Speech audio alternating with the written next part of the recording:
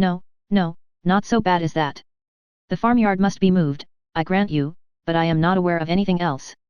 The house is by no means bad, and when the yard is removed, there may be a very tolerable approach to it. The farmyard must be cleared away entirely, and planted up to shut out the blacksmith's shop. The house must be turned to front the east instead of the north. The entrance and principal rooms, I mean, must be on that side, where the view is really very pretty. I am sure it may be done. And there must be your approach, through what is at present the garden. You must make a new garden at what is now the back of the house, which will be giving it the best aspect in the world, sloping to the southeast. The ground seems precisely formed for it. I rode 50 yards up the lane, between the church and the house, in order to look about me, and saw how it might all be. Nothing can be easier. The meadows beyond what will be the garden, as well as what now is, sweeping round from the lane I stood into the northeast, that is, to the principal road through the village, must be all laid together. Of course, very pretty meadows they are, finely sprinkled with timber. They belong to the living, I suppose. If not, you must purchase them. Then the stream, something must be done with the stream, but I could not quite determine what. I had 2 or 3 ideas. And I have 2 or 3 ideas also, said Edmund, and one of them is, that very little of your plan for Thornton Lacey will ever be put in practice. I must be satisfied with rather less ornament and beauty. I think the house and premises may be made comfortable, and given the air of a gentleman's residence, without any very heavy expense, and that must suffice me, and, I hope, may suffice all who care about me. Miss Crawford, a little suspicious and resentful of a certain tone of voice, and a certain half-look attending the last expression of his hope, made a hasty finish of her dealings with William Price, and securing his knave at an exorbitant rate, exclaimed, "There, I will stake my last like a woman of spirit. No cold prudence for me. I am not born to sit still and do nothing. If I lose the game, it shall not be from not striving for it." The game was hers, and only did not pay her for what she had given to secure it. Another deal proceeded, and Crawford began again about Thornton Lacey. "My plan may not be the best possible, I had not many minutes to form it in, but you must do a good deal. The place deserves it, and you will find yourself not satisfied with much less than it is capable of. Excuse me, your ladyship must not see your cards. There, let them lie just before you. The place deserves it, Bertram. You talk of giving it the air of a gentleman's residence. That will be done by the removal of the farmyard, for, independent of that terrible nuisance, I never saw a house of the kind which had in itself so much the air of a gentleman's residence, so much the look of a something above a mere parsonage house, above the expenditure of a few hundreds a year. It is not a scrambling collection of low single rooms, with as many roofs as windows. It is not cramped into the vulgar compactness of a square farmhouse. It is a solid, roomy, mansion-like looking house, such as one might suppose a respectable old country family had lived in from generation to generation, through 2 centuries at least, and were now spending from 2,000 to 3,000 a year in. Miss Crawford listened, and Edmund agreed to this. The air of a gentleman's residence, therefore, you cannot but give it, if you do anything. But it is capable of much more. Let me see, Mary, Lady Bertram bids a dozen for that queen. No, no, a dozen is more than it is worth. Lady Bertram does not bid a dozen. She will have nothing to say to it. Go on, go on. By some such improvements as I have suggested, I do not really require you to proceed upon my plan, though, by the by, I doubt anybody's striking out a better. You may give it a higher character. You may raise it into a place. From being the mere gentleman's residence, it becomes, by judicious improvement, the residence of a man of education, taste, modern manners, good connections. All this may be stamped on it, and that house receive such an air as to make its owner be set down as the great landholder of the parish by every creature travelling the road, especially as there is no real squire's house to dispute the point, a circumstance, between ourselves, to enhance the value of such a situation in point of privilege and independence beyond all calculation. You think with me, I hope, turning with a softened voice to Fanny. Have you ever seen the place? Fanny gave a quick negative, and tried to hide her interest in the subject by an eager attention to her brother, who was driving as hard a bargain, and imposing on her as much as he could, but Crawford pursued with no, no, you must not part with the queen. You have bought her too dearly, and your brother does not offer half her value. No, no, sir, hands off, hands off. Your sister does not part with the queen. She is quite determined. The game will be yours, turning to her again, it will certainly be yours. And Fanny had much rather it were William's, said Edmund, smiling at her. Poor Fanny, not allowed to cheat herself as she wishes. Mr. Bertram, said Miss Crawford, a few minutes afterwards, you know Henry to be such a capital improver, that you cannot possibly engage in anything of the sort at Thornton Lacey without accepting his help. Only think how useful he was at Southerton. Only think what grand things were produced there by our all going with him one hot day in August to drive about the grounds, and see his genius take fire. There we went, and there we came home again, and what was done there is not to be told. Fanny's eyes were turned on Crawford for a moment with an expression more than grave, even reproachful, but on catching his, were instantly withdrawn. With something of consciousness he shook his head at his sister, and laughingly replied, I cannot say there was much done at Southerton, but it was a hot day, and we were all walking after each other, and bewildered. As soon as a general buzz gave him shelter, he added, in a low voice, directed solely at Fanny, I should be sorry to have my powers of planning judged of by the day at Southerton. I see things very differently now. Do not think of me as I appeared then. Southerton was a word to catch Mrs. Norris, and being just then in the happy leisure which followed securing the odd trick by Sir Thomas's capital play in her own against Drive and Mrs. Grant's great hands, she called out, in high good humour, Southerton. Yes, that is a place, indeed, and we had a charming day there. William, you are quite out of luck, but the next time you come, I hope dear Mr. and Mrs. Rushworth will be at home, and I am sure I can answer for your being kindly received by both. Your cousins are not of a sort to forget their relations, and Mr. Rushworth is a most amiable man. They are at Brighton now, you know, in one of the best houses there, as Mr. Rushworth's fine fortune gives them a right to be. I do not exactly know the distance, but when you get back to Portsmouth, if it is not very far off, you ought to go over and pay your respects to them, and I could send a little parcel by you that I want to get conveyed to your cousins. I should be very happy, aunt, but Brighton is almost by Beachy Head, and if I could get so far, I could not expect to be welcome in such a smart place as that, poor scrubby midshipman as I am. Mrs. Norris was beginning an eager assurance of the affability he might depend on, when she was stopped by Sir Thomas's saying with authority, I do not advise your going to Brighton, William, as I trust you may soon have more convenient opportunities of meeting, but my daughters would be happy to see their cousins anywhere, and you will find Mr. Rushworth most sincerely disposed to regard all the connections of our family as his own. I would rather find him private secretary to the First Lord than anything else, was William's only answer, in an under voice, not meant to reach far, and the subject dropped.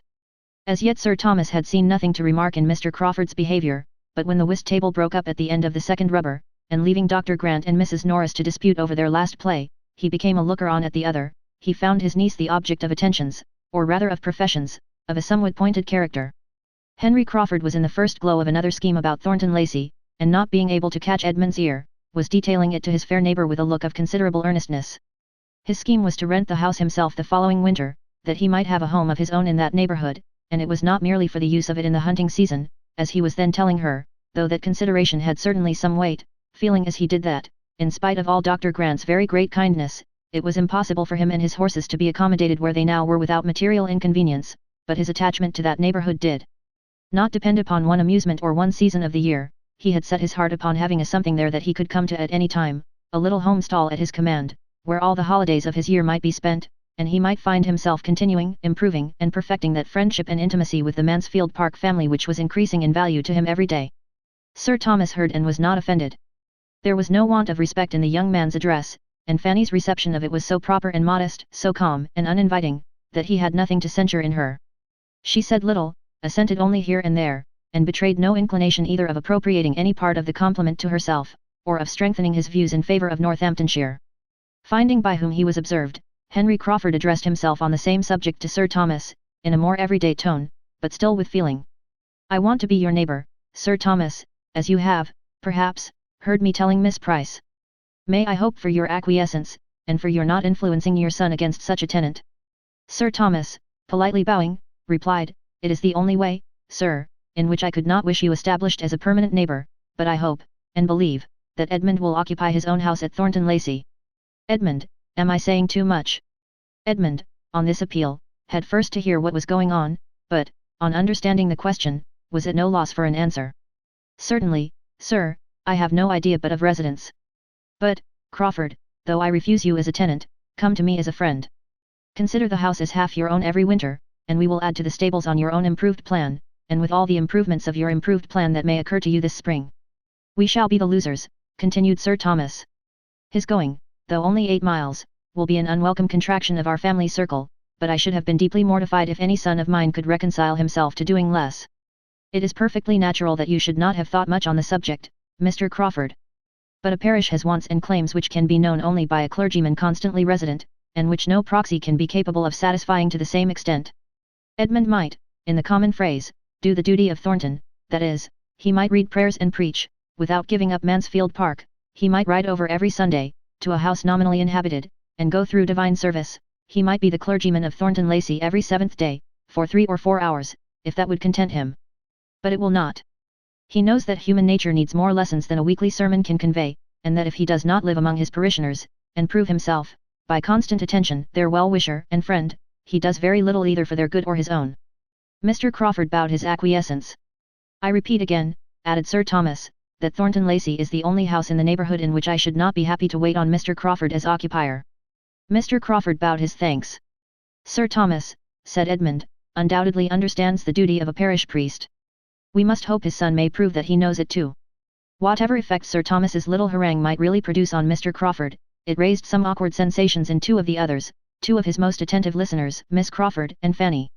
One of whom, having never before understood that Thornton was so soon and so completely to be his home, was pondering with downcast eyes on what it would be not to see Edmund every day, and the other, startled from the agreeable fancies she had been previously indulging on the strength of her brother's description, no longer able, in the picture she had been forming of a future Thornton, to shut out the church, sink the clergyman, and see only the respectable, elegant, modernized, and occasional residence of a man of independent fortune, was considering Sir Thomas, with decided ill will, as the destroyer of all this, and suffering the more from that involuntary forbearance which his character and manner commanded, and from not daring to relieve herself by a single attempt at throwing ridicule on his cause. All the agreeable of her speculation was over for that hour. It was time to have done with cards, if sermons prevailed, and she was glad to find it necessary to come to a conclusion, and be able to refresh her spirits by a change of place and neighbour. The chief of the party were now collected irregularly round the fire, and waiting the final break-up. William and Fanny were the most detached. They remained together at the otherwise deserted card table, talking very comfortably, and not thinking of the rest, till some of the rest began to think of them. Henry Crawford's chair was the first to be given a direction towards them, and he sat silently observing them for a few minutes, himself, in the meanwhile, observed by Sir Thomas, who was standing in chat with Dr. Grant. "This is the assembly night," said William. "If I were at Portsmouth I should be at it, perhaps.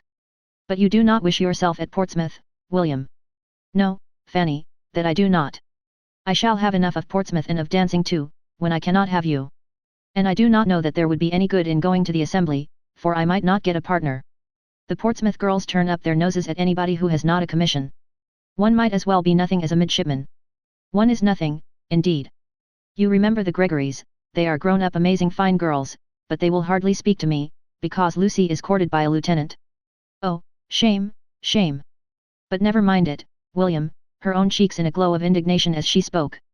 "It is not worth minding. It is no reflection on you, it is no more than what the greatest admirals have all experienced, more or less, in their time. You must think of that, you must try to make up your mind to it as one of the hardships which fall to every sailor's share, like bad weather and hard living, only with this advantage, that there will be an end to it, that there will come a time when you will have nothing of that sort to endure. When you are a lieutenant. Only think, William, when you are a lieutenant, how little you will care for any nonsense of this kind." "I begin to think I shall never be a lieutenant, Fanny. Everybody gets made but me." "Oh, my dear William, do not talk so, do not be so desponding. My uncle says nothing, but I am sure he will do everything in his power to get you made. He knows, as well as you do, of what consequence it is." She was checked by the sight of her uncle much nearer to them than she had any suspicion of, and each found it necessary to talk of something else. "Are you fond of dancing, Fanny?" "Yes, very, only I am soon tired. I should like to go to a ball with you and see you dance." "Have you never any balls at Northampton? I should like to see you dance, and I'd dance with you if you would, for nobody would know who I was here, and I should like to be your partner once more. We used to jump about together many a time, did not we? When the hand organ was in the street. I am a pretty good dancer in my way, but I dare say you are a better." And turning to his uncle, who was now close to them, "Is not Fanny a very good dancer, sir?" Fanny, in dismay at such an unprecedented question, did not know which way to look, or how to be prepared for the answer. Some very grave reproof, or at least the coldest expression of indifference, must be coming to distress her brother, and sink her to the ground. But, on the contrary, it was no worse than, "I am sorry to say that I am unable to answer your question. I have never seen Fanny dance since she was a little girl, but I trust we shall both think she acquits herself like a gentlewoman when we do see her, which, perhaps, we may have an opportunity of doing ere long." "I have had the pleasure of seeing your sister dance, Mr. Price," said Henry Crawford, leaning forward, "and will engage to answer every inquiry which you can make on the subject, to your entire satisfaction. But I believe, seeing Fanny look distressed, it must be at some other time. There is one person in company who does not like to have Miss Price spoken of." True enough, he had once seen Fanny dance, and it was equally true that he would now have answered for her gliding about with quiet, light elegance, and in admirable time, but, in fact, he could not for the life of him recall what her dancing had been, and rather took it for granted that she had been present than remembered anything about her. He passed, however, for an admirer of her dancing, and Sir Thomas, by no means displeased, prolonged the conversation on dancing in general, and was so well engaged in describing the balls of Antigua, and listening to what his nephew could relate of the different modes of dancing which had fallen within his observation, that he had not heard his carriage announced, and was first called to the knowledge of it by the bustle of Mrs. Norris. "Come, Fanny, Fanny, what are you about? We are going. Do not you see your aunt is going? Quick, quick! I cannot bear to keep good old Wilcox waiting. You should always remember the coachman and horses. My dear Sir Thomas, we have settled it that the carriage should come back for you, and Edmund and William." Sir Thomas could not dissent, as it had been his own arrangement, previously communicated to his wife and sister, but that seemed forgotten by Mrs. Norris, who must fancy that she settled it all herself. Fanny's last feeling in the visit was disappointment, for the shawl which Edmund was quietly taking from the servant to bring and put round her shoulders was seized by Mr. Crawford's quicker hand, and she was obliged to be indebted to his more prominent attention. Chapter 26. William's desire of seeing Fanny dance made more than a momentary impression on his uncle. The hope of an opportunity, which Sir Thomas had then given, was not given to be thought of no more. He remained steadily inclined to gratify so amiable a feeling, to gratify anybody else who might wish to see Fanny dance, and to give pleasure to the young people in general, and having thought the matter over, and taken his resolution in quiet independence, the result of it appeared the next morning at breakfast, when, after recalling and commending what his nephew had said, he added, "I do not like, William, that you should leave Northamptonshire without this indulgence. It would give me pleasure to see you both dance. You spoke of the balls at Northampton. Your cousins have occasionally attended them, but they would not altogether suit us now. The fatigue would be too much for your aunt. I believe we must not think of a Northampton ball. A dance at home would be more eligible, and if—" "Ah, my dear Sir Thomas," interrupted Mrs. Norris, "I knew what was coming. I knew what you were going to say. If dear Julia were at home, or dearest Mrs. Rushworth at Southerton, to afford a reason, an occasion for such a thing, you would be tempted to give the young people a dance at Mansfield. I know you would. If they were at home to grace the ball, a ball you would have this very Christmas. Thank your uncle, William, thank your uncle." "My daughters," replied Sir Thomas, gravely interposing, "have their pleasures at Brighton, and I hope are very happy, but the dance which I think of giving at Mansfield will be for their cousins. Could we be all assembled, our satisfaction would undoubtedly be more complete, but the absence of some is not to debar the others of amusement." Mrs. Norris had not another word to say. She saw decision in his looks, and her surprise and vexation required some minutes' silence to be settled into composure. A ball at such a time! His daughters absent and herself not consulted. There was comfort, however, soon at hand. She must be the doer of everything. Lady Bertram would of course be spared all thought and exertion, and it would all fall upon her. She should have to do the honours of the evening, and this reflection quickly restored so much of her good humour as enabled her to join in with the others, before their happiness and thanks were all expressed. Edmund, William, and Fanny did, in their different ways, look and speak as much grateful pleasure in the promised ball as Sir Thomas could desire. Edmund's feelings were for the other two. His father had never conferred a favour or shown a kindness more to his satisfaction. Lady Bertram was perfectly quiescent and contented, and had no objections to make. Sir Thomas engaged for its giving her very little trouble, and she assured him that she was not at all afraid of the trouble. Indeed, she could not imagine there would be any. Mrs. Norris was ready with her suggestions as to the rooms he would think fittest to be used, but found it all prearranged, and when she would have conjectured and hinted about the day, it appeared that the day was settled too. Sir Thomas had been amusing himself with shaping a very complete outline of the business, and as soon as she would listen quietly, could read his list of the families to be invited, from whom he calculated, with all necessary allowance for the shortness of the notice, to collect young people enough to form 12 or 14 couple, and could detail the considerations which had induced him to fix on the 22nd as the most eligible day. William was required to be at Portsmouth on the 24th, the 22nd would therefore be the last day of his visit, but where the days were so few it would be unwise to fix on any earlier. Mrs. Norris was obliged to be satisfied with thinking just the same, and with having been on the point of proposing the 22nd herself, as by far the best day for the purpose. The ball was now a settled thing, and before the evening a proclaimed thing to all whom it concerned. Invitations were sent with dispatch, and many a young lady went to bed that night with her head full of happy cares as well as Fanny. To her the cares were sometimes almost beyond the happiness, for young and inexperienced, with small means of choice and no confidence in her own taste, the how she should be dressed was a point of painful solicitude, and the almost solitary ornament in her possession, a very pretty amber cross which William had brought her from Sicily, was the greatest distress of all, for she had nothing but a bit of ribbon to fasten it to, and though she had worn it in that manner once, would it be allowable at such a time in the midst of all the rich ornaments which she supposed all the other young ladies would appear in? And yet not to wear it. William had wanted to buy her a gold chain too, but the purchase had been beyond his means, and therefore not to wear the cross might be mortifying him. These were anxious considerations, enough to sober her spirits even under the prospect of a ball given principally for her gratification. The preparations meanwhile went on, and Lady Bertram continued to sit on her sofa without any inconvenience from them. She had some extra visits from the housekeeper, and her maid was rather hurried in making up a new dress for her. Sir Thomas gave orders, and Mrs. Norris ran about, but all this gave her no trouble, and as she had foreseen, there was, in fact, no trouble in the business. Edmund was at this time particularly full of cares, his mind being deeply occupied in the consideration of two important events now at hand, which were to fix his fate in life, ordination and matrimony, events of such a serious character as to make the ball, which would be very quickly followed by one of them, appear of less moment in his eyes than in those of any other person in the house. On the 23rd he was going to a friend near Peterborough, in the same situation as himself, and they were to receive ordination in the course of the Christmas week. Half his destiny would then be determined, but the other half might not be so very smoothly wooed. His duties would be established, but the wife who was to share, and animate, and reward those duties, might yet be unattainable. He knew his own mind, but he was not always perfectly assured of knowing Miss Crawford's. There were points on which they did not quite agree, there were moments in which she did not seem propitious, and though trusting altogether to her affection, so far as to be resolved, almost resolved, on bringing it to a decision within a very short time, as soon as the variety of business before him were arranged, and he knew what he had to offer her, he had many anxious feelings, many doubting hours as to the result. His conviction of her regard for him was sometimes very strong, he could look back on a long course of encouragement, and she was as perfect in disinterested attachment as in everything else. But at other times doubt and alarm intermingled with his hopes, and when he thought of her acknowledged disinclination for privacy and retirement, her decided preference of a London life, what could he expect but a determined rejection?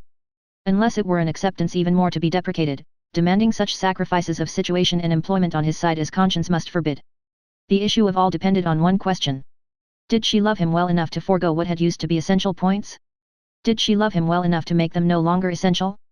And this question, which he was continually repeating to himself, though oftenest answered with a yes, had sometimes its no. Miss Crawford was soon to leave Mansfield, and on this circumstance the no and the yes had been very recently in alternation.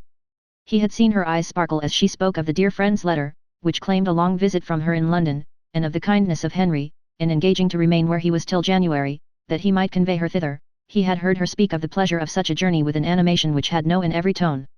But this had occurred on the first day of its being settled, within the first hour of the burst of such enjoyment, when nothing but the friends she was to visit was before her. He had since heard her express herself differently, with other feelings, more checkered feelings. He had heard her tell Mrs. Grant that she should leave her with regret, that she began to believe neither the friends nor the pleasures she was going to were worth those she left behind, and that though she felt she must go, and knew she should enjoy herself when once away, she was already looking forward to being at Mansfield again. Was there not a yes in all this? With such matters to ponder over, and arrange, and rearrange, Edmund could not, on his own account, think very much of the evening which the rest of the family were looking forward to with a more equal degree of strong interest. Independent of his two cousins' enjoyment in it, the evening was to him of no higher value than any other appointed meeting of the two families might be. In every meeting there was a hope of receiving farther confirmation of Miss Crawford's attachment, but the whirl of a ballroom, perhaps, was not particularly favourable to the excitement or expression of serious feelings. To engage her early for the two first dances was all the command of individual happiness which he felt in his power, and the only preparation for the ball which he could enter into, in spite of all that was passing around him on the subject, from morning till night. Thursday was the day of the ball, and on Wednesday morning Fanny, still unable to satisfy herself as to what she ought to wear, determined to seek the counsel of the more enlightened, and apply to Mrs. Grant and her sister, whose acknowledged taste would certainly bear her blameless, and as Edmund and William were gone to Northampton, and she had reason to think Mr. Crawford likewise out, she walked down to the parsonage without much fear of wanting an opportunity for private discussion, and the privacy of such a discussion was a most important part of it to Fanny, being more than half ashamed of her own solicitude. She met Miss Crawford within a few yards of the parsonage, just setting out to call on her, and as it seemed to her that her friend, though obliged to insist on turning back, was unwilling to lose her walk, she explained her business at once, and observed, that if she would be so kind as to give her opinion, it might be all talked over as well without doors as within. Miss Crawford appeared gratified by the application, and after a moment's thought, urged Fanny's returning with her in a much more cordial manner than before, and proposed their going up into her room, where they might have a comfortable cause, without disturbing Drive and Mrs. Grant, who were together in the drawing-room. It was just the plan to suit Fanny, and with a great deal of gratitude on her side for such ready and kind attention, they proceeded indoors, and upstairs, and were soon deep in the interesting subject. Miss Crawford, pleased with the appeal, gave her all her best judgment and taste, made everything easy by her suggestions, and tried to make everything agreeable by her encouragement. The dress being settled in all its grander parts, "But what shall you have by way of necklace?" said Miss Crawford. "Shall not you wear your brother's cross?" And as she spoke she was undoing a small parcel, which Fanny had observed in her hand when they met. Fanny acknowledged her wishes and doubts on this point. She did not know how either to wear the cross, or to refrain from wearing it. She was answered by having a small trinket box placed before her, and being requested to choose from among several gold chains and necklaces. Such had been the parcel with which Miss Crawford was provided, and such the object of her intended visit, and in the kindest manner she now urged Fanny's taking one for the cross and to keep for her sake, saying everything she could think of to obviate the scruples which were making Fanny start back at first with a look of horror at the proposal. "You see what a collection I have," said she, "more by half than I ever use or think of. I do not offer them as new. I offer nothing but an old necklace. You must forgive the liberty, and oblige me." Fanny still resisted, and from her heart. The gift was too valuable. But Miss Crawford persevered, and argued the case with so much affectionate earnestness through all the heads of William and the cross, and the ball, and herself, as to be finally successful. Fanny found herself obliged to yield, that she might not be accused of pride or indifference, or some other littleness, and having with modest reluctance given her consent, proceeded to make the selection. She looked and looked, longing to know which might be least valuable, and was determined in her choice at last, by fancying there was one necklace more frequently placed before her eyes than the rest. It was of gold, prettily worked, and though Fanny would have preferred a longer and a plainer chain as more adapted for her purpose, she hoped, in fixing on this, to be choosing what Miss Crawford least wished to keep. Miss Crawford smiled her perfect approbation, and hastened to complete the gift by putting the necklace round her, and making her see how well it looked. Fanny had not a word to say against its becomingness, and, excepting what remained of her scruples, was exceedingly pleased with an acquisition so very apropos. She would rather, perhaps, have been obliged to some other person. But this was an unworthy feeling. Miss Crawford had anticipated her wants with a kindness which proved her a real friend. "When I wear this necklace I shall always think of you," said she, "and feel how very kind you were." "You must think of somebody else too, when you wear that necklace," replied Miss Crawford. "You must think of Henry, for it was his choice in the first place. He gave it to me, and with the necklace I make over to you all the duty of remembering the original giver. It is to be a family remembrancer. The sister is not to be in your mind without bringing the brother too." Fanny, in great astonishment and confusion, would have returned the present instantly. To take what had been the gift of another person, of a brother too, impossible. It must not be. And with an eagerness and embarrassment quite diverting to her companion, she laid down the necklace again on its cotton, and seemed resolved either to take another or none at all. Miss Crawford thought she had never seen a prettier consciousness. "My dear child," said she, laughing, "what are you afraid of? Do you think Henry will claim the necklace as mine, and fancy you did not come honestly by it? Or are you imagining he would be too much flattered by seeing round your lovely throat an ornament which his money purchased 3 years ago, before he knew there was such a throat in the world? Or perhaps, looking archly, you suspect a confederacy between us, and that what I am now doing is with his knowledge and at his desire?" With the deepest blushes Fanny protested against such a thought. "Well, then," replied Miss Crawford more seriously, but without at all believing her, "to convince me that you suspect no trick, and are as unsuspicious of compliment as I have always found you, take the necklace and say no more about it. Its being a gift of my brother's need not make the smallest difference in your accepting it, as I assure you it makes none in my willingness to part with it. He is always giving me something or other. I have such innumerable presents from him that it is quite impossible for me to value or for him to remember half.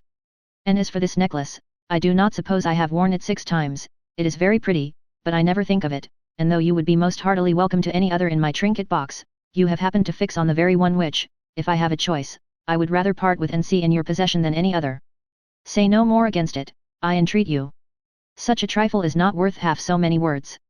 Fanny dared not make any farther opposition, and with renewed but less happy thanks accepted the necklace again, for there was an expression in Miss Crawford's eyes which she could not be satisfied with. It was impossible for her to be insensible of Mr. Crawford's change of manners. She had long seen it. He evidently tried to please her, he was gallant, he was attentive, he was something like what he had been to her cousins. He wanted, she supposed, to cheat her of her tranquillity as he had cheated them, and whether he might not have some concern in this necklace, she could not be convinced that he had not, for Miss Crawford, complaisant as a sister, was careless as a woman and a friend. Reflecting and doubting, and feeling that the possession of what she had so much wished for did not bring much satisfaction, she now walked home again, with a change rather than a diminution of cares since her treading that path before. Chapter 27. On reaching home, Fanny went immediately upstairs to deposit this unexpected acquisition, this doubtful good of a necklace, in some favorite box in the east room, which held all her smaller treasures, but on opening the door, what was her surprise to find her cousin Edmund there writing at the table. Such a sight having never occurred before, was almost as wonderful as it was welcome. "Fanny," said he directly, leaving his seat and his pen, and meeting her with something in his hand, "I beg your pardon for being here. I came to look for you, and after waiting a little while in hope of your coming in, was making use of your inkstand to explain my errand. You will find the beginning of a note to yourself, but I can now speak my business, which is merely to beg your acceptance of this little trifle, a chain for William's cross. You ought to have had it a week ago, but there has been a delay from my brother's not being in town by several days so soon as I expected, and I have only just now received it at Northampton. I hope you will like the chain itself, Fanny. I endeavoured to consult the simplicity of your taste, but, at any rate, I know you will be kind to my intentions, and consider it, as it really is, a token of the love of one of your oldest friends." And so saying, he was hurrying away, before Fanny, overpowered by 1,000 feelings of pain and pleasure, could attempt to speak, but quickened by one sovereign wish, she then called out, "Oh, cousin, stop a moment, pray stop." He turned back. "I cannot attempt to thank you," she continued, in a very agitated manner, "thanks are out of the question. I feel much more than I can possibly express. Your goodness in thinking of me in such a way is beyond. If that is all you have to say," Fanny smiling and turning away again. "No, no, it is not. I want to consult you." Almost unconsciously she had now undone the parcel he had just put into her hand, and seeing before her, in all the niceness of jeweller's packing, a plain gold chain, perfectly simple and neat, she could not help bursting forth again, "Oh, this is beautiful indeed. This is the very thing, precisely what I wished for. This is the only ornament I have ever had a desire to possess. It will exactly suit my cross. They must and shall be worn together. It comes, too, in such an acceptable moment. Oh, cousin, you do not know how acceptable it is. My dear Fanny, you feel these things a great deal too much. I am most happy that you like the chain, and that it should be here in time for tomorrow, but your thanks are far beyond the occasion. Believe me, I have no pleasure in the world superior to that of contributing to yours. No, I can safely say, I have no pleasure so complete, so unalloyed. It is without a drawback." Upon such expressions of affection Fanny could have lived an hour without saying another word, but Edmund, after waiting a moment, obliged her to bring down her mind from its heavenly flight by saying, "But what is it that you want to consult me about?" It was about the necklace, which she was now most earnestly longing to return, and hoped to obtain his approbation of her doing. She gave the history of her recent visit, and now her raptures might well be over, for Edmund was so struck with the circumstance, so delighted with what Miss Crawford had done, so gratified by such a coincidence of conduct between them, that Fanny could not but admit the superior power of one pleasure over his own mind, though it might have its drawback. It was some time before she could get his attention to her plan, or any answer to her demand of his opinion. He was in a reverie of fond reflection, uttering only now and then a few half-sentences of praise, but when he did awake and understand, he was very decided in opposing what she wished. "Return the necklace. No, my dear Fanny, upon no account. It would be mortifying her severely. There can hardly be a more unpleasant sensation than the having anything returned on our hands which we have given with a reasonable hope of its contributing to the comfort of a friend. Why should she lose a pleasure which she has shown herself so deserving of? If it had been given to me in the first instance," said Fanny, "I should not have thought of returning it, but being her brother's present, is not it fair to suppose that she would rather not part with it, when it is not wanted? She must not suppose it not wanted, not acceptable, at least, and its having been originally her brother's gift makes no difference, for as she was not prevented from offering, nor you from taking it on that account, it ought not to prevent you from keeping it. No doubt it is handsomer than mine, and fitter for a ballroom. No, it is not handsomer, not at all handsomer in its way, and, for my purpose, not half so fit. The chain will agree with William's cross beyond all comparison better than the necklace. For one night, Fanny, for only one night, if it be a sacrifice, I am sure you will, upon consideration, make that sacrifice rather than give pain to one who has been so studious of your comfort. Miss Crawford's attentions to you have been, not more than you were justly entitled to. I am the last person to think that could be, but they have been invariable, and to be returning them with what must have something the air of ingratitude, though I know it could never have the meaning, is not in your nature, I am sure. Wear the necklace, as you are engaged to do, tomorrow evening, and let the chain, which was not ordered with any reference to the ball, be kept for commoner occasions. This is my advice. I would not have the shadow of a coolness between the two whose intimacy I have been observing with the greatest pleasure, and in whose characters there is so much general resemblance in true generosity and natural delicacy as to make the few slight differences, resulting principally from situation, no reasonable hindrance to a perfect friendship. I would not have the shadow of a coolness arise, he repeated, his voice sinking a little, between the two dearest objects I have on earth. He was gone as he spoke, and Fanny remained to tranquilize herself as she could. She was one of his two dearest, that must support her. But the other, the first. She had never heard him speak so openly before, and though it told her no more than what she had long perceived, it was a stab, for it told of his own convictions and views. They were decided. He would marry Miss Crawford. It was a stab, in spite of every long-standing expectation, and she was obliged to repeat again and again, that she was one of his two dearest, before the words gave her any sensation. Could she believe Miss Crawford to deserve him, it would be, oh, how different would it be, how far more tolerable. But he was deceived in her, he gave her merits which she had not, her faults were what they had ever been, but he saw them no longer. Till she had shed many tears over this deception, Fanny could not subdue her agitation, and the dejection which followed could only be relieved by the influence of fervent prayers for his happiness. It was her intention, as she felt it to be her duty, to try to overcome all that was excessive, all that bordered on selfishness, in her affection for Edmund. To call or to fancy it a loss, a disappointment, would be a presumption for which she had not words strong enough to satisfy her own humility. To think of him as Miss Crawford might be justified in thinking, would in her be insanity. To her he could be nothing under any circumstances, nothing dearer than a friend. Why did such an idea occur to her even enough to be reprobated and forbidden? It ought not to have touched on the confines of her imagination. She would endeavour to be rational, and to deserve the right of judging of Miss Crawford's character, and the privilege of true solicitude for him by a sound intellect and an honest heart.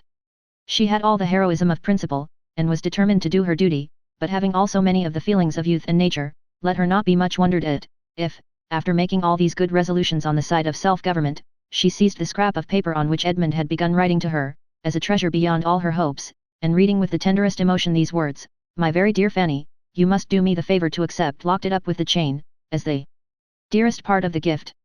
It was the only thing approaching to a letter which she had ever received from him. She might never receive another, it was impossible that she ever should receive another so perfectly gratifying in the occasion and the style. 2 lines more prized had never fallen from the pen of the most distinguished author, never more completely blessed the researches of the fondest biographer. The enthusiasm of a woman's love is even beyond the biographer's. To her, the handwriting itself, independent of anything it may convey, is a blessedness. Never were such characters cut by any other human being as Edmund's commonest handwriting gave. This specimen, written in haste as it was, had not a fault, and there was a felicity in the flow of the first 4 words, in the arrangement of "my very dear Fanny," which she could have looked at forever. Having regulated her thoughts and comforted her feelings by this happy mixture of reason and weakness, she was able in due time to go down and resume her usual employments near her Aunt Bertram, and pay her the usual observances without any apparent want of spirits. Thursday, predestined to hope and enjoyment, came, and opened with more kindness to Fanny than such self-willed, unmanageable days often volunteer, for soon after breakfast a very friendly note was brought from Mr. Crawford to William, stating that as he found himself obliged to go to London on the morrow for a few days, he could not help trying to procure a companion, and therefore hoped that if William could make up his mind to leave Mansfield half a day earlier than had been proposed, he would accept a place in his carriage. Mr. Crawford meant to be in town by his uncle's accustomary late dinner hour, and William was invited to dine with him at the Admiral's. The proposal was a very pleasant one to William himself, who enjoyed the idea of travelling post with 4 horses, and such a good-humoured, agreeable friend, and, in likening it to going up with dispatches, was saying at once everything in favour of its happiness and dignity which his imagination could suggest, and Fanny, from a different motive, was exceedingly pleased, for the original plan was that William should go up by the mail from Northampton the following night, which would not have allowed him an hour's rest before he must have got into a Portsmouth coach, and though this offer of Mr. Crawford's would rob her of many hours of his company, she was too happy in having William spared from the fatigue of such a journey, to think of anything else. Sir Thomas approved of it for another reason. His nephew's introduction to Admiral Crawford might be of service. The Admiral, he believed, had interest. Upon the whole, it was a very joyous note. Fanny's spirits lived on it half the morning, deriving some accession of pleasure from its writer being himself to go away. As for the ball, so near at hand, she had too many agitations and fears to have half the enjoyment in anticipation which she ought to have had, or must have been supposed to have by the many young ladies looking forward to the same event in situations more at ease, but under circumstances of less novelty, less interest, less peculiar gratification, than would be attributed to her. Miss Price, known only by name to half the people invited, was now to make her first appearance, and must be regarded as the queen of the evening. Who could be happier than Miss Price? But Miss Price had not been brought up to the trade of coming out, and had she known in what light this ball was, in general, considered respecting her, it would very much have lessened her comfort by increasing the fears she already had of doing wrong and being looked at. To dance without much observation or any extraordinary fatigue, to have strength and partners for about half the evening, to dance a little with Edmund, and not a great deal with Mr. Crawford, to see William enjoy himself, and be able to keep away from her Aunt Norris, was the height of her ambition, and seemed to comprehend her greatest possibility of happiness. As these were the best of her hopes, they could not always prevail, and in the course of a long morning, spent principally with her two aunts, she was often under the influence of much less sanguine views. William, determined to make this last day a day of thorough enjoyment, was out snipe shooting. Edmund, she had too much reason to suppose, was at the parsonage, and left alone to bear the worrying of Mrs. Norris, who was cross because the housekeeper would have her own way with the supper, and whom she could not avoid though the housekeeper might. Fanny was worn down at last to think everything an evil belonging to the ball, and when sent off with a parting worry to dress, moved as languidly towards her own room, and felt as incapable of happiness as if she had been allowed no share in it. As she walked slowly upstairs she thought of yesterday. It had been about the same hour that she had returned from the parsonage, and found Edmund in the east room. Suppose I were to find him there again today, said she to herself, in a fond indulgence of fancy. Fanny, said a voice at that moment near her. Starting and looking up, she saw, across the lobby she had just reached, Edmund himself, standing at the head of a different staircase. He came towards her. You look tired and fagged, Fanny. You have been walking too far. No, I have not been out at all. Then you have had fatigues within doors, which are worse. You had better have gone out. Fanny, not liking to complain, found it easiest to make no answer, and though he looked at her with his usual kindness, she believed he had soon ceased to think of her countenance. He did not appear in spirits, something unconnected with her was probably amiss. They proceeded upstairs together, their rooms being on the same floor above. I come from Dr. Grant's, said Edmund presently. You may guess my errand there, Fanny. And he looked so conscious, that Fanny could think but of one errand, which turned her too sick for speech. I wished to engage Miss Crawford for the 2 first dances, was the explanation that followed, and brought Fanny to life again, enabling her, as she found she was expected to speak, to utter something like an inquiry as to the result. Yes, he answered, she is engaged to me, but, with a smile that did not sit easy, she says it is to be the last time that she ever will dance with me. She is not serious. I think, I hope, I am sure she is not serious, but I would rather not hear it. She never has danced with a clergyman, she says, and she never will. For my own sake, I could wish there had been no ball just at, I mean not this very week, this very day, tomorrow I leave home. Fanny struggled for speech, and said, I am very sorry that anything has occurred to distress you. This ought to be a day of pleasure. My uncle meant it so. Oh yes, yes, and it will be a day of pleasure. It will all end right. I am only vexed for a moment. In fact, it is not that I consider the ball as ill-timed, what does it signify? But, Fanny, stopping her, by taking her hand, and speaking low and seriously, you know what all this means. You see how it is, and could tell me, perhaps better than I could tell you, how and why I am vexed. Let me talk to you a little. You are a kind listener. I have been pained by her manner this morning, and cannot get the better of it. I know her disposition to be as sweet and faultless as your own, but the influence of her former companions makes her seem, gives to her conversation, to her professed opinions, sometimes a tinge of wrong. She does not think evil, but she speaks it in playfulness, and though I know it to be playfulness, it grieves me to the soul. The effect of education, said Fanny gently. Edmund could not but agree to it. Yes, that uncle and aunt. They have injured the finest mind, for sometimes, Fanny, I own to you, it does appear more than manner, it appears as if the mind itself was tainted. Fanny imagined this to be an appeal to her judgment, and therefore, after a moment's consideration, said, if you only want me as a listener, cousin, I will be as useful as I can, but I am not qualified for an adviser. Do not ask advice of me. I am not competent. You are right, Fanny, to protest against such an office, but you need not be afraid. It is a subject on which I should never ask advice, it is the sort of subject on which it had better never be asked, and few, I imagine, do ask it, but when they want to be influenced against their conscience. I only want to talk to you. One thing more. Excuse the liberty, but take care how you talk to me. Do not tell me anything now, which hereafter you may be sorry for. The time may come. The colour rushed into her cheeks as she spoke. Dearest Fanny, cried Edmund, pressing her hand to his lips with almost as much warmth as if it had been Miss Crawford's, you are all considerate thought. But it is unnecessary here. The time will never come. No such time as you allude to will ever come.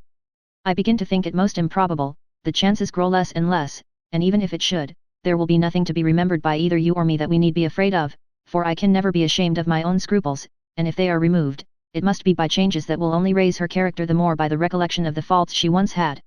You are the only being upon earth to whom I should say what I have said, but you have always known my opinion of her, you can bear me witness, Fanny, that I have never been blinded. How many a time have we talked over her little errors? You need not fear me, I have almost given up every serious idea of her, but I must be a blockhead indeed, if, whatever befell me, I could think of your kindness and sympathy without the sincerest gratitude. He had said enough to shake the experience of 18. He had said enough to give Fanny some happier feelings than she had lately known, and with a brighter look, she answered, "Yes, cousin, I am convinced that you would be incapable of anything else, though perhaps some might not. I cannot be afraid of hearing anything you wish to say. Do not check yourself. Tell me whatever you like." They were now on the second floor, and the appearance of a housemaid prevented any farther conversation. For Fanny's present comfort it was concluded, perhaps, at the happiest moment, had he been able to talk another 5 minutes, there is no saying that he might not have talked away all Miss Crawford's faults and his own despondence. But as it was, they parted with looks on his side of grateful affection, and with some very precious sensations on hers. She had felt nothing like it for hours. Since the first joy from Mr. Crawford's note to William had worn away, she had been in a state absolutely the reverse, there had been no comfort around, no hope within her. Now everything was smiling. William's good fortune returned again upon her mind, and seemed of greater value than at first. The ball, too, such an evening of pleasure before her. It was now a real animation, and she began to dress for it with much of the happy flutter which belongs to a ball. All went well, she did not dislike her own looks, and when she came to the necklaces again, her good fortune seemed complete, for upon trial the one given her by Miss Crawford would by no means go through the ring of the cross. She had, to oblige Edmund, resolved to wear it, but it was too large for the purpose. His, therefore, must be worn, and having, with delightful feelings, joined the chain and the cross, those memorials of the two most beloved of her heart, those dearest tokens so formed for each other by everything real and imaginary, and put them round her neck, and seen and felt how full of William and Edmund they were, she was able, without an effort, to resolve on wearing Miss Crawford's necklace too. She acknowledged it to be right. Miss Crawford had a claim, and when it was no longer to encroach on, to interfere with the stronger claims, the truer kindness of another, she could do her justice even with pleasure to herself. The necklace really looked very well, and Fanny left her room at last, comfortably satisfied with herself and all about her. Her Aunt Bertram had recollected her on this occasion with an unusual degree of wakefulness. It had really occurred to her, unprompted, that Fanny, preparing for a ball, might be glad of better help than the upper housemaids, and when dressed herself, she actually sent her own maid to assist her, too late, of course, to be of any use. Mrs. Chapman had just reached the attic floor, when Miss Price came out of her room completely dressed, and only civilities were necessary, but Fanny felt her aunt's attention almost as much as Lady Bertram or Mrs. Chapman could do themselves. Chapter 28. Her uncle and both her aunts were in the drawing room when Fanny went down. To the former she was an interesting object, and he saw with pleasure the general elegance of her appearance, and her being in remarkably good looks. The neatness and propriety of her dress was all that he would allow himself to commend in her presence, but upon her leaving the room again soon afterwards, he spoke of her beauty with very decided praise. "Yes," said Lady Bertram, "she looks very well. I sent Chapman to her." "Look well?" "Oh, yes," cried Mrs. Norris, "she has good reason to look well with all her advantages, brought up in this family as she has been, with all the benefit of her cousin's manners before her. Only think, my dear Sir Thomas, what extraordinary advantages you and I have been the means of giving her. The very gown you have been taking notice of is your own generous present to her when dear Mrs. Rushworth married. What would she have been if we had not taken her by the hand?"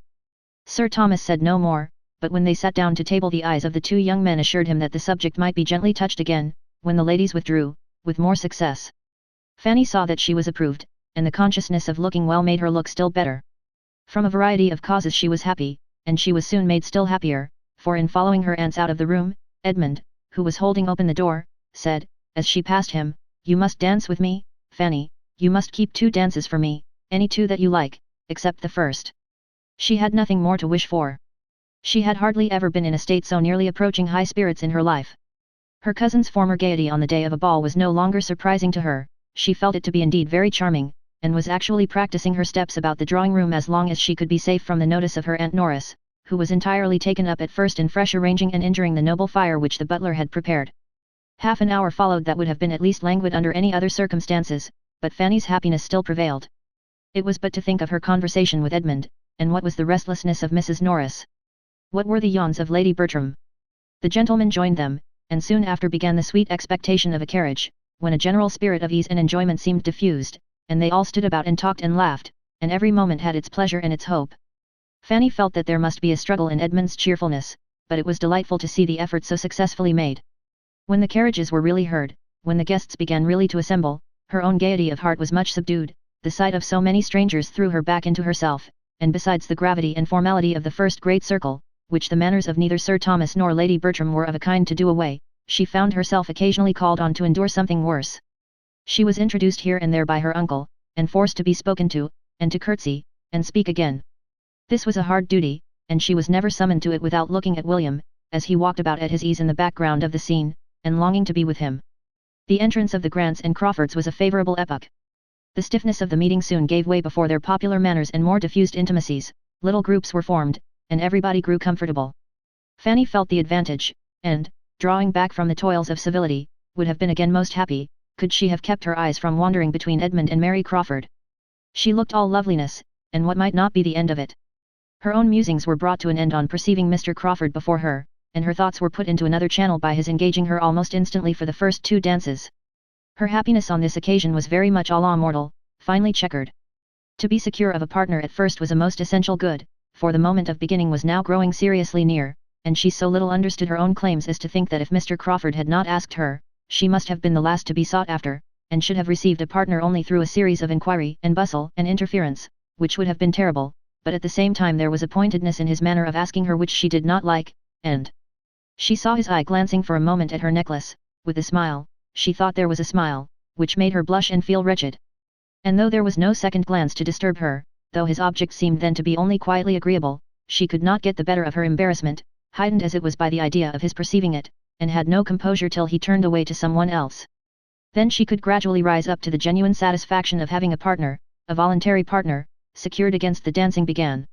When the company were moving into the ballroom, she found herself for the first time near Miss Crawford, whose eyes and smiles were immediately and more unequivocally directed as her brother's had been, and who was beginning to speak on the subject, when Fanny, anxious to get the story over, hastened to give the explanation of the second necklace, the real chain. Miss Crawford listened, and all her intended compliments and insinuations to Fanny were forgotten. She felt only one thing, and her eyes, bright as they had been before, shewing they could yet be brighter, she exclaimed with eager pleasure, "Did he? Did Edmund? That was like himself. No other man would have thought of it. I honour him beyond expression." And she looked around as if longing to tell him so. He was not near, he was attending a party of ladies out of the room, and Mrs. Grant coming up to the 2 girls, and taking an arm of each, they followed with the rest. Fanny's heart sunk, but there was no leisure for thinking long even of Miss Crawford's feelings. They were in the ballroom, the violins were playing, and her mind was in a flutter that forbade its fixing on anything serious. She must watch the general arrangements, and see how everything was done. In a few minutes Sir Thomas came to her, and asked if she were engaged, and the "Yes, sir," to Mr. Crawford, was exactly what he had intended to hear. Mr. Crawford was not far off. Sir Thomas brought him to her, saying something which discovered to Fanny, that she was to lead the way and open the ball, an idea that had never occurred to her before. Whenever she had thought of the minutiae of the evening, it had been as a matter of course that Edmund would begin with Miss Crawford, and the impression was so strong, that though her uncle spoke the contrary, she could not help an exclamation of surprise, a hint of her unfitness, an entreaty even to be excused. To be urging her opinion against Sir Thomas's was a proof of the extremity of the case, but such was her horror at the first suggestion, that she could actually look him in the face and say that she hoped it might be settled otherwise. In vain, however, Sir Thomas smiled, tried to encourage her, and then looked too serious, and said too decidedly, "It must be so, my dear," for her to hazard another word, and she found herself the next moment conducted by Mr. Crawford to the top of the room, and standing there to be joined by the rest of the dancers, couple after couple, as they were formed. She could hardly believe it. To be placed above so many elegant young women. The distinction was too great. It was treating her like her cousins. And her thoughts flew to those absent cousins with most unfeigned and truly tender regret, that they were not at home to take their own place in the room, and have their share of a pleasure which would have been so very delightful to them. So often as she had heard them wish for a ball at home as the greatest of all felicities. And to have them away when it was given, and for her to be opening the ball, and with Mr. Crawford too. She hoped they would not envy her that distinction now, but when she looked back to the state of things in the autumn, to what they had all been to each other when once dancing in that house before, the present arrangement was almost more than she could understand herself. The ball began. It was rather honour than happiness to Fanny, for the first dance at least, her partner was in excellent spirits, and tried to impart them to her, but she was a great deal too much frightened to have any enjoyment till she could suppose herself no longer looked at. Young, pretty, and gentle, however, she had no awkwardnesses that were not as good as graces, and there were few persons present that were not disposed to praise her. She was attractive, she was modest, she was Sir Thomas's niece, and she was soon said to be admired by Mr. Crawford. It was enough to give her general favour. Sir Thomas himself was watching her progress down the dance with much complacency. He was proud of his niece, and without attributing all her personal beauty, as Mrs. Norris seemed to do, to her transplantation to Mansfield, he was pleased with himself for having supplied everything else, education and manners she owed to him. Miss Crawford saw much of Sir Thomas's thoughts as he stood, and having, in spite of all his wrongs towards her, a general prevailing desire of recommending herself to him, took an opportunity of stepping aside to say something agreeable of Fanny. Her praise was warm, and he received it as she could wish, joining in it as far as discretion and politeness and slowness of speech would allow, and certainly appearing to greater advantage on the subject than his lady did soon afterwards, when Mary, perceiving her on a sofa very near, turned round before she began to dance, to compliment her on Miss Price's looks. "Yes, she does look very well," was Lady Bertram's placid reply.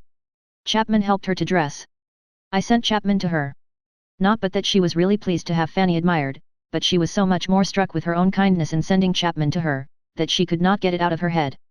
Miss Crawford knew Mrs. Norris too well to think of gratifying her by commendation of Fanny. To her, it was as the occasion offered. "Ah, ma'am, how much we want dear Mrs. Rushworth and Julia tonight," and Mrs. Norris paid her with as many smiles and courteous words as she had time for, amid so much occupation as she found for herself in making up card tables, giving hints to Sir Thomas, and trying to move all the chaperons to a better part of the room. Miss Crawford blundered most towards Fanny herself in her intentions to please.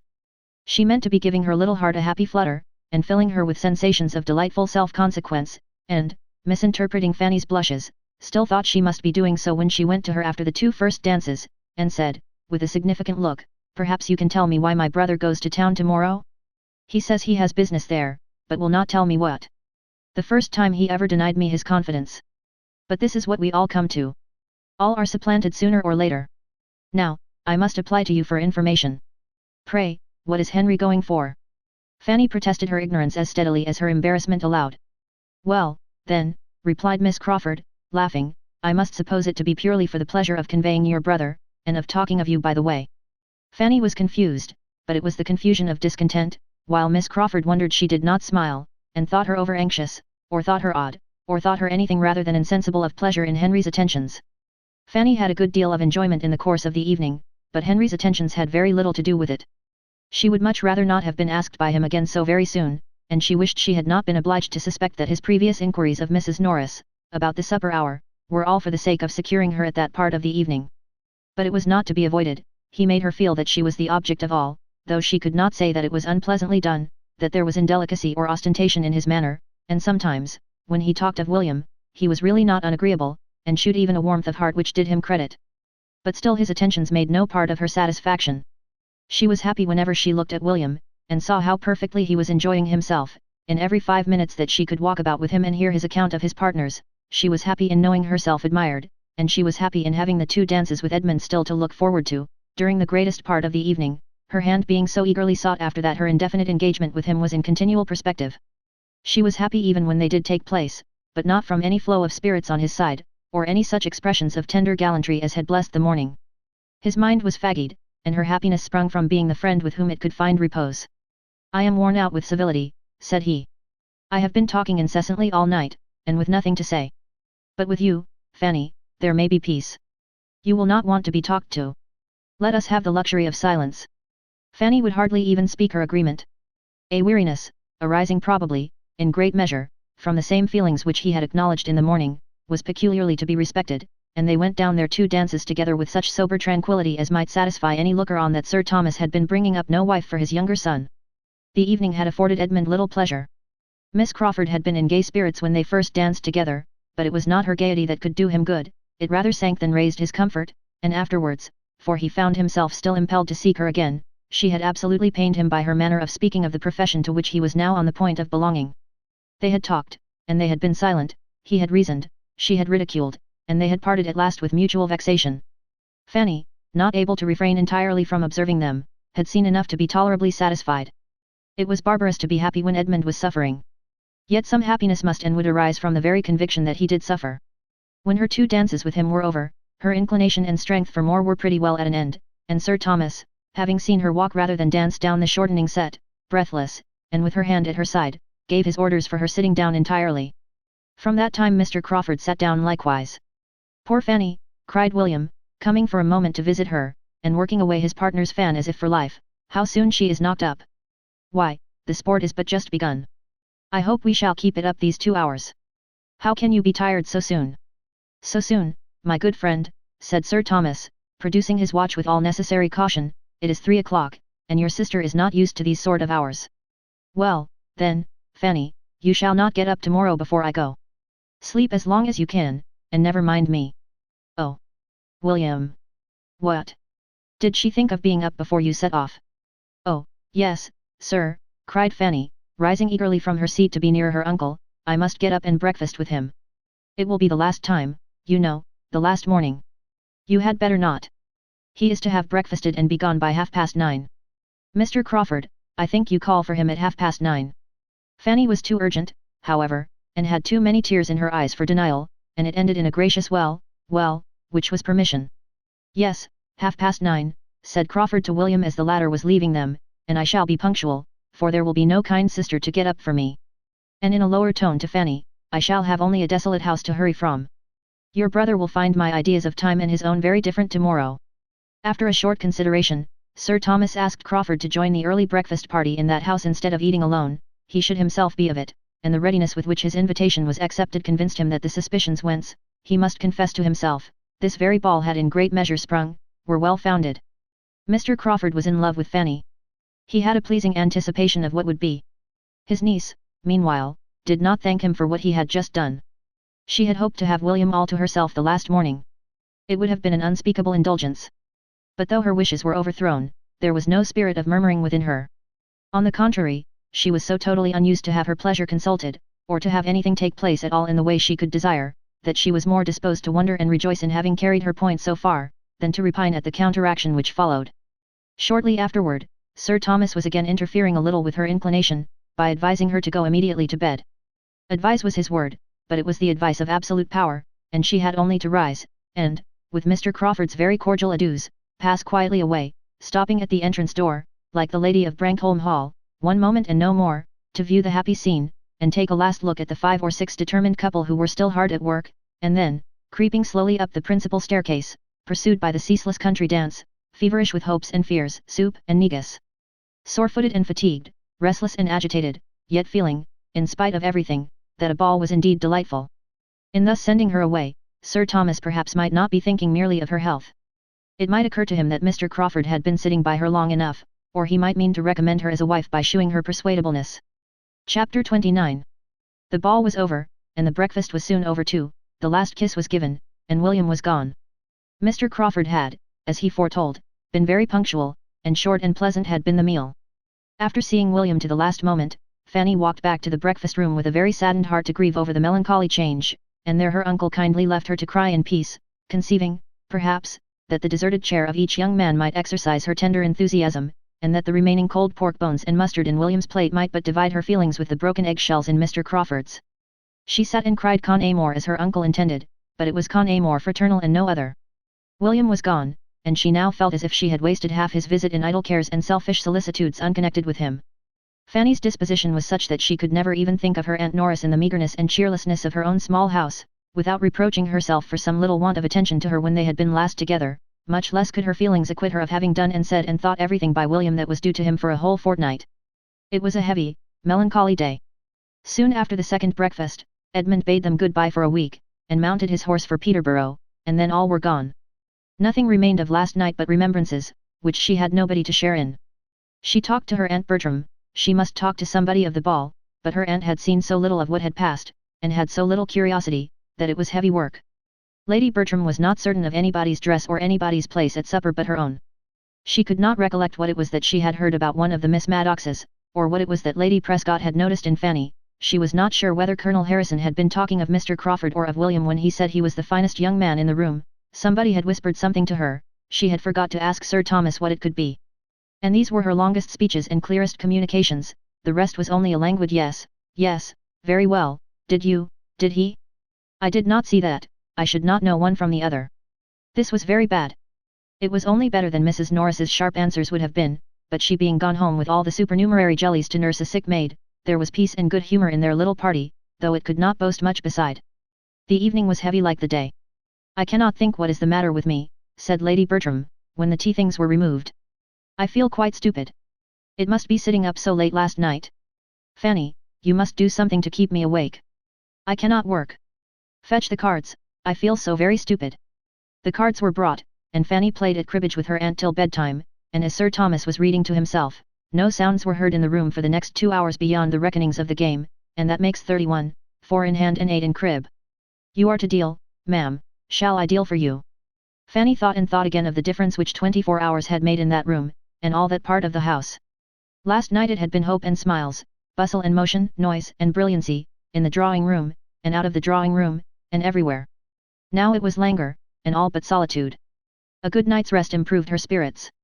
She could think of William the next day more cheerfully, and as the morning afforded her an opportunity of talking over Thursday night with Mrs. Grant and Miss Crawford, in a very handsome style, with all the heightenings of imagination, and all the laughs of playfulness which are so essential to the shade of a departed ball, she could afterwards bring her mind without much effort into its everyday state, and easily conform to the tranquillity of the present quiet week. They were indeed a smaller party than she had ever known there for a whole day together, and he was gone on whom the comfort and cheerfulness of every family meeting and every meal chiefly depended. But this must be learned to be endured.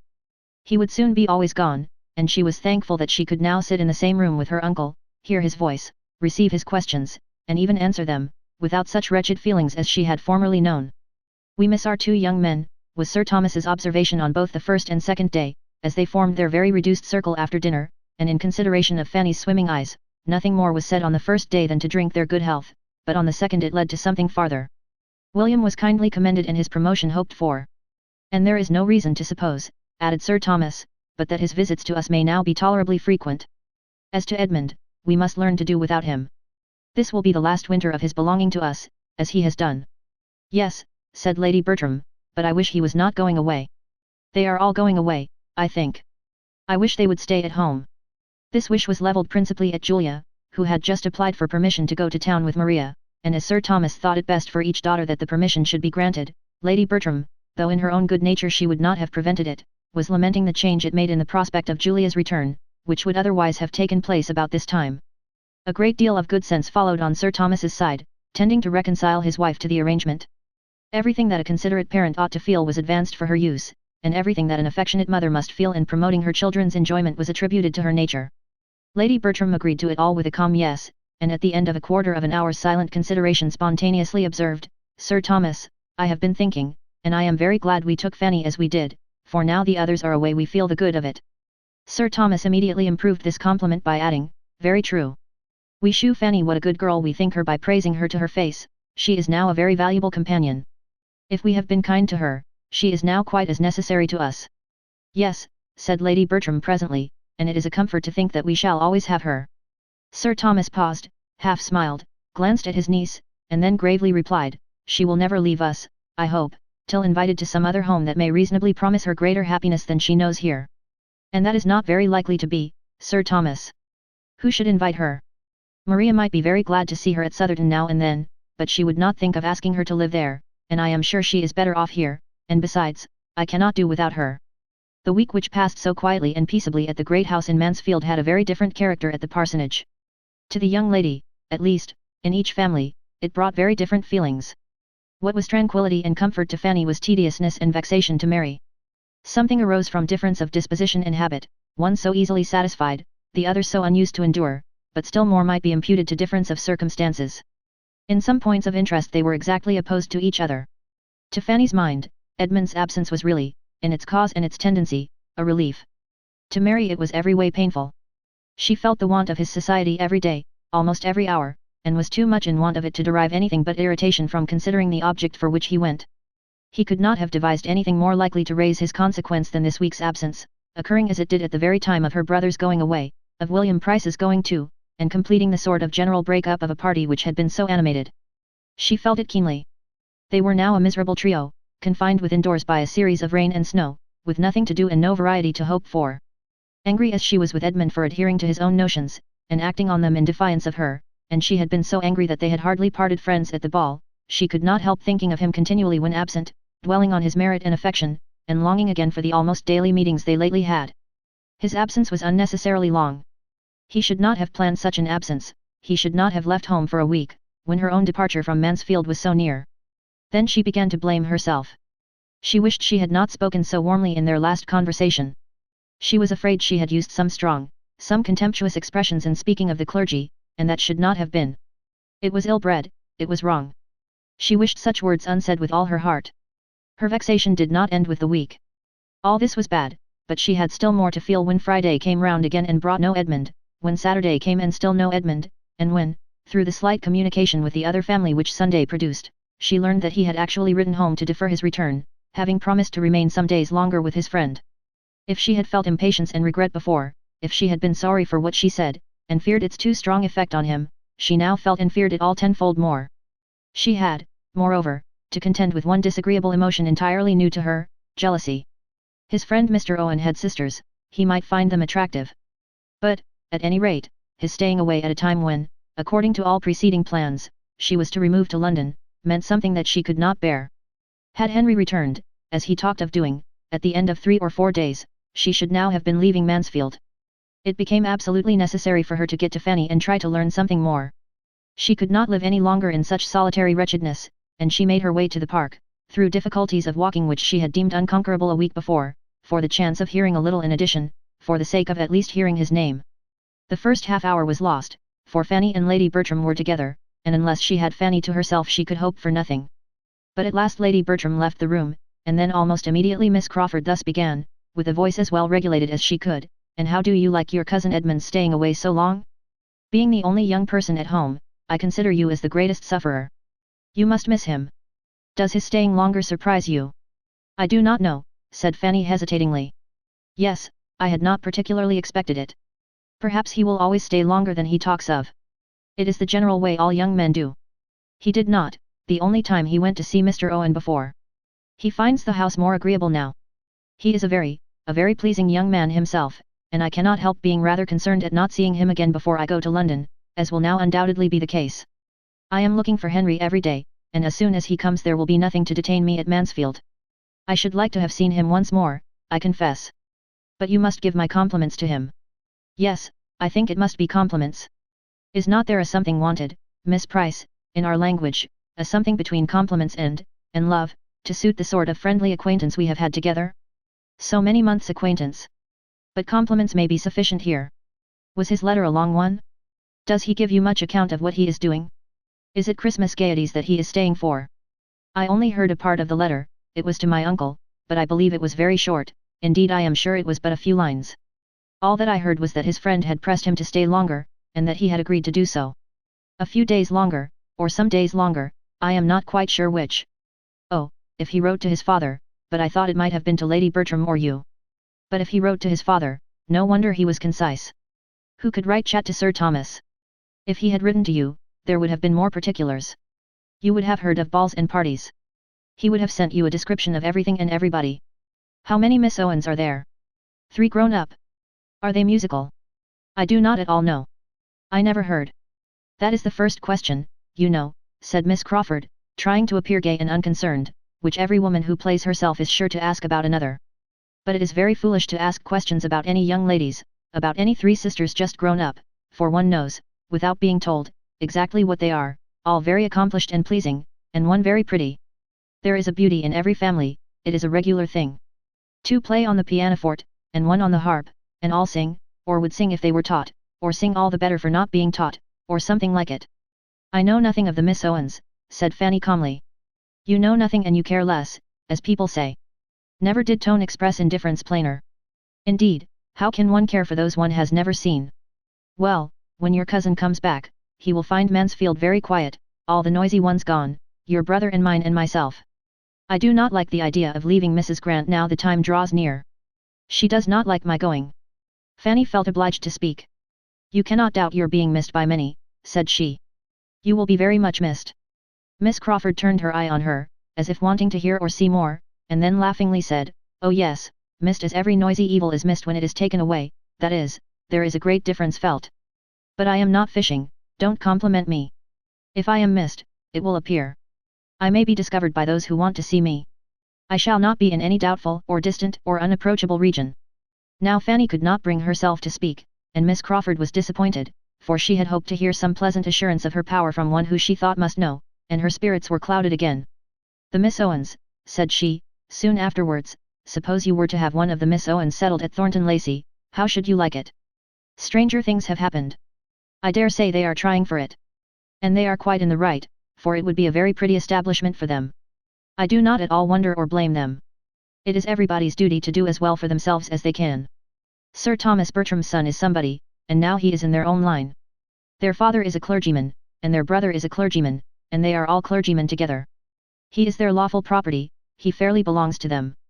You don't speak, Fanny, Miss Price, you don't speak. But honestly now, do not you rather expect it than otherwise?" "No," said Fanny stoutly, "I do not expect it at all."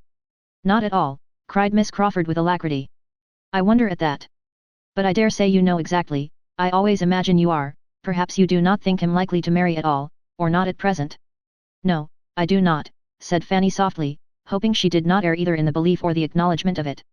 Her companion looked at her keenly, and gathering greater spirit from the blush soon produced from such a look, only said, "He is best off as he is," and turned the subject. Chapter 30. Miss Crawford's uneasiness was much lightened by this conversation, and she walked home again in spirits which might have defied almost another week of the same small party in the same bad weather, had they been put to the proof, but as that very evening brought her brother down from London again in quite, or more than quite, his usual cheerfulness, she had nothing farther to try her own. His still refusing to tell her what he had gone for was but the promotion of gaiety. A day before it might have irritated, but now it was a pleasant joke, suspected only of concealing something planned as a pleasant surprise to herself. And the next day did bring a surprise to her. Henry had said he should just go and ask the Bertrams how they did, and be back in 10 minutes, but he was gone above an hour, and when his sister, who had been waiting for him to walk with her in the garden, met him at last most impatiently in the sweep, and cried out, "My dear Henry, where can you have been all this time?" he had only to say that he had been sitting with Lady Bertram and Fanny. "Sitting with them an hour and a half," exclaimed Mary. But this was only the beginning of her surprise. "Yes, Mary," said he, drawing her arm within his, and walking along the sweep as if not knowing where he was, "I could not get away sooner, Fanny looked so lovely. I am quite determined, Mary. My mind is entirely made up. Will it astonish you? No, you must be aware that I am quite determined to marry Fanny Price." The surprise was now complete, for, in spite of whatever his consciousness might suggest, a suspicion of his having any such views had never entered his sister's imagination, and she looked so truly the astonishment she felt, that he was obliged to repeat what he had said, and more fully and more solemnly. The conviction of his determination once admitted, it was not unwelcome. There was even pleasure with the surprise. Mary was in a state of mind to rejoice in a connection with the Bertram family, and to be not displeased with her brother's marrying a little beneath him. "Yes, Mary," was Henry's concluding assurance. "I am fairly caught. You know with what idle designs I began, but this is the end of them. I have, I flatter myself, made no inconsiderable progress in her affections, but my own are entirely fixed." "Lucky, lucky girl," cried Mary, as soon as she could speak, "what a match for her! My dearest Henry, this must be my first feeling, but my second, which you shall have as sincerely, is, that I approve your choice from my soul, and foresee your happiness as heartily as I wish and desire it. You will have a sweet little wife, all gratitude and devotion. Exactly what you deserve. What an amazing match for her. Mrs. Norris often talks of her luck, what will she say now? The delight of all the family, indeed. And she has some true friends in it. How they will rejoice. But tell me all about it. Talk to me forever. When did you begin to think seriously about her?" Nothing could be more impossible than to answer such a question, though nothing could be more agreeable than to have it asked. How the pleasing plague had stolen on him he could not say, and before he had expressed the same sentiment with a little variation of words 3 times over, his sister eagerly interrupted him with, "Ah, my dear Henry, and this is what took you to London. This was your business. You chose to consult the Admiral before you made up your mind." But this he stoutly denied. He knew his uncle too well to consult him on any matrimonial scheme. The Admiral hated marriage, and thought it never pardonable in a young man of independent fortune. "When Fanny is known to him," continued Henry, "he will dote on her. She is exactly the woman to do away every prejudice of such a man as the Admiral, for she is exactly such a woman as he thinks does not exist in the world. She is the very impossibility he would describe, if indeed he has now delicacy of language enough to embody his own ideas. But till it is absolutely settled, settled beyond all interference, he shall know nothing of the matter. No, Mary, you are quite mistaken. You have not discovered my business yet. Well, well, I am satisfied. I know now to whom it must relate, and am in no hurry for the rest. Fanny Price. Wonderful, quite wonderful. That Mansfield should have done so much for, that you should have found your fate in Mansfield. But you are quite right, you could not have chosen better. There is not a better girl in the world, and you do not want for fortune, and as to her connections, they are more than good. The Bertrams are undoubtedly some of the first people in this country. She is niece to Sir Thomas Bertram, that will be enough for the world. But go on, go on. Tell me more. What are your plans? Does she know her own happiness? No. What are you waiting for? For very little more than opportunity. Marry, she is not like her cousins, but I think I shall not ask in vain. Oh no, you cannot. Were you even less pleasing, supposing her not to love you already, of which, however, I can have little doubt, you would be safe. The gentleness and gratitude of her disposition would secure her all your own immediately. From my soul I do not think she would marry you without love, that is, if there is a girl in the world capable of being uninfluenced by ambition, I can suppose it her, but ask her to love you, and she will never have the heart to refuse. As soon as her eagerness could rest in silence, he was as happy to tell as she could be to listen, and a conversation followed almost as deeply interesting to her as to himself, though he had in fact nothing to relate but his own sensations, nothing to dwell on but Fanny's charms. Fanny's beauty of face and figure, Fanny's graces of manner and goodness of heart, were the exhaustless theme. The gentleness, modesty, and sweetness of her character were warmly expatiated on, that sweetness which makes so essential a part of every woman's worth in the judgment of man, that though he sometimes loves where it is not, he can never believe it absent. Her temper he had good reason to depend on and to praise. He had often seen it tried. Was there one of the family, excepting Edmund, who had not in some way or other continually exercised her patience and forbearance? Her affections were evidently strong. To see her with her brother. What could more delightfully prove that the warmth of her heart was equal to its gentleness? What could be more encouraging to a man who had her love in view? Then, her understanding was beyond every suspicion, quick and clear, and her manners were the mirror of her own modest and elegant mind. Nor was this all. Henry Crawford had too much sense not to feel the worth of good principles in a wife, though he was too little accustomed to serious reflection to know them by their proper name, but when he talked of her having such a steadiness and regularity of conduct, such a high notion of honor, and such an observance of decorum as might warrant any man in the fullest dependence on her faith and integrity, he expressed what was inspired by the knowledge of her being well principled and religious. I could so wholly and absolutely confide in her, said he, and that is what I want.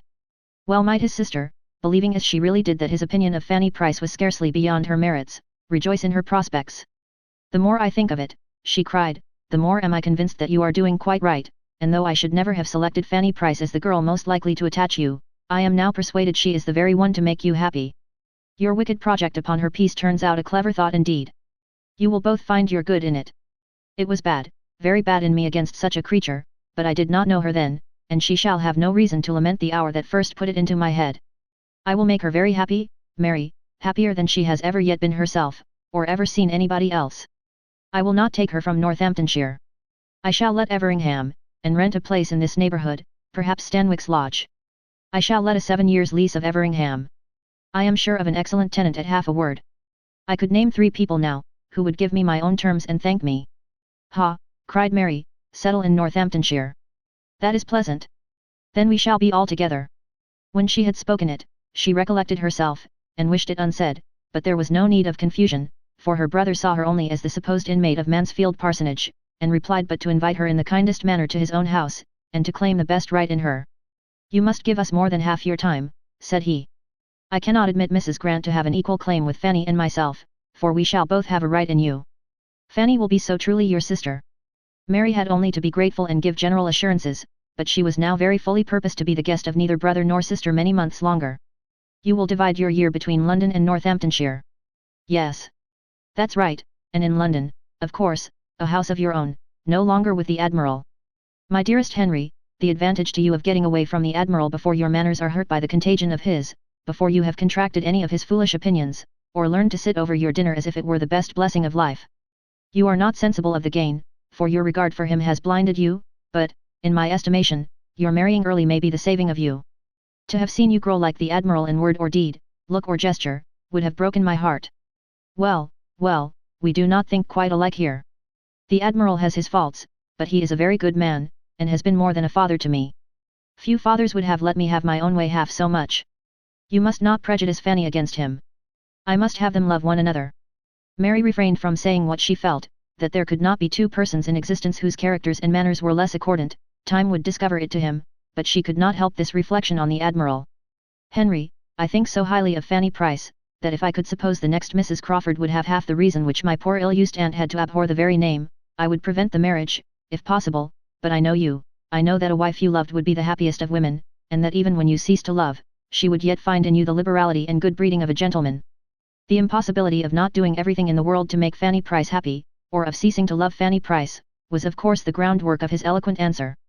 Had you seen her this morning, Mary, he continued, attending with such ineffable sweetness and patience to all the demands of her aunt's stupidity, working with her, and for her, her colour beautifully heightened as she leant over the work, then returning to her seat to finish a note which she was previously engaged in writing for that stupid woman's service, and all this with such unpretending gentleness, so much as if it were a matter of course that she was not to have a moment at her own command, her hair arranged as neatly as it always is, and one little curl falling forward as she wrote, which she now and then shook back, and in the midst of all this, still speaking at intervals to me, or listening, and as if she liked to listen, to what I said.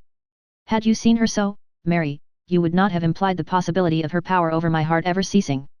My dearest Henry, cried Mary, stopping short, and smiling in his face, how glad I am to see you so much in love.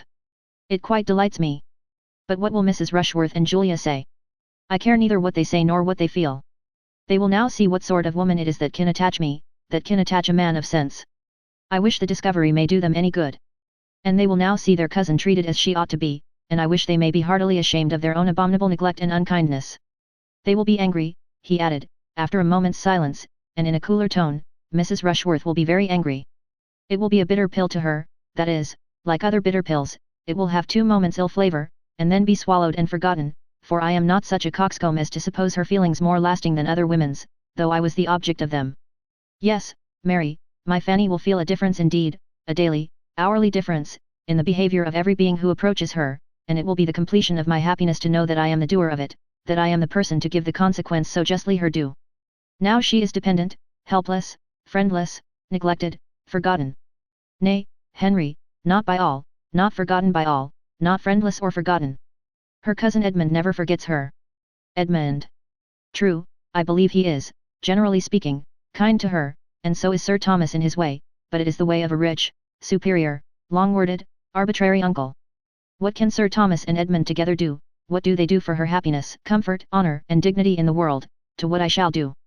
Chapter 31. Henry Crawford was at Mansfield Park again the next morning, and at an earlier hour than common visiting warrants. The 2 ladies were together in the breakfast room, and, fortunately for him, Lady Bertram was on the very point of quitting it as he entered. She was almost at the door, and not choosing by any means to take so much trouble in vain, she still went on, after a civil reception, a short sentence about being waited for, and let Sir Thomas know to the servant. Henry, overjoyed to have her go, bowed and watched her off, and without losing another moment, turned instantly to Fanny, and, taking out some letters, said, with a most animated look, I must acknowledge myself infinitely obliged to any creature who gives me such an opportunity of seeing you alone. I have been wishing it more than you can have any idea. Knowing as I do what your feelings as a sister are, I could hardly have borne that any one in the house should share with you in the first knowledge of the news I now bring. He is made. Your brother is a lieutenant. I have the infinite satisfaction of congratulating you on your brother's promotion. Here are the letters which announce it, this moment come to hand. You will, perhaps, like to see them. Fanny could not speak, but he did not want her to speak. To see the expression of her eyes, the change of her complexion, the progress of her feelings, their doubt, confusion, and felicity, was enough. She took the letters as he gave them. The first was from the Admiral to inform his nephew, in a few words, of his having succeeded in the object he had undertaken, the promotion of young Price, and enclosing 2 more, one from the Secretary of the First Lord to a friend, whom the Admiral had set to work in the business, the other from that friend to himself, by which it appeared that his lordship had the very great happiness of attending to the recommendation of Sir Charles, that Sir Charles was much delighted in having such an opportunity of proving his regard for Admiral Crawford, and that the circumstance of Mr. William Price's commission as second lieutenant of H.M. Sloop Thrush being made out was spreading general joy through a wide circle of great people. While her hand was trembling under these letters, her eye running from one to the other, and her heart swelling with emotion, Crawford thus continued, with unfeigned eagerness, to express his interest in the event. I will not talk of my own happiness, said he, great as it is, for I think only of yours. Compared with you, who has a right to be happy? I have almost grudged myself my own prior knowledge of what you ought to have known before all the world. I have not lost a moment, however. The post was late this morning, but there has not been since a moment's delay. How impatient, how anxious, how wild I have been on the subject, I will not attempt to describe, how severely mortified, how cruelly disappointed, in not having it finished while I was in London. I was kept there from day to day in the hope of it, for nothing less dear to me than such an object would have detained me half the time from Mansfield. But though my uncle entered into my wishes with all the warmth I could desire, and exerted himself immediately, there were difficulties from the absence of one friend, and the engagements of another, which at last I could no longer bear to stay the end of, and knowing in what good hands I left the cause, I came away on Monday, trusting that many posts would not pass before I should be followed by such very letters as these. My uncle, who is the very best man in the world, has exerted himself, as I knew he would, after seeing your brother. He was delighted with him. I would not allow myself yesterday to say how delighted, or to repeat half that the Admiral said in his praise. I deferred it all till his praise should be proved the praise of a friend, as this day does prove it. Now I may say that even I could not require William Price to excite a greater interest, or be followed by warmer wishes and higher commendation, than were most voluntarily bestowed by my uncle after the evening they had passed together. Has this been all your doing, then? Cried Fanny. Good heaven, how very, very kind. Have you really, was it by your desire? I beg your pardon, but I am bewildered. Did Admiral Crawford apply? How was it? I am stupefied. Henry was most happy to make it more intelligible, by beginning at an earlier stage, and explaining very particularly what he had done. His last journey to London had been undertaken with no other view than that of introducing her brother in Hill Street, and prevailing on the Admiral to exert whatever interest he might have for getting him on. This had been his business. He had communicated it to no creature, he had not breathed a syllable of it even to Mary, while uncertain of the issue, he could not have borne any participation of his feelings, but this had been his business, and he spoke with such a glow of what his solicitude had been, and used such strong expressions, was so abounding in the deepest interest, in twofold motives, in views and wishes more than could be told, that Fanny could not have remained insensible of his drift, had she been able to attend, but her heart was so full and her senses still so astonished, that she could listen but imperfectly even to what he told her of William, and saying only when he paused, how kind, how very kind. Oh, Mr. Crawford, we are infinitely obliged to you. Dearest, dearest William. She jumped up and moved in haste towards the door, crying out, I will go to my uncle. My uncle ought to know it as soon as possible. But this could not be suffered. The opportunity was too fair, and his feelings too impatient. He was after her immediately. She must not go, she must allow him 5 minutes longer, and he took her hand and led her back to her seat, and was in the middle of his farther explanation, before she had suspected for what she was detained. When she did understand it, however, and found herself expected to believe that she had created sensations which his heart had never known before, and that everything he had done for William was to be placed to the account of his excessive and unequalled attachment to her, she was exceedingly distressed, and for some moments unable to speak. She considered it all as nonsense, as mere trifling and gallantry, which meant only to deceive for the hour. She could not but feel that it was treating her improperly and unworthily, and in such a way as she had not deserved, but it was like himself, and entirely of a piece with what she had seen before, and she would not allow herself to shew half the displeasure she felt, because he had been conferring an obligation, which no want of delicacy on his part could make a trifle to her. While her heart was still bounding with joy and gratitude on William's behalf, she could not be severely resentful of anything that injured only herself, and after having twice drawn back her hand, and twice attempted in vain to turn away from him, she got up, and said only, with much agitation, Don't, Mr. Crawford, pray don't. I beg you would not. This is a sort of talking which is very unpleasant to me. I must go away. I cannot bear it. But he was still talking on, describing his affection, soliciting a return, and, finally, in words so plain as to bear but one meaning even to her, offering himself, hand, fortune, everything, to her acceptance. It was so, he had said it. Her astonishment and confusion increased, and though still not knowing how to suppose him serious, she could hardly stand. He pressed for an answer. No, no, no, she cried, hiding her face. This is all nonsense. Do not distress me.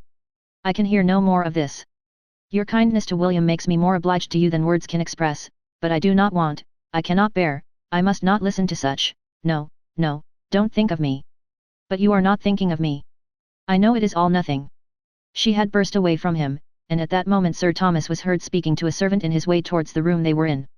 It was no time for farther assurances or entreaty, though to part with her at a moment when her modesty alone seemed, to his sanguine and priest-assured mind, to stand in the way of the happiness he sought, was a cruel necessity. She rushed out at an opposite door from the one her uncle was approaching, and was walking up and down the east room in the utmost confusion of contrary feeling, before Sir Thomas's politeness or apologies were over, or he had reached the beginning of the joyful intelligence which his visitor came to communicate.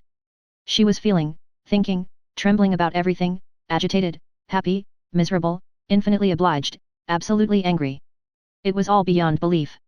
He was inexcusable, incomprehensible. But such were his habits that he could do nothing without a mixture of evil. He had previously made her the happiest of human beings, and now he had insulted. She knew not what to say, how to class, or how to regard it. She would not have him be serious, and yet what could excuse the use of such words and offers, if they meant but to trifle? But William was a lieutenant. That was a fact beyond a doubt, and without an alloy. She would think of it forever and forget all the rest. Mr. Crawford would certainly never address her so again. He must have seen how unwelcome it was to her, and in that case, how gratefully she could esteem him for his friendship to William. She would not stir farther from the east room than the head of the great staircase, till she had satisfied herself of Mr. Crawford's having left the house, but when convinced of his being gone, she was eager to go down and be with her uncle, and have all the happiness of his joy as well as her own, and all the benefit of his information or his conjectures as to what would now be William's destination. Sir Thomas was as joyful as she could desire, and very kind and communicative, and she had so comfortable a talk with him about William as to make her feel as if nothing had occurred to vex her, till she found, towards the close, that Mr. Crawford was engaged to return and dine there that very day. This was a most unwelcome hearing, for though he might think nothing of what had passed, it would be quite distressing to her to see him again so soon. She tried to get the better of it, tried very hard, as the dinner hour approached, to feel and appear as usual, but it was quite impossible for her not to look most shy and uncomfortable when their visitor entered the room. She could not have supposed it in the power of any concurrence of circumstances to give her so many painful sensations on the first day of hearing of William's promotion. Mr. Crawford was not only in the room, he was soon close to her. He had a note to deliver from his sister. Fanny could not look at him, but there was no consciousness of past folly in his voice. She opened her note immediately, glad to have anything to do, and happy, as she read it, to feel that the fidgetings of her Aunt Norris, who was also to dine there, screened her a little from view. My dear Fanny, for so I may now always call you, to the infinite relief of a tongue that has been stumbling at Miss Price for at least the last 6 weeks, I cannot let my brother go without sending you a few lines of general congratulation, and giving my most joyful consent and approval. Go on, my dear Fanny, and without fear, there can be no difficulties worth naming. I choose to suppose that the assurance of my consent will be something, so you may smile upon him with your sweetest smiles this afternoon, and send him back to me even happier than he goes. Yours affectionately, M.C. These were not expressions to do Fanny any good, for though she read in too much haste and confusion to form the clearest judgment of Miss Crawford's meaning, it was evident that she meant to compliment her on her brother's attachment, and even to appear to believe it serious. She did not know what to do, or what to think. There was wretchedness in the idea of its being serious, there was perplexity and agitation every way. She was distressed whenever Mr. Crawford spoke to her, and he spoke to her much too often, and she was afraid there was a something in his voice and manner in addressing her very different from what they were when he talked to the others. Her comfort in that day's dinner was quite destroyed, she could hardly eat anything, and when Sir Thomas good-humouredly observed that joy had taken away her appetite, she was ready to sink with shame, from the dread of Mr. Crawford's interpretation, for though nothing could have tempted her to turn her eyes to the right hand, where he sat, she felt that his were immediately directed towards her. She was more silent than ever. She would hardly join even when William was the subject, for his commission came all from the right hand too, and there was pain in the connection. She thought Lady Bertram sat longer than ever, and began to be in despair of ever getting away, but at last they were in the drawing room, and she was able to think as she would, while her aunts finished the subject of William's appointment in their own style. Mrs. Norris seemed as much delighted with the saving it would be to Sir Thomas as with any part of it. Now William would be able to keep himself, which would make a vast difference to his uncle, for it was unknown how much he had cost his uncle, and, indeed, it would make some difference in her presence too. She was very glad that she had given William what she did at parting, very glad, indeed, that it had been in her power, without material inconvenience, just at that time to give him something rather considerable, that is, for her, with her limited means, for now it would all be useful in helping to fit up his cabin. She knew he must be at some expense, that he would have many things to buy, though to be sure his father and mother would be able to put him in the way of getting everything very cheap, but she was very glad she had contributed her mite towards it. I am glad you gave him something considerable, said Lady Bertram, with most unsuspicious calmness, for I gave him only £10. Indeed, cried Mrs. Norris, reddening. Upon my word, he must have gone off with his pockets well lined, and at no expense for his journey to London either. Sir Thomas told me £10 would be enough. Mrs. Norris, being not at all inclined to question its sufficiency, began to take the matter in another point. It is amazing, said she, how much young people cost their friends, what with bringing them up and putting them out in the world. They little think how much it comes to, or what their parents, or their uncles and aunts, pay for them in the course of the year. Now, here are my sister Price's children, take them all together, I dare say nobody would believe what a sum they cost Sir Thomas every year, to say nothing of what I do for them. Very true, sister, as you say. But, poor things. They cannot help it, and you know it makes very little difference to Sir Thomas. Fanny, William must not forget my shawl if he goes to the East Indies, and I shall give him a commission for anything else that is worth having. I wish he may go to the East Indies, that I may have my shawl. I think I will have 2 shawls, Fanny. Fanny, meanwhile, speaking only when she could not help it, was very earnestly trying to understand what Mr. and Miss Crawford were at. There was everything in the world against their being serious but his words and manner. Everything natural, probable, reasonable, was against it, all their habits and ways of thinking, and all her own demerits. How could she have excited serious attachment in a man who had seen so many, and been admired by so many, and flirted with so many, infinitely her superiors, who seemed so little open to serious impressions, even where pains had been taken to please him, who thought so slightly, so carelessly, so unfeelingly on all such points, who was everything to everybody, and seemed to find no one essential to him. And farther, how could it be supposed that his sister, with all her high and worldly notions of matrimony, would be forwarding anything of a serious nature in such a quarter? Nothing could be more unnatural in either. Fanny was ashamed of her own doubts. Everything might be possible rather than serious attachment, or serious approbation of it toward her. She had quite convinced herself of this before Sir Thomas and Mr. Crawford joined them. The difficulty was in maintaining the conviction quite so absolutely after Mr. Crawford was in the room, for once or twice a look seemed forced on her which she did not know how to class among the common meaning. In any other man, at least, she would have said that it meant something very earnest, very pointed. But she still tried to believe it no more than what he might often have expressed towards her cousins and 50 other women. She thought he was wishing to speak to her unheard by the rest. She fancied he was trying for it the whole evening at intervals, whenever Sir Thomas was out of the room, or at all engaged with Mrs. Norris, and she carefully refused him every opportunity. At last, it seemed and at last to Fanny's nervousness, though not remarkably late, he began to talk of going away, but the comfort of the sound was impaired by his turning to her the next moment, and saying, "Have you nothing to send to Mary? No answer to her note? She will be disappointed if she receives nothing from you. Pray write to her, if it be only a line." "Oh yes, certainly," cried Fanny, rising in haste, the haste of embarrassment and of wanting to get away. "I will write directly." She went accordingly to the table, where she was in the habit of writing for her aunt, and prepared her materials without knowing what in the world to say.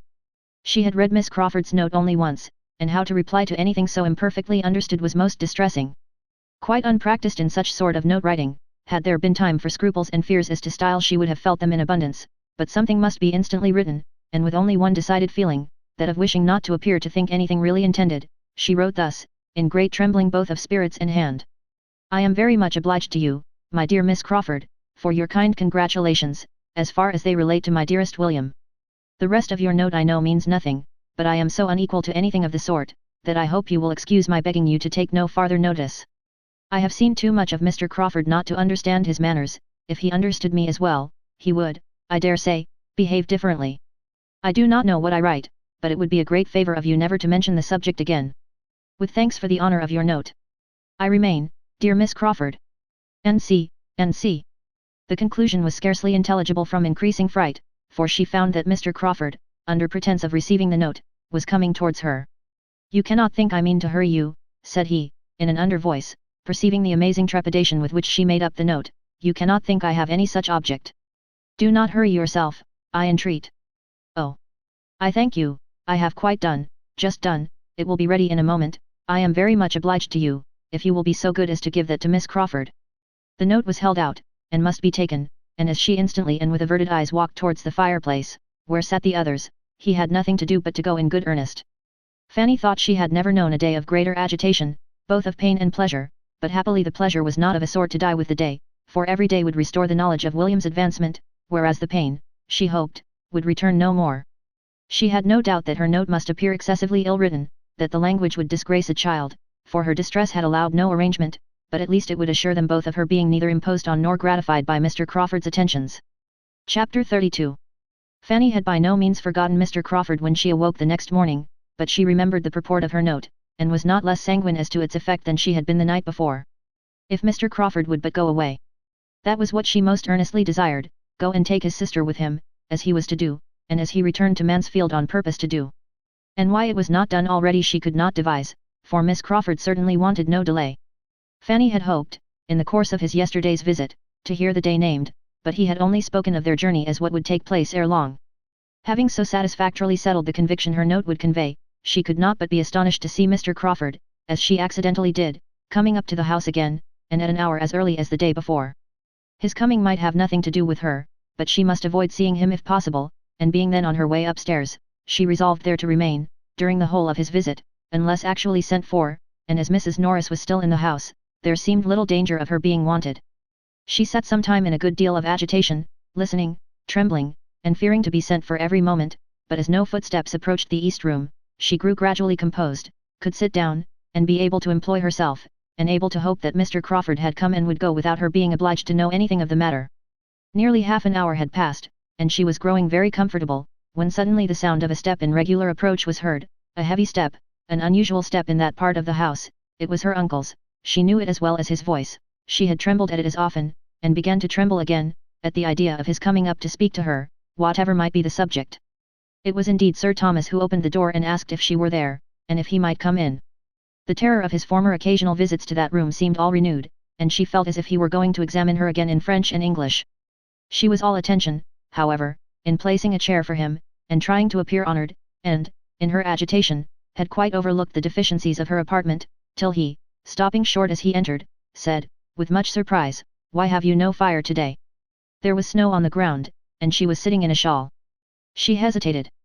"I am not cold, sir, I never sit here long at this time of year."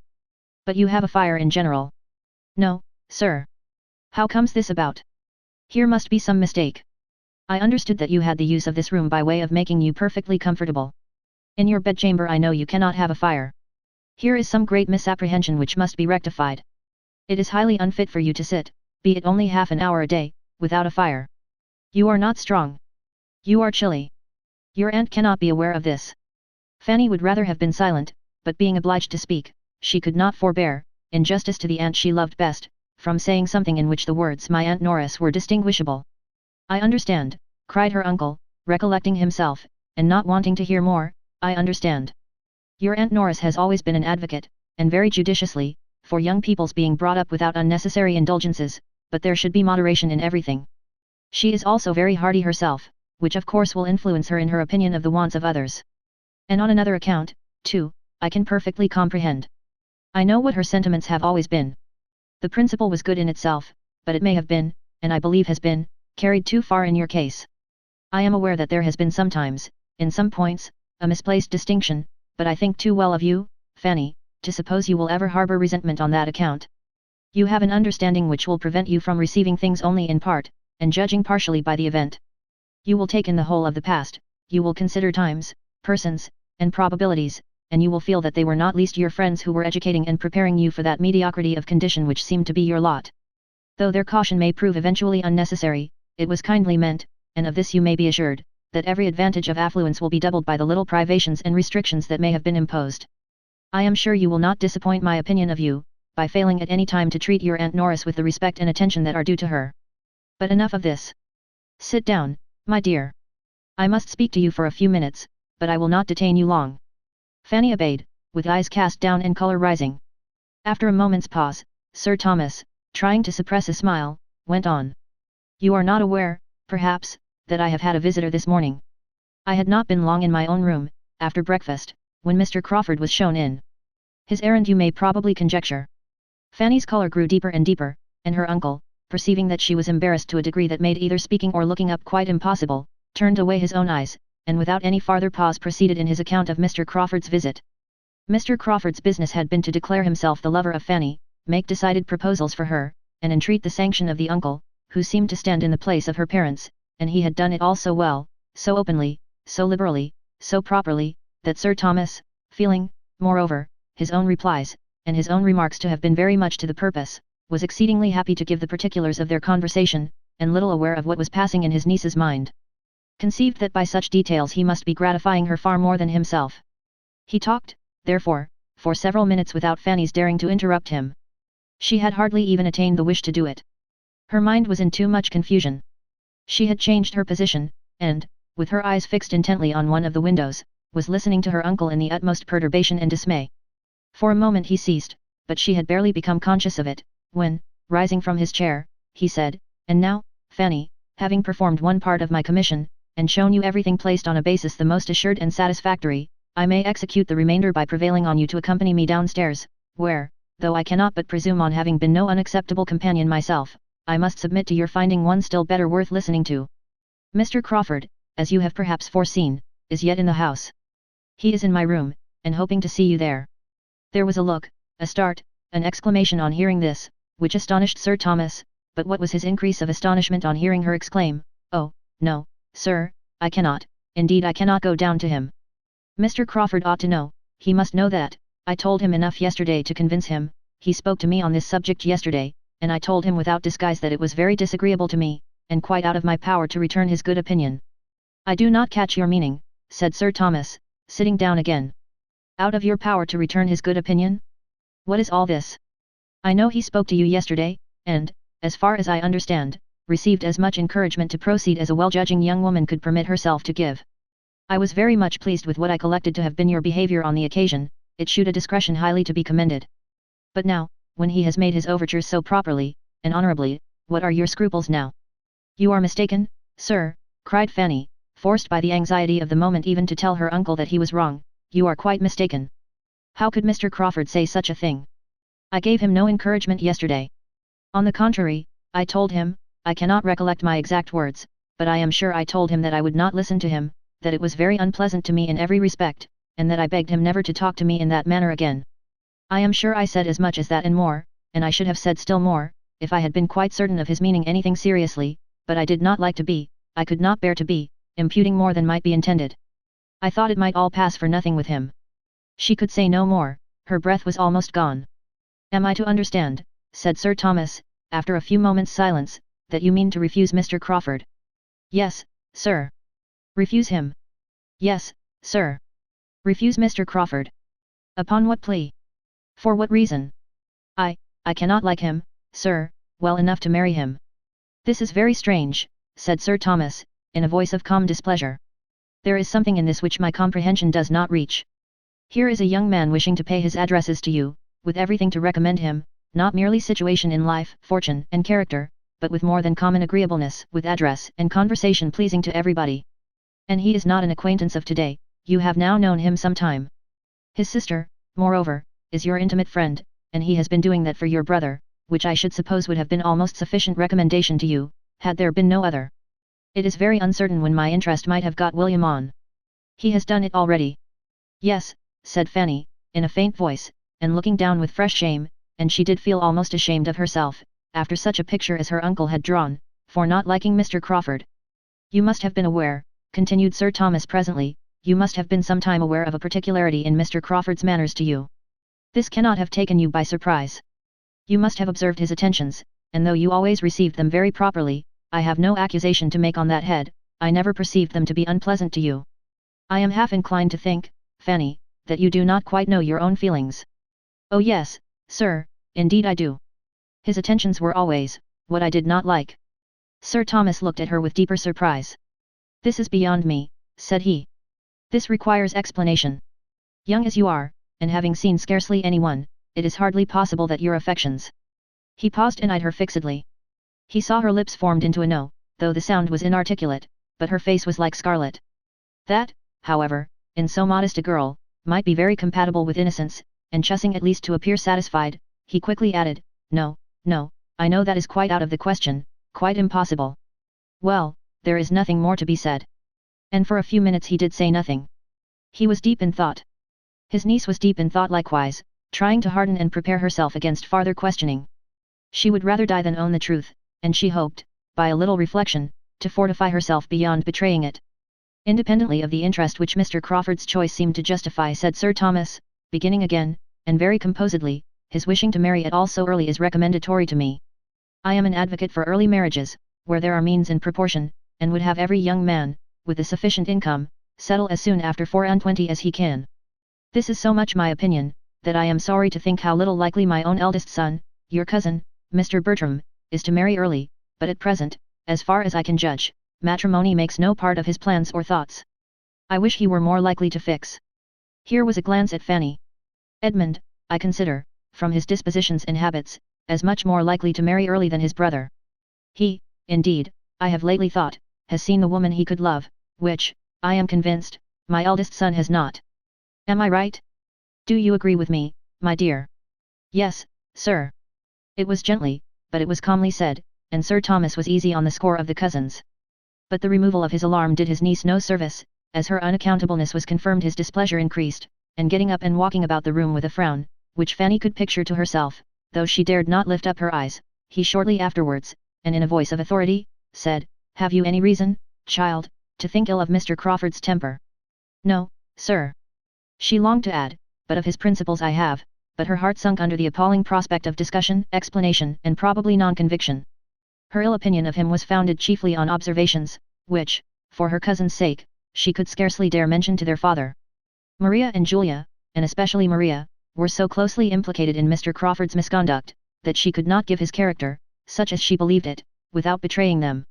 She had hoped that, to a man like her uncle, so discerning, so honourable, so good, the simple acknowledgement of settled dislike on her side would have been sufficient. To her infinite grief she found it was not. Sir Thomas came towards the table where she sat in trembling wretchedness, and with a good deal of cold sternness, said, "It is of no use, I perceive, to talk to you. We had better put an end to this most mortifying conference. Mr. Crawford must not be kept longer waiting. I will, therefore, only add, as thinking it my duty to mark my opinion of your conduct, that you have disappointed every expectation I had formed, and proved yourself of a character the very reverse of what I had supposed. For I had, Fanny, as I think my behaviour must have shown, formed a very favourable opinion of you from the period of my return to England. I had thought you peculiarly free from wilfulness of temper, self-conceit, and every tendency to that independence of spirit which prevails so much in modern days, even in young women, and which in young women is offensive and disgusting beyond all common offence. But you have now shown me that you can be wilful and perverse, that you can and will decide for yourself, without any consideration or deference for those who have surely some right to guide you, without even asking their advice. You have shown yourself very, very different from anything that I had imagined. The advantage or disadvantage of your family, of your parents, your brothers and sisters, never seems to have had a moment's share in your thoughts on this occasion. How they might be benefited, how they must rejoice in such an establishment for you, is nothing to you.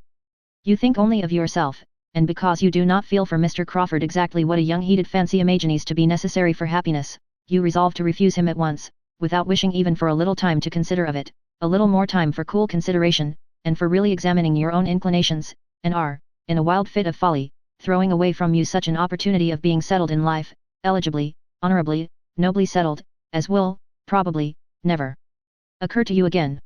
Here is a young man of sense, of character, of temper, of manners, and of fortune, exceedingly attached to you, and seeking your hand in the most handsome and disinterested way, and let me tell you, Fanny, that you may live 18 years longer in the world without being addressed by a man of half Mr. Crawford's estate, or a 10th part of his merits.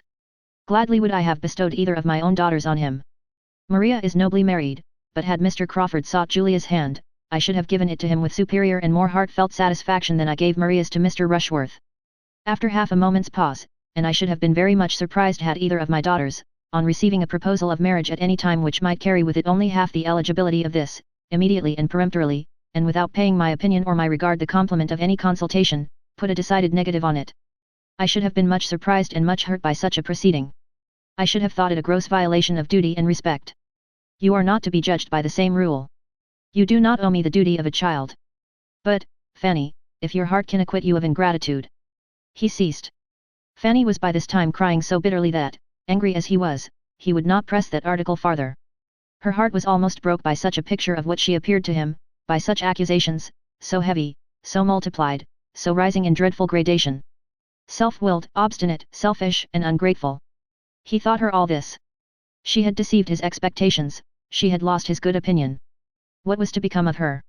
"I am very sorry," said she inarticulately, through her tears, "I am very sorry indeed." "Sorry, yes, I hope you are sorry, and you will probably have reason to be long sorry for this day's transactions. If it were possible for me to do otherwise," said she, with another strong effort, "but I am so perfectly convinced that I could never make him happy, and that I should be miserable myself." Another burst of tears, but in spite of that burst, and in spite of that great black word miserable, which served to introduce it, Sir Thomas began to think a little relenting, a little change of inclination, might have something to do with it, and to augur favourably from the personal entreaty of the young man himself. He knew her to be very timid, and exceedingly nervous, and thought it not improbable that her mind might be in such a state as a little time, a little pressing, a little patience, and a little impatience, a judicious mixture of all on the lover's side, might work their usual effect on. If the gentleman would but persevere, if he had but love enough to persevere, Sir Thomas began to have hopes, and these reflections having passed across his mind and cheered it, "Well," said he, in a tone of becoming gravity, but of less anger, "well, child, dry up your tears. There is no use in these tears, they can do no good. You must now come downstairs with me. Mr. Crawford has been kept waiting too long already. You must give him your own answer, we cannot expect him to be satisfied with less, and you only can explain to him the grounds of that misconception of your sentiments, which, unfortunately for himself, he certainly has imbibed. I am totally unequal to it."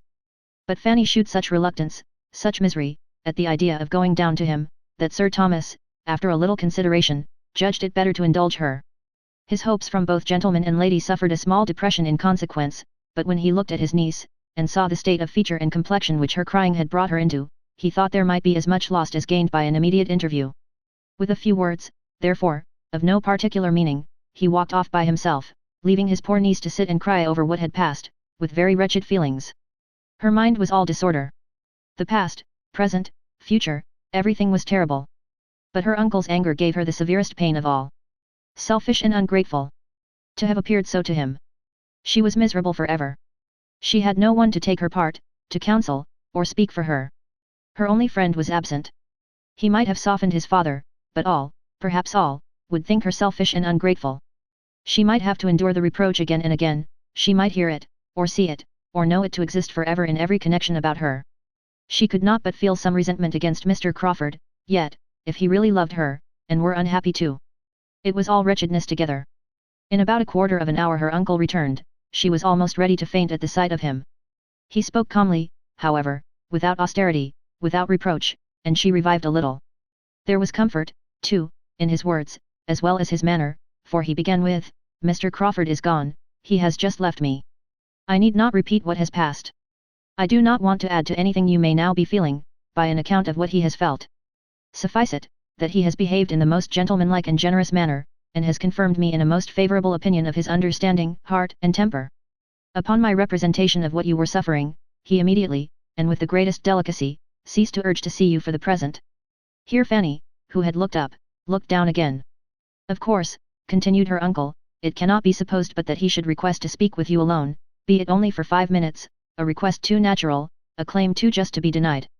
But there is no time fixed, perhaps tomorrow, or whenever your spirits are composed enough. For the present you have only to tranquillize yourself.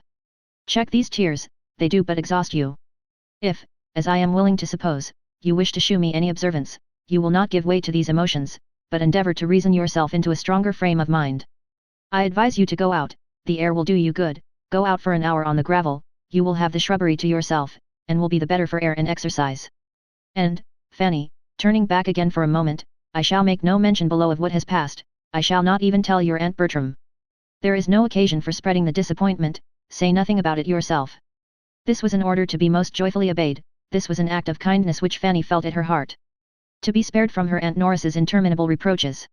He left her in a glow of gratitude. Anything might be bearable rather than such reproaches. Even to see Mr. Crawford would be less overpowering.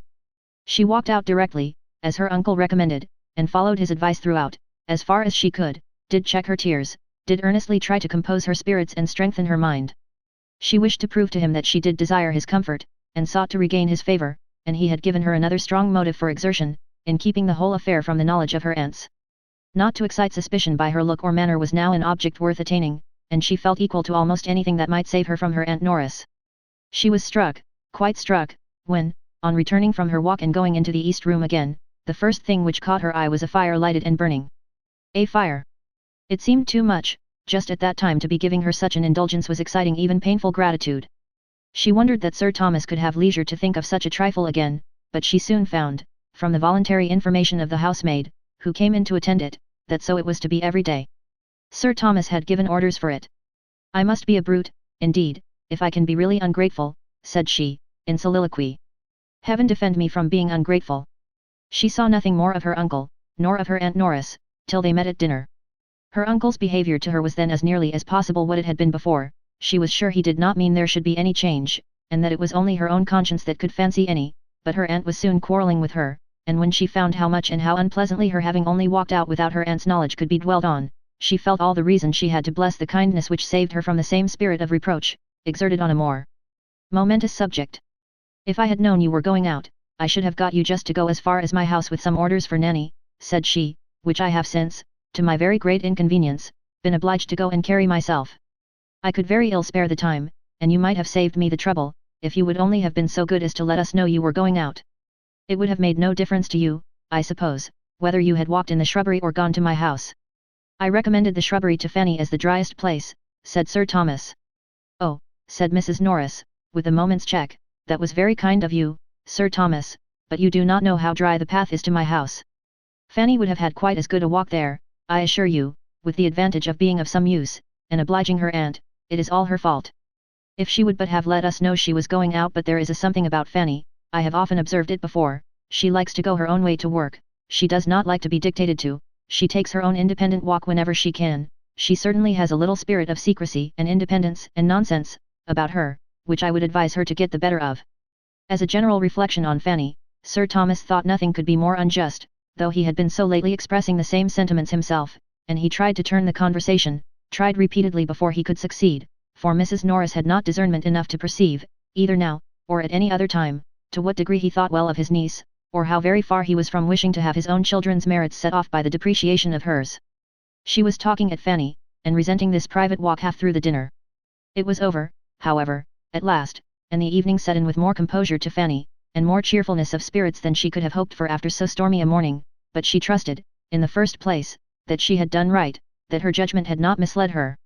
For the purity of her intentions she could answer, and she was willing to hope, secondly, that her uncle's displeasure was abating, and would abate farther as he considered the matter with more impartiality, and felt, as a good man must feel, how wretched, and how unpardonable, how hopeless, and how wicked it was to marry without affection.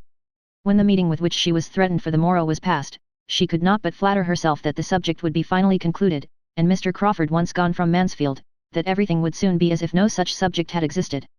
She would not, could not believe, that Mr. Crawford's affection for her could distress him long, his mind was not of that sort. London would soon bring its cure. In London he would soon learn to wonder at his infatuation, and be thankful for the right reason in her which had saved him from its evil consequences. While Fanny's mind was engaged in these sort of hopes, her uncle was, soon after tea, called out of the room, an occurrence too common to strike her, and she thought nothing of it till the butler reappeared 10 minutes afterwards, and advancing decidedly towards herself, said, "Sir Thomas wishes to speak with you, ma'am, in his own room." Then it occurred to her what might be going on, a suspicion rushed over her mind which drove the colour from her cheeks, but instantly rising, she was preparing to obey, when Mrs. Norris called out, "Stay, stay, Fanny, what are you about, where are you going, don't be in such a hurry. Depend upon it, it is not you who are wanted, depend upon it, it is me," looking at the butler, "but you are so very eager to put yourself forward. What should Sir Thomas want you for?" "It is me, Baddeley, you mean, I am coming this moment." "You mean me, Baddeley, I am sure, Sir Thomas wants me, not Miss Price." But Baddeley was stout. "No, ma'am, it is Miss Price, I am certain of its being Miss Price." And there was a half smile with the words, which meant, "I do not think you would answer the purpose at all." Mrs. Norris, much discontented, was obliged to compose herself to work again, and Fanny, walking off in agitating consciousness, found herself, as she anticipated, in another minute alone with Mr. Crawford. Chapter 33. The conference was neither so short nor so conclusive as the lady had designed. The gentleman was not so easily satisfied. He had all the disposition to persevere that Sir Thomas could wish him. He had vanity, which strongly inclined him in the first place to think she did love him, though she might not know it herself, and which, secondly, when constrained at last to admit that she did know her own present feelings, convinced him that he should be able in time to make those feelings what he wished. He was in love, very much in love, and it was a love which, operating on an active, sanguine spirit, of more warmth than delicacy, made her affection appear of greater consequence because it was withheld, and determined him to have the glory, as well as the felicity, of forcing her to love him. He would not despair, he would not desist. He had every well-grounded reason for solid attachment, he knew her to have all the worth that could justify the warmest hopes of lasting happiness with her. Her conduct at this very time, by speaking the disinterestedness and delicacy of her character, qualities which he believed most rare indeed, was of a sort to heighten all his wishes, and confirm all his resolutions. He knew not that he had a pre-engaged heart to attack. Of that he had no suspicion. He considered her rather as one who had never thought on the subject enough to be in danger, who had been guarded by youth, a youth of mind as lovely as of person, whose modesty had prevented her from understanding his attentions, and who was still overpowered by the suddenness of addresses so wholly unexpected, and the novelty of a situation which her fancy had never taken into account. Must it not follow of course, that, when he was understood, he should succeed? He believed it fully. Love such as his, in a man like himself, must with perseverance secure a return, and at no great distance, and he had so much delight in the idea of obliging her to love him in a very short time, that her not loving him now was scarcely regretted.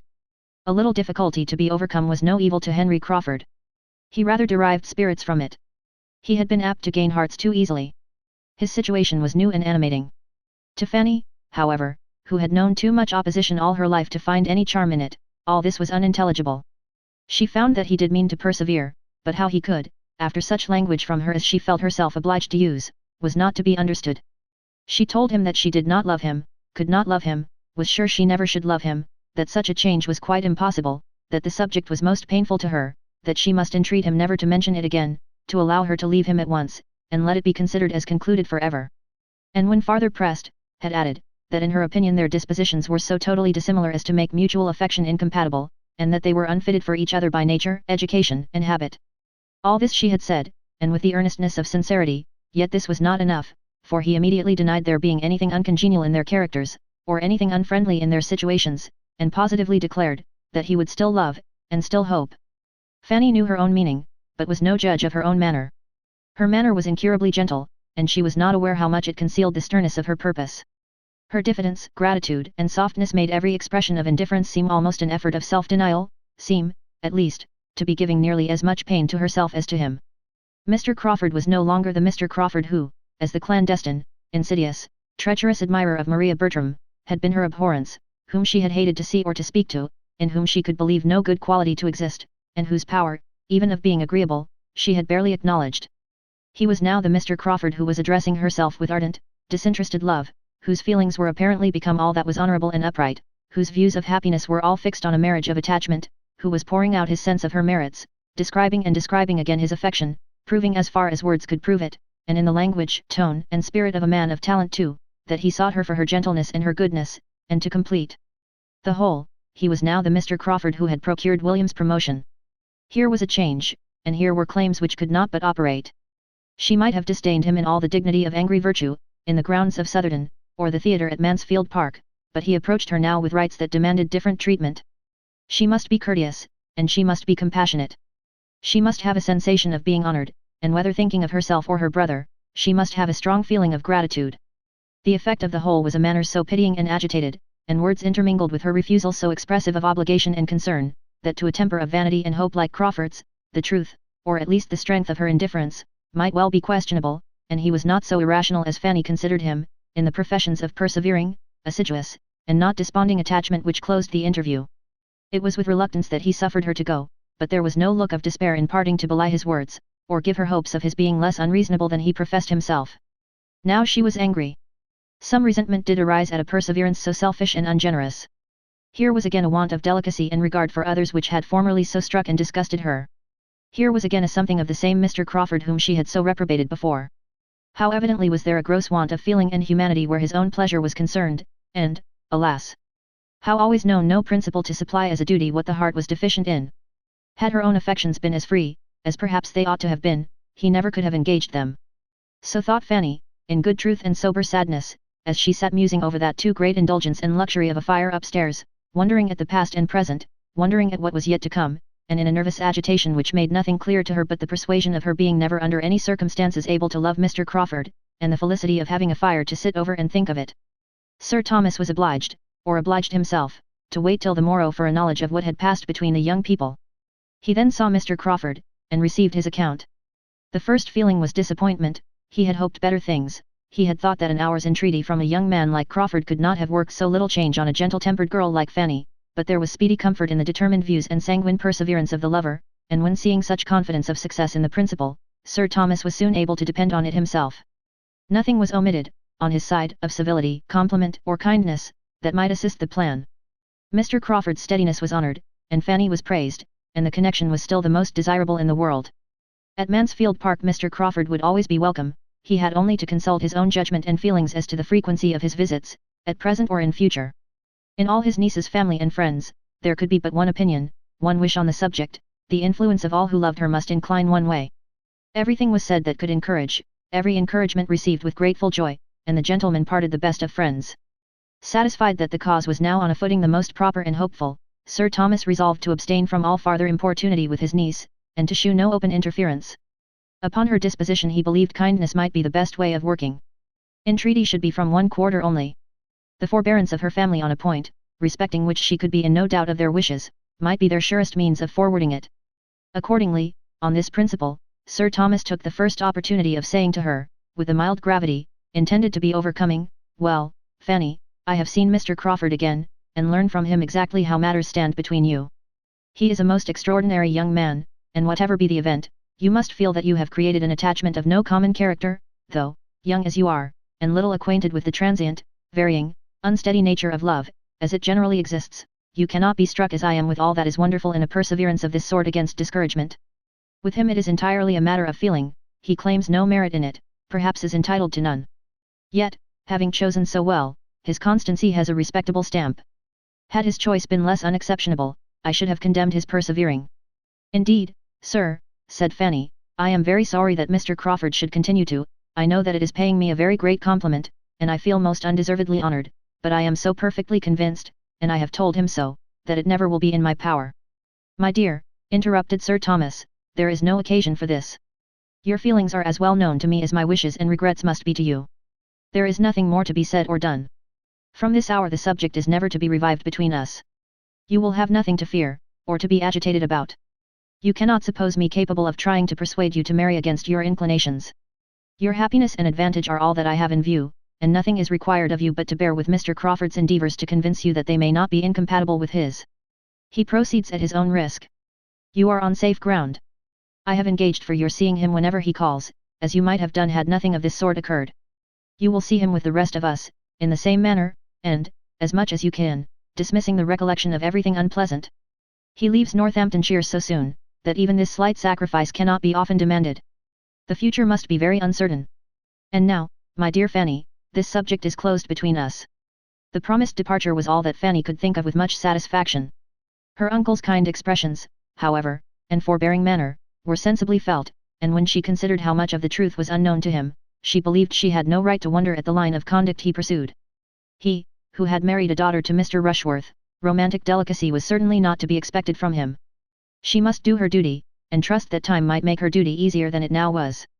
She could not, though only 18, suppose Mr. Crawford's attachment would hold out forever. She could not but imagine that steady, unceasing discouragement from herself would put an end to it in time. How much time she might, in her own fancy, allot for its dominion, is another concern. It would not be fair to inquire into a young lady's exact estimate of her own perfections. In spite of his intended silence, Sir Thomas found himself once more obliged to mention the subject to his niece, to prepare her briefly for its being imparted to her aunts, a measure which he would still have avoided, if possible, but which became necessary from the totally opposite feelings of Mr. Crawford as to any secrecy of proceeding. He had no idea of concealment. It was all known at the parsonage, where he loved to talk over the future with both his sisters, and it would be rather gratifying to him to have enlightened witnesses of the progress of his success. When Sir Thomas understood this, he felt the necessity of making his own wife and sister-in-law acquainted with the business without delay, though, on Fanny's account, he almost dreaded the effect of the communication to Mrs. Norris as much as Fanny herself. He deprecated her mistaken but well-meaning zeal. Sir Thomas, indeed, was, by this time, not very far from classing Mrs. Norris as one of those well-meaning people who are always doing mistaken and very disagreeable things. Mrs. Norris, however, relieved him. He pressed for the strictest forbearance and silence towards their niece. She not only promised, but did observe it. She only looked her increased ill will. Angry she was, bitterly angry, but she was more angry with Fanny for having received such an offer than for refusing it. It was an injury and affront to Julia, who ought to have been Mr. Crawford's choice, and, independently of that, she disliked Fanny, because she had neglected her, and she would have grudged such an elevation to one whom she had been always trying to depress. Sir Thomas gave her more credit for discretion on the occasion than she deserved, and Fanny could have blessed her for allowing her only to see her displeasure, and not to hear it. Lady Bertram took it differently. She had been a beauty, and a prosperous beauty, all her life, and beauty and wealth were all that excited her respect. To know Fanny to be sought in marriage by a man of fortune, raised her, therefore, very much in her opinion. By convincing her that Fanny was very pretty, which she had been doubting about before, and that she would be advantageously married, it made her feel a sort of credit in calling her niece. "Well, Fanny," said she, as soon as they were alone together afterwards, and she really had known something like impatience to be alone with her, and her countenance, as she spoke, had extraordinary animation. "Well, Fanny, I have had a very agreeable surprise this morning. I must just speak of it once. I told Sir Thomas the first must once, and then I shall have done. I give you joy, my dear niece."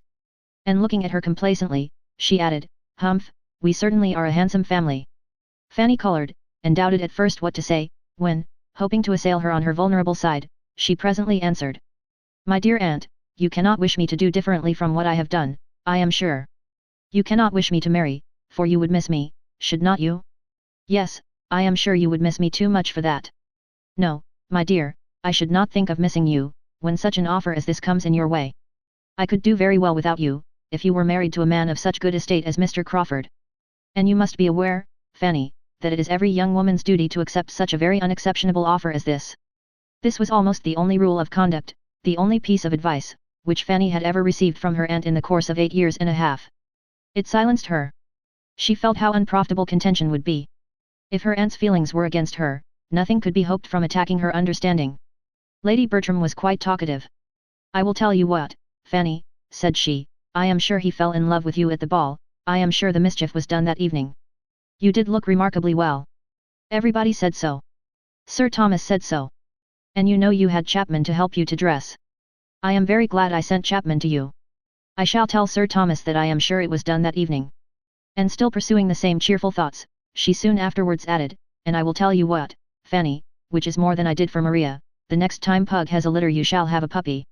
Chapter 34. Edmund had great things to hear on his return. Many surprises were awaiting him. The first that occurred was not least in interest, the appearance of Henry Crawford and his sister walking together through the village as he rode into it. He had concluded, he had meant them to be far distant. His absence had been extended beyond a fortnight purposely to avoid Miss Crawford.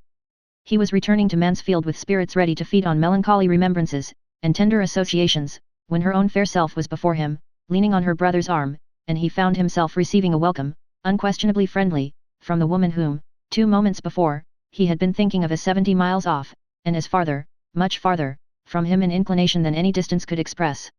Her reception of him was of a sort which he could not have hoped for, had he expected to see her. Coming as he did from such a purport fulfilled as had taken him away, he would have expected anything rather than a look of satisfaction, and words of simple, pleasant meaning. It was enough to set his heart in a glow, and to bring him home in the properest state for feeling the full value of the other joyful surprises at hand. William's promotion, with all its particulars, he was soon master of, and with such a secret provision of comfort within his own breast to help the joy, he found in it a source of most gratifying sensation and unvarying cheerfulness all dinner time. After dinner, when he and his father were alone, he had Fanny's history, and then all the great events of the last fortnight, and the present situation of matters at Mansfield were known to him. Fanny suspected what was going on. They sat so much longer than usual in the dining parlour, that she was sure they must be talking of her, and when tea at last brought them away, and she was to be seen by Edmund again, she felt dreadfully guilty. He came to her, sat down by her, took her hand, and pressed it kindly, and at that moment she thought that, but for the occupation and the scene which the tea things afforded, she must have betrayed her emotion in some unpardonable excess. He was not intending, however, by such action, to be conveying to her that unqualified approbation and encouragement which her hopes drew from it. It was designed only to express his participation in all that interested her, and to tell her that he had been hearing what quickened every feeling of affection.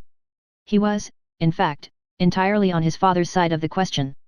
His surprise was not so great as his father's at her refusing Crawford, because, so far from supposing her to consider him with anything like a preference, he had always believed it to be rather the reverse, and could imagine her to be taken perfectly unprepared, but Sir Thomas could not regard the connection as more desirable than he did. It had every recommendation to him, and while honouring her for what she had done under the influence of her present indifference, honouring her in rather stronger terms than Sir Thomas could quite echo, he was most earnest in hoping, and sanguine in believing, that it would be a match at last, and that, united by mutual affection, it would appear that their dispositions were as exactly fitted to make them blessed in each other, as he was now beginning seriously to consider them. Crawford had been too precipitate. He had not given her time to attach herself. He had begun at the wrong end. With such powers as his, however, and such a disposition as hers, Edmund trusted that everything would work out a happy conclusion. Meanwhile, he saw enough of Fanny's embarrassment to make him scrupulously guard against exciting it a second time, by any word, or look, or movement. Crawford called the next day, and on the score of Edmund's return, Sir Thomas felt himself more than licensed to ask him to stay dinner. It was really a necessary compliment. He stayed of course, and Edmund had then ample opportunity for observing how he sped with Fanny, and what degree of immediate encouragement for him might be extracted from her manners, and it was so little, so very, very little, every chance, every possibility of it, resting upon her embarrassment only. If there was not hope in her confusion, there was hope in nothing else, that he was almost ready to wonder at his friend's perseverance. Fanny was worth it all, he held her to be worth every effort of patience, every exertion of mind, but he did not think he could have gone on himself with any woman breathing, without something more to warm his courage than his eyes could discern in hers. He was very willing to hope that Crawford saw clearer, and this was the most comfortable conclusion for his friend that he could come to from all that he observed to pass before, and after dinner. In the evening a few circumstances occurred which he thought more promising. When he and Crawford walked into the drawing room, his mother and Fanny were sitting as intently and silently at work as if there were nothing else to care for. Edmund could not help noticing their apparently deep tranquility. "We have not been so silent all the time," replied his mother. "Fanny has been reading to me, and only put the book down upon hearing you coming." And sure enough there was a book on the table which had the air of being very recently closed, a volume of Shakespeare. "She often reads to me out of those books, and she was in the middle of a very fine speech of that man's, what's his name, Fanny, when we heard your footsteps." Crawford took the volume. "Let me have the pleasure of finishing that speech to your ladyship," said he. "I shall find it immediately." And by carefully giving way to the inclination of the leaves, he did find it, or within a page or two, quite near enough to satisfy Lady Bertram, who assured him, as soon as he mentioned the name of Cardinal Wolsey, that he had got the very speech. Not a look or an offer of help had Fanny given, not a syllable for or against. All her attention was for her work. She seemed determined to be interested by nothing else. But taste was too strong in her. She could not abstract her mind 5 minutes, she was forced to listen. His reading was capital, and her pleasure in good reading extreme. To good reading, however, she had been long used. Her uncle read well, her cousins all, Edmund very well, but in Mr. Crawford's reading there was a variety of excellence beyond what she had ever met with.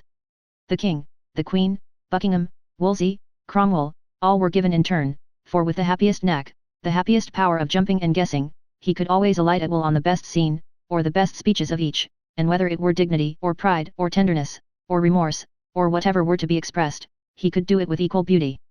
It was truly dramatic.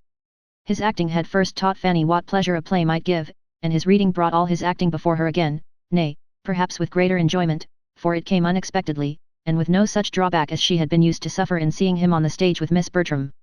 Edmund watched the progress of her attention, and was amused and gratified by seeing how she gradually slackened in the needlework, which at the beginning seemed to occupy her totally, how it fell from her hand while she sat motionless over it, and at last, how the eyes which had appeared so studiously to avoid him throughout the day were turned and fixed on Crawford, fixed on him for minutes, fixed on him, in short, till the attraction drew Crawford's upon her, and the book was closed, and the charm was broken.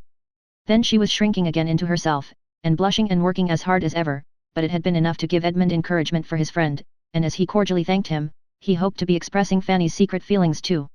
"That play must be a favourite with you," said he, "you read as if you knew it well." "It will be a favourite, I believe, from this hour," replied Crawford, "but I do not think I have had a volume of Shakespeare in my hand before since I was 15. I once saw Henry VIII acted, or I have heard of it from somebody who did, I am not certain which. But Shakespeare one gets acquainted with without knowing how. It is a part of an Englishman's constitution. His thoughts and beauties are so spread abroad that one touches them everywhere, one is intimate with him by instinct. No man of any brain can open at a good part of one of his plays without falling into the flow of his meaning immediately. No doubt one is familiar with Shakespeare in a degree," said Edmund, "from one's earliest years. His celebrated passages are quoted by everybody, they are in half the books we open, and we all talk Shakespeare, use his similes, and describe with his descriptions, but this is totally distinct from giving his sense as you gave it. To know him in bits and scraps is common enough, to know him pretty thoroughly is, perhaps, not uncommon, but to read him well aloud is no everyday talent." "Sir, you do me honour," was Crawford's answer, with a bow of mock gravity. Both gentlemen had a glance at Fanny, to see if a word of accordant praise could be extorted from her, yet both feeling that it could not be.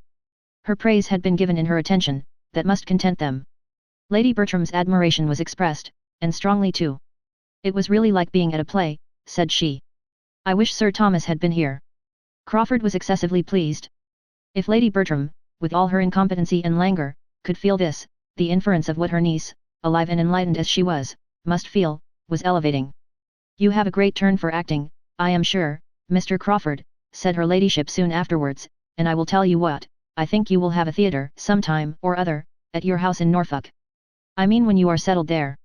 "I do indeed. I think you will fit up a theatre at your house in Norfolk." "Do you, ma'am?" cried he, with quickness. "No, no, that will never be.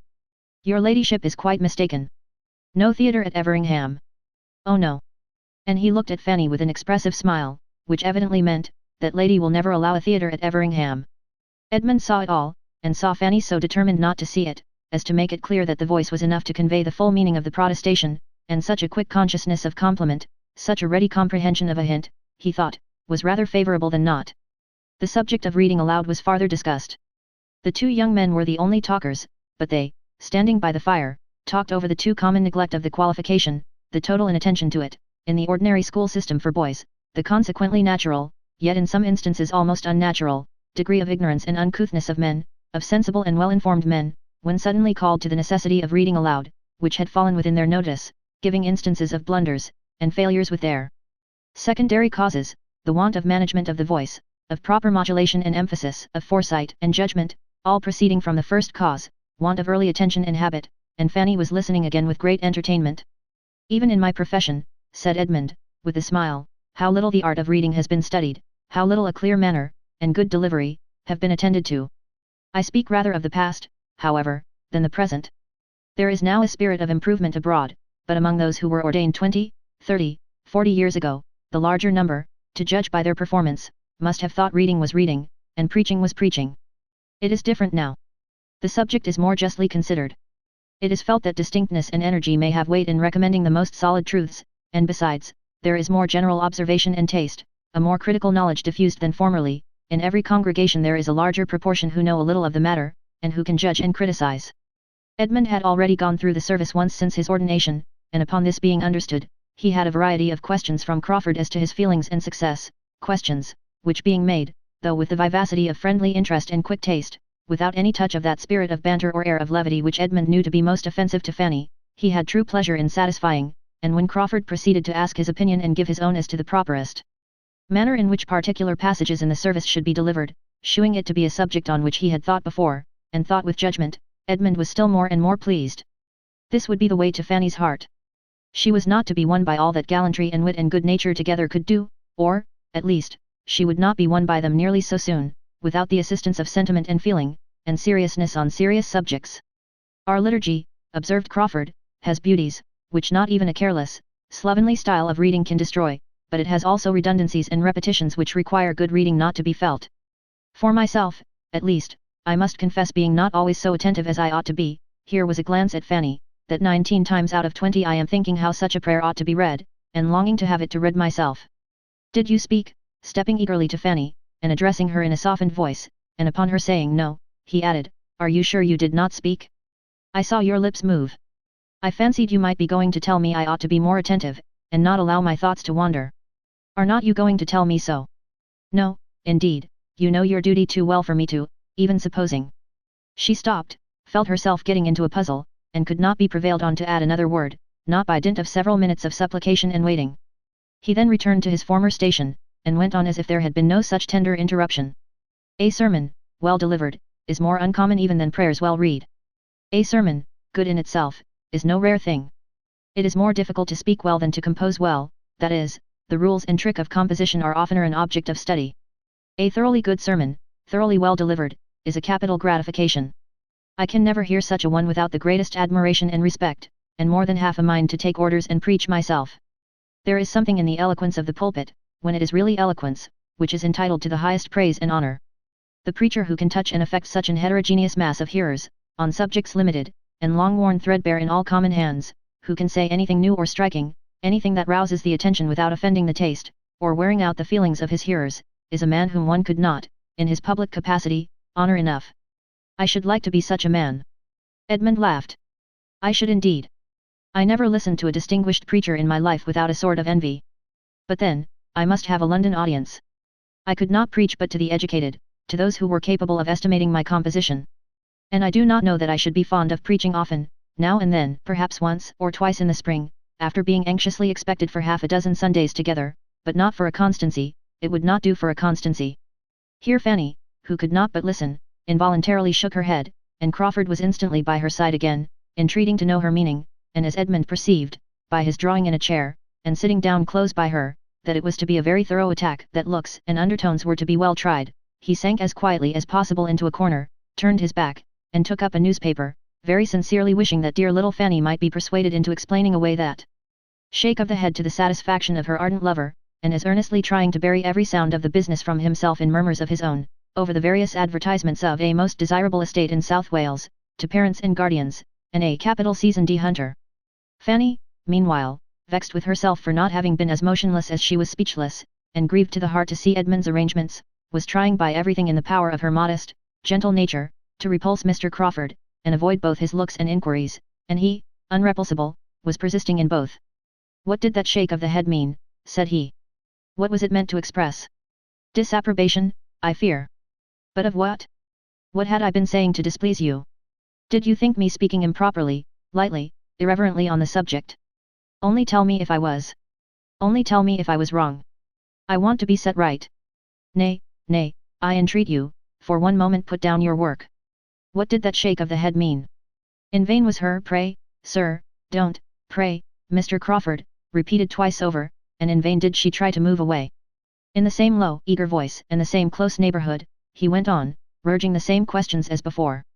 She grew more agitated and displeased. How can you, sir? You quite astonish me, I wonder how you can. Do I astonish you, said he. Do you wonder? Is there anything in my present entreaty that you do not understand? I will explain to you instantly all that makes me urge you in this manner, all that gives me an interest in what you look and do, and excites my present curiosity. I will not leave you to wonder long.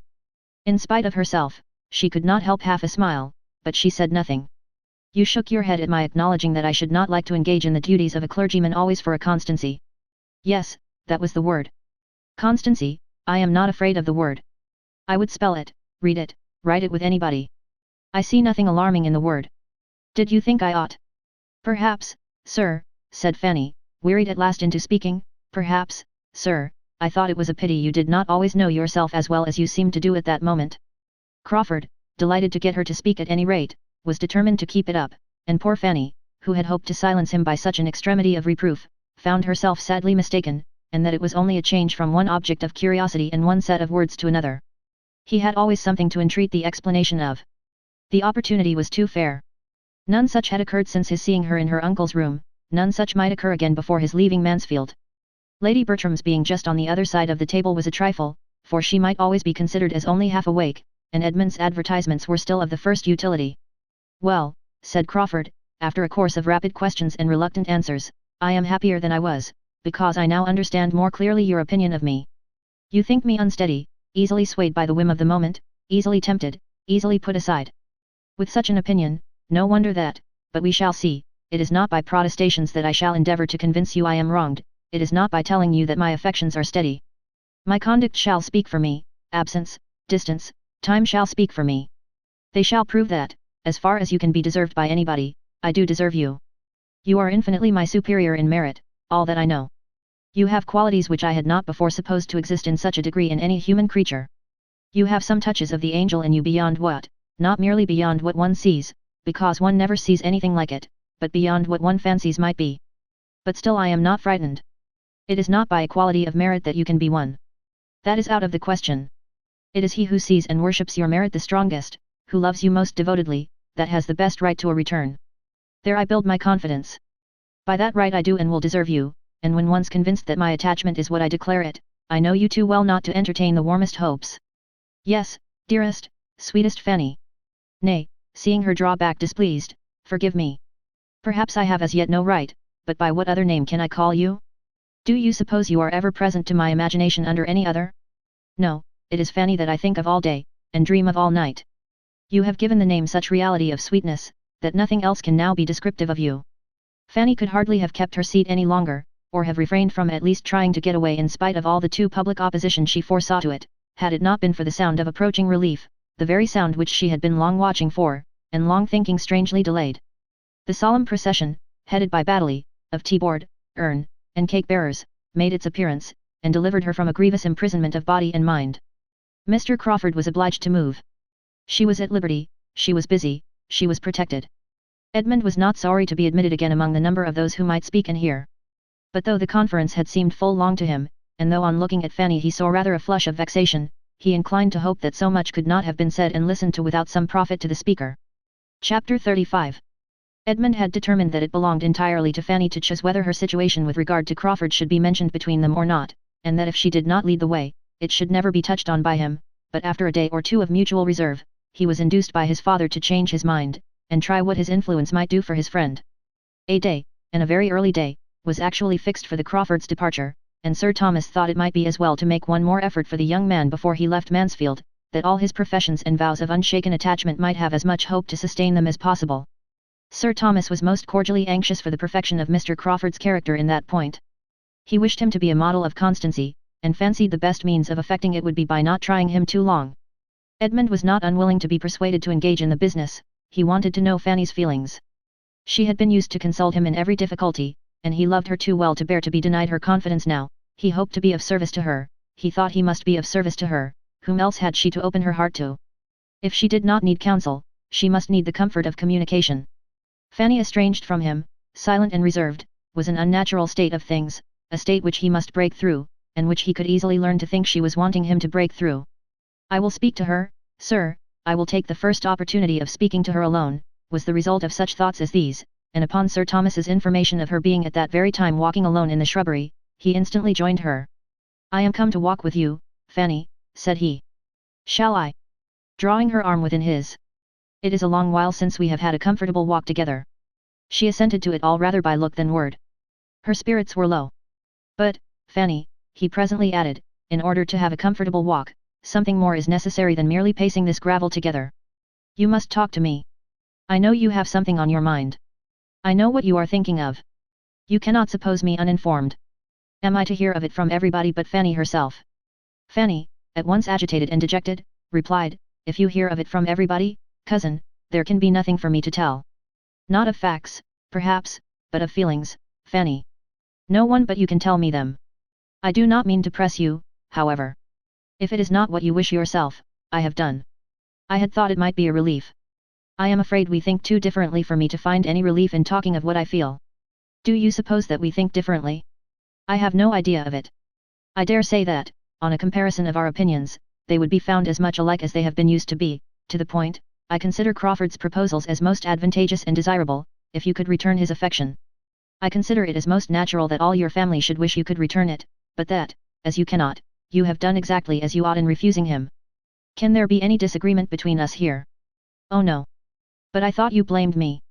I thought you were against me. This is such a comfort. This comfort you might have had sooner, Fanny, had you sought it. But how could you possibly suppose me against you? How could you imagine me an advocate for marriage without love? Were I even careless in general on such matters, how could you imagine me so where your happiness was at stake? My uncle thought me wrong, and I knew he had been talking to you. As far as you have gone, Fanny, I think you perfectly right. I may be sorry, I may be surprised, though hardly that, for you had not had time to attach yourself, but I think you perfectly right. Can it admit of a question? It is disgraceful to us if it does. You did not love him, nothing could have justified your accepting him. Fanny had not felt so comfortable for days and days. So far your conduct has been faultless, and they were quite mistaken who wished you to do otherwise. But the matter does not end here. Crawford's is no common attachment, he perseveres, with the hope of creating that regard which had not been created before. This, we know, must be a work of time. But, with an affectionate smile, let him succeed at last, Fanny, let him succeed at last. You have proved yourself upright and disinterested, prove yourself grateful and tender-hearted, and then you will be the perfect model of a woman which I have always believed you born for. Oh, never, never, never, he never will succeed with me. And she spoke with a warmth which quite astonished Edmund, and which she blushed at the recollection of herself, when she saw his look, and heard him reply, "Never." Fanny, so very determined and positive. This is not like yourself, your rational self. I mean, she cried, sorrowfully correcting herself, that I think I never shall, as far as the future can be answered for, I think I never shall return his regard. I must hope better things. I am aware, more aware than Crawford can be, that the man who means to make you love him, you having due notice of his intentions, must have very uphill work, for there are all your early attachments and habits in battle array, and before he can get your heart for his own use he has to unfasten it from all the holds upon things animate and inanimate, which so many years' growth have confirmed, and which are considerably tightened for the moment by the very idea of separation. I know that the apprehension of being forced to quit Mansfield will for a time be arming you against him. I wish he had not been obliged to tell you what he was trying for. I wish he had known you as well as I do, Fanny. Between us, I think we should have won you. My theoretical and his practical knowledge together could not have failed. He should have worked upon my plans. I must hope, however, that time, proving him, as I firmly believe it will, to deserve you by his steady affection, will give him his reward. I cannot suppose that you have not the wish to love him, the natural wish of gratitude. You must have some feeling of that sort. You must be sorry for your own indifference. We are so totally unlike, said Fanny, avoiding a direct answer, we are so very, very different in all our inclinations and ways, that I consider it as quite impossible we should ever be tolerably happy together, even if I could like him. There never were two people more dissimilar. We have not one taste in common. We should be miserable. You are mistaken, Fanny. The dissimilarity is not so strong. You are quite enough alike. You have tastes in common. You have moral and literary tastes in common. You have both warm hearts and benevolent feelings, and, Fanny, who that heard him read, and saw you listen to Shakespeare the other night, will think you unfitted as companions? You forget yourself, there is a decided difference in your tempers, I allow. He is lively, you are serious, but so much the better, his spirits will support yours. It is your disposition to be easily dejected and to fancy difficulties greater than they are. His cheerfulness will counteract this. He sees difficulties nowhere, and his pleasantness and gaiety will be a constant support to you. Your being so far unlike, Fanny, does not in the smallest degree make against the probability of your happiness together, do not imagine it. I am myself convinced that it is rather a favourable circumstance. I am perfectly persuaded that the tempers had better be unlike, I mean unlike in the flow of the spirits, in the manners, in the inclination for much or little company, in the propensity to talk or to be silent, to be grave or to be gay. Some opposition here is, I am thoroughly convinced, friendly to matrimonial happiness. I exclude extremes, of course, and a very close resemblance in all those points would be the likeliest way to produce an extreme. A counteraction, gentle and continual, is the best safeguard of manners and conduct. Full well could Fanny guess where his thoughts were now. Miss Crawford's power was all returning. He had been speaking of her cheerfully from the hour of his coming home. His avoiding her was quite at an end. He had dined at the parsonage only the preceding day. After leaving him to his happier thoughts for some minutes, Fanny, feeling it due to herself, returned to Mr. Crawford, and said, "It is not merely in temper that I consider him as totally unsuited to myself, though, in that respect, I think the difference between us too great, infinitely too great. His spirits often oppress me, but there is something in him which I object to still more. I must say, cousin, that I cannot approve his character. I have not thought well of him from the time of the play. I then saw him behaving, as it appeared to me, so very improperly and unfeelingly, I may speak of it now because it is all over, so improperly by poor Mr. Rushworth, not seeming to care how he exposed or hurt him, and paying attentions to my cousin Maria, which, in short, at the time of the play, I received an impression which will never be got over." "My dear Fanny," replied Edmund, scarcely hearing her to the end, "let us not, any of us, be judged by what we appeared at that period of general folly. The time of the play is a time which I hate to recollect. Maria was wrong, Crawford was wrong, we were all wrong together, but none so wrong as myself. Compared with me, all the rest were blameless. I was playing the fool with my eyes open. As a bystander," said Fanny, "perhaps I saw more than you did, and I do think that Mr. Rushworth was sometimes very jealous. Very possibly. No wonder. Nothing could be more improper than the whole business. I am shocked whenever I think that Maria could be capable of it, but, if she could undertake the part, we must not be surprised at the rest. Before the play, I am much mistaken if Julia did not think he was paying her attentions. Julia. I have heard before from someone of his being in love with Julia, but I could never see anything of it. And, Fanny, though I hope I do justice to my sister's good qualities, I think it very possible that they might, one or both, be more desirous of being admired by Crawford, and might shew that desire rather more unguardedly than was perfectly prudent. I can remember that they were evidently fond of his society, and with such encouragement, a man like Crawford, lively, and it may be, a little unthinking, might be led on to, there could be nothing very striking, because it is clear that he had no pretensions, his heart was reserved for you. And I must say, that its being for you has raised him inconceivably in my opinion. It does him the highest honour, it shews his proper estimation of the blessing of domestic happiness and pure attachment. It proves him unspoilt by his uncle. It proves him, in short, everything that I had been used to wish to believe him, and feared he was not. I am persuaded that he does not think, as he ought, on serious subjects. Say, rather, that he has not thought at all upon serious subjects, which I believe to be a good deal the case. How could it be otherwise, with such an education and adviser? Under the disadvantages, indeed, which both have had, is it not wonderful that they should be what they are? Crawford's feelings, I am ready to acknowledge, have hitherto been too much his guides. Happily, those feelings have generally been good. You will supply the rest, and a most fortunate man he is to attach himself to such a creature, to a woman who, firm as a rock in her own principles, has a gentleness of character so well adapted to recommend them. He has chosen his partner, indeed, with rare felicity. He will make you happy, Fanny, I know he will make you happy, but you will make him everything. I would not engage in such a charge, cried Fanny, in a shrinking accent, in such an office of high responsibility. As usual, believing yourself unequal to anything, fancying everything too much for you. Well, though I may not be able to persuade you into different feelings, you will be persuaded into them, I trust.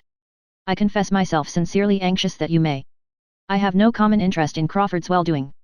Next to your happiness, Fanny, his has the first claim on me. You are aware of my having no common interest in Crawford. Fanny was too well aware of it to have anything to say, and they walked on together some 50 yards in mutual silence and abstraction. Edmund first began again. I was very much pleased by her manner of speaking of it yesterday, particularly pleased, because I had not depended upon her seeing everything in so just a light. I knew she was very fond of you, but yet I was afraid of her not estimating your worth to her brother quite as it deserved, and of her regretting that he had not rather fixed on some woman of distinction or fortune. I was afraid of the bias of those worldly maxims, which she has been too much used to hear. But it was very different. She spoke of you, Fanny, just as she ought. She desires the connection as warmly as your uncle or myself. We had a long talk about it. I should not have mentioned the subject, though very anxious to know her sentiments, but I had not been in the room 5 minutes before she began introducing it with all that openness of heart, and sweet peculiarity of manner, that spirit and ingenuousness which are so much a part of herself. Mrs. Grant laughed at her for her rapidity. Was Mrs. Grant in the room, then? Yes, when I reached the house I found the two sisters together by themselves, and when once we had begun, we had not done with you, Fanny, till Crawford and Dr. Grant came in. It is above a week since I saw Miss Crawford. Yes, she laments it, yet owns it may have been best. You will see her, however, before she goes. She is very angry with you, Fanny, you must be prepared for that. She calls herself very angry, but you can imagine her anger. It is the regret and disappointment of a sister, who thinks her brother has a right to everything he may wish for, at the first moment. She is hurt, as you would be for William, but she loves and esteems you with all her heart. I knew she would be very angry with me. My dearest Fanny, cried Edmund, pressing her arm closer to him, do not let the idea of her anger distress you. It is anger to be talked of rather than felt. Her heart is made for love and kindness, not for resentment. I wish you could have overheard her tribute of praise, I wish you could have seen her countenance, when she said that you should be Henry's wife. And I observed that she always spoke of you as Fanny, which she was never used to do, and it had a sound of most sisterly cordiality.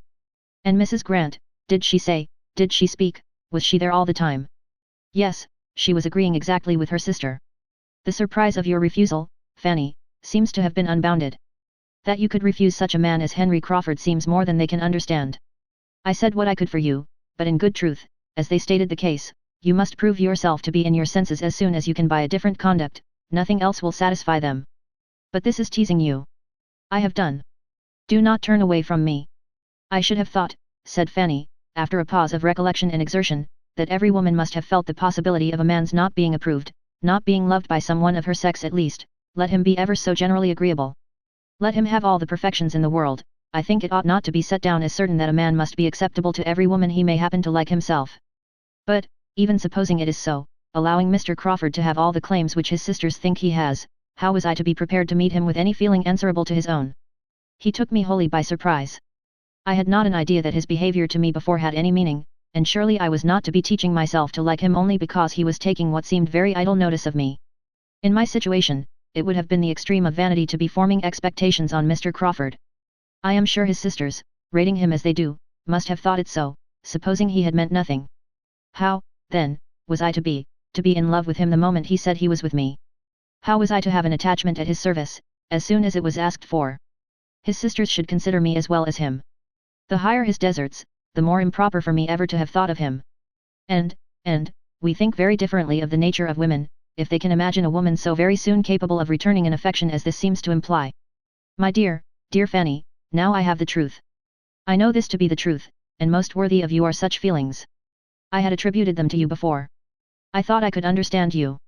You have now given exactly the explanation which I ventured to make for you to your friend and Mrs. Grant, and they were both better satisfied, though your warm-hearted friend was still run away with a little by the enthusiasm of her fondness for Henry. I told them that you were of all human creatures the one over whom habit had most power and novelty least, and that the very circumstance of the novelty of Crawford's addresses was against him. Their being so new and so recent was all in their disfavor, that you could tolerate nothing that you were not used to, and a great deal more to the same purpose, to give them a knowledge of your character. Miss Crawford made us laugh by her plans of encouragement for her brother.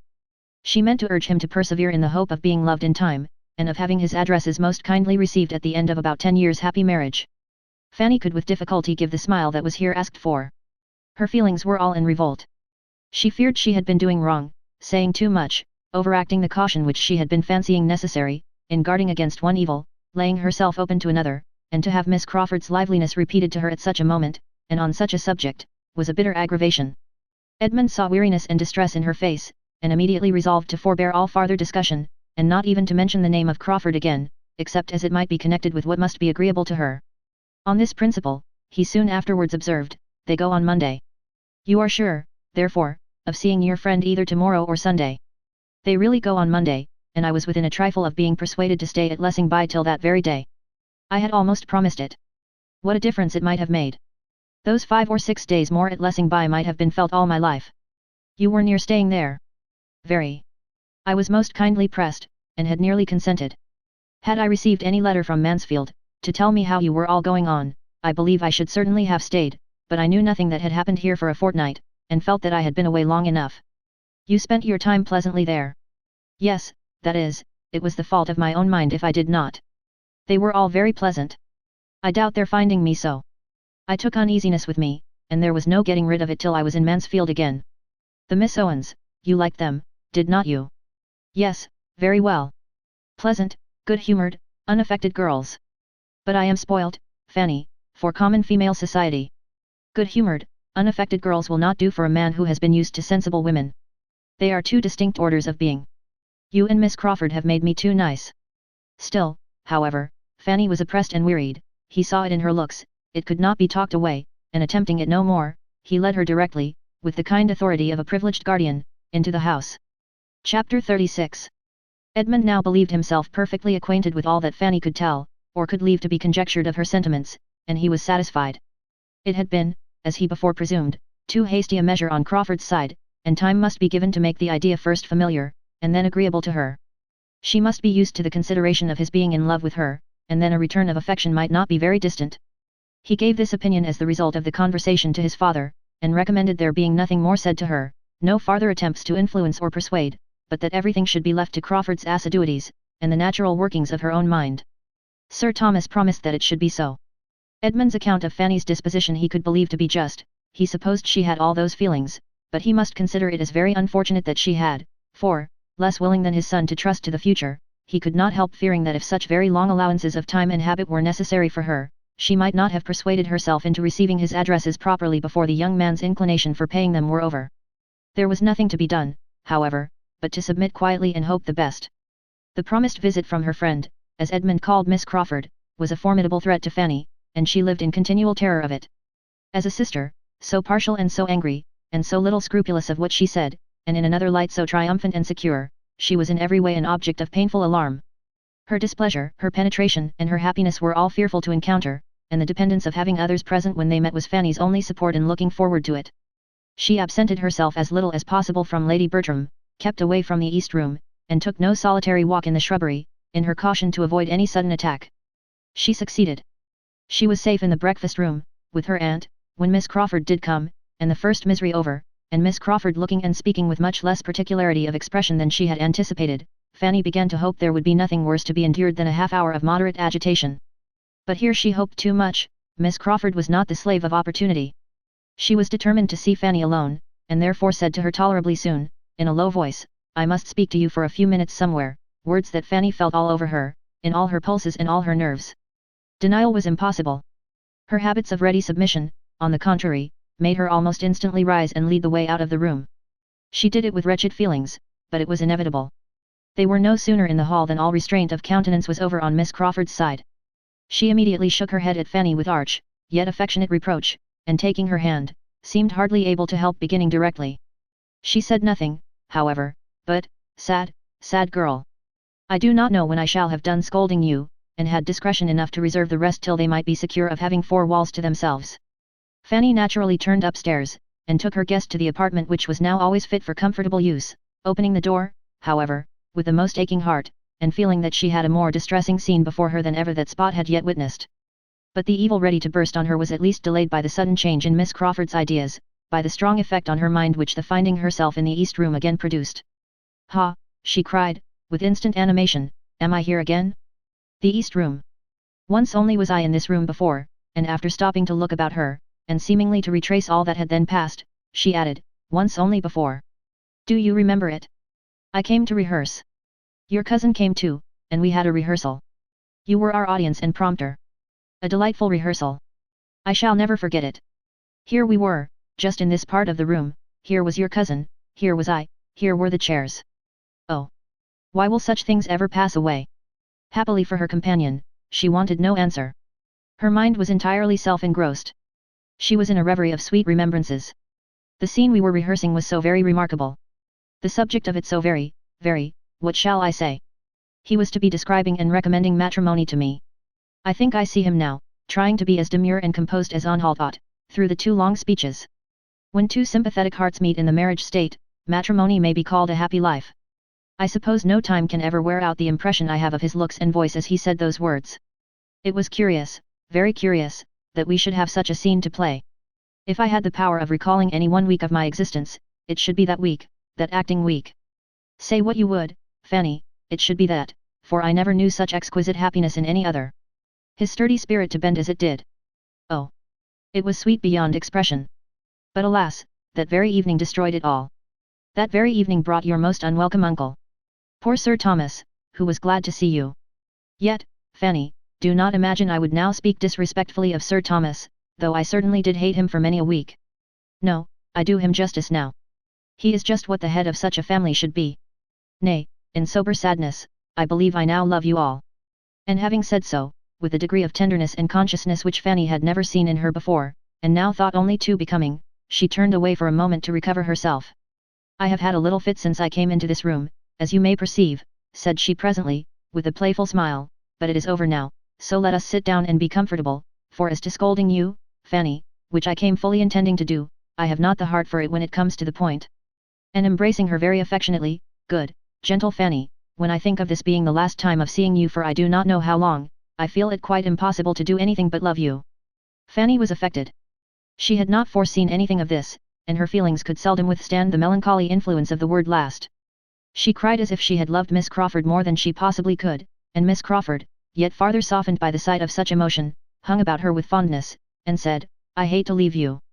I shall see no one half so amiable where I am going. Who says we shall not be sisters? I know we shall. I feel that we are born to be connected, and those tears convince me that you feel it too, dear Fanny." Fanny roused herself, and replying only in part, said, "But you are only going from one set of friends to another. You are going to a very particular friend." "Yes, very true. Mrs. Fraser has been my intimate friend for years. But I have not the least inclination to go near her. I can think only of the friends I am leaving, my excellent sister, yourself, and the Bertrams in general. You have all so much more heart among you than one finds in the world at large. You all give me a feeling of being able to trust and confide in you, which in common intercourse one knows nothing of. I wish I had settled with Mrs. Fraser not to go to her till after Easter, a much better time for the visit, but now I cannot put her off.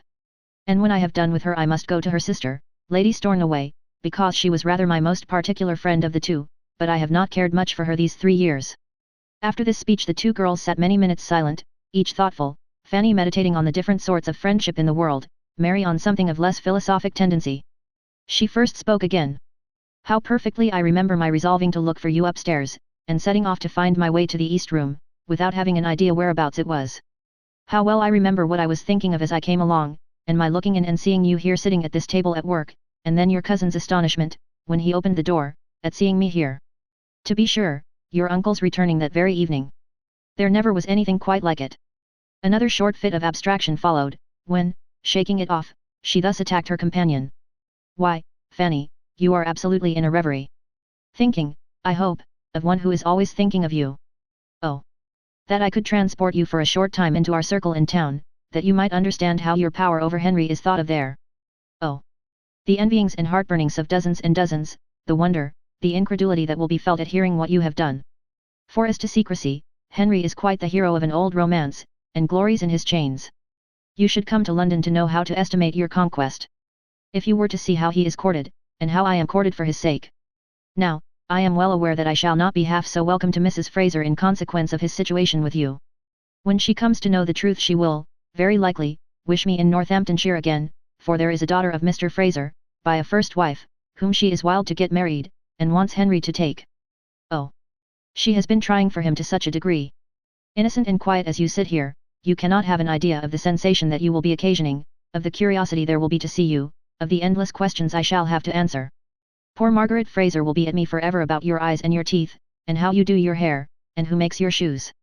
I wish Margaret were married, for my poor friend's sake, for I look upon the Frasers to be about as unhappy as most other married people.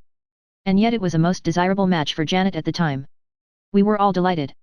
She could not do otherwise than accept him, for he was rich, and she had nothing, but he turns out ill-tempered and exigent, and wants a young woman, a beautiful young woman of 25, to be as steady as himself. And my friend does not manage him well, she does not seem to know how to make the best of it. There is a spirit of irritation which, to say nothing worse, is certainly very ill-bred.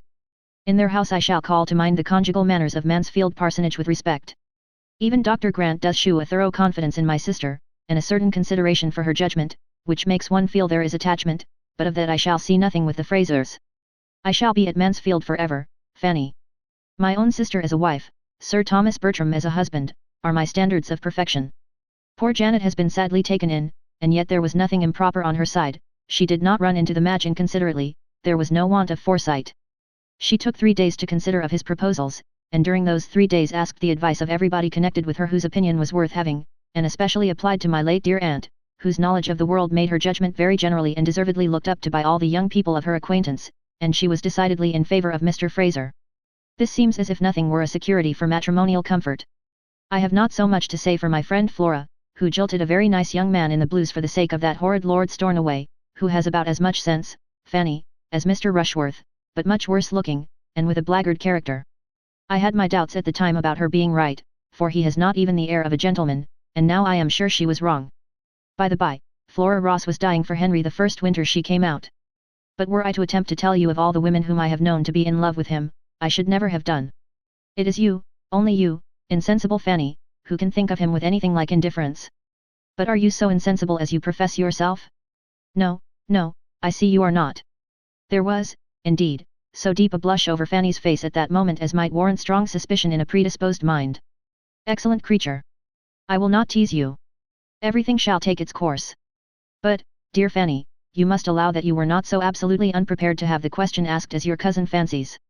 It is not possible but that you must have had some thoughts on the subject, some surmises as to what might be. You must have seen that he was trying to please you by every attention in his power. Was not he devoted to you at the ball? And then before the ball, the necklace. Oh! You received it just as it was meant. You were as conscious as heart could desire. I remember it perfectly. Do you mean, then, that your brother knew of the necklace beforehand? Oh! Miss Crawford, that was not fair. Knew of it. It was his own doing entirely, his own thought. I am ashamed to say that it had never entered my head, but I was delighted to act on his proposal for both your sakes. I will not say, replied Fanny, that I was not half afraid at the time of its being so, for there was something in your look that frightened me, but not at first. I was as unsuspicious of it at first, indeed I was. It is as true as that I sit here.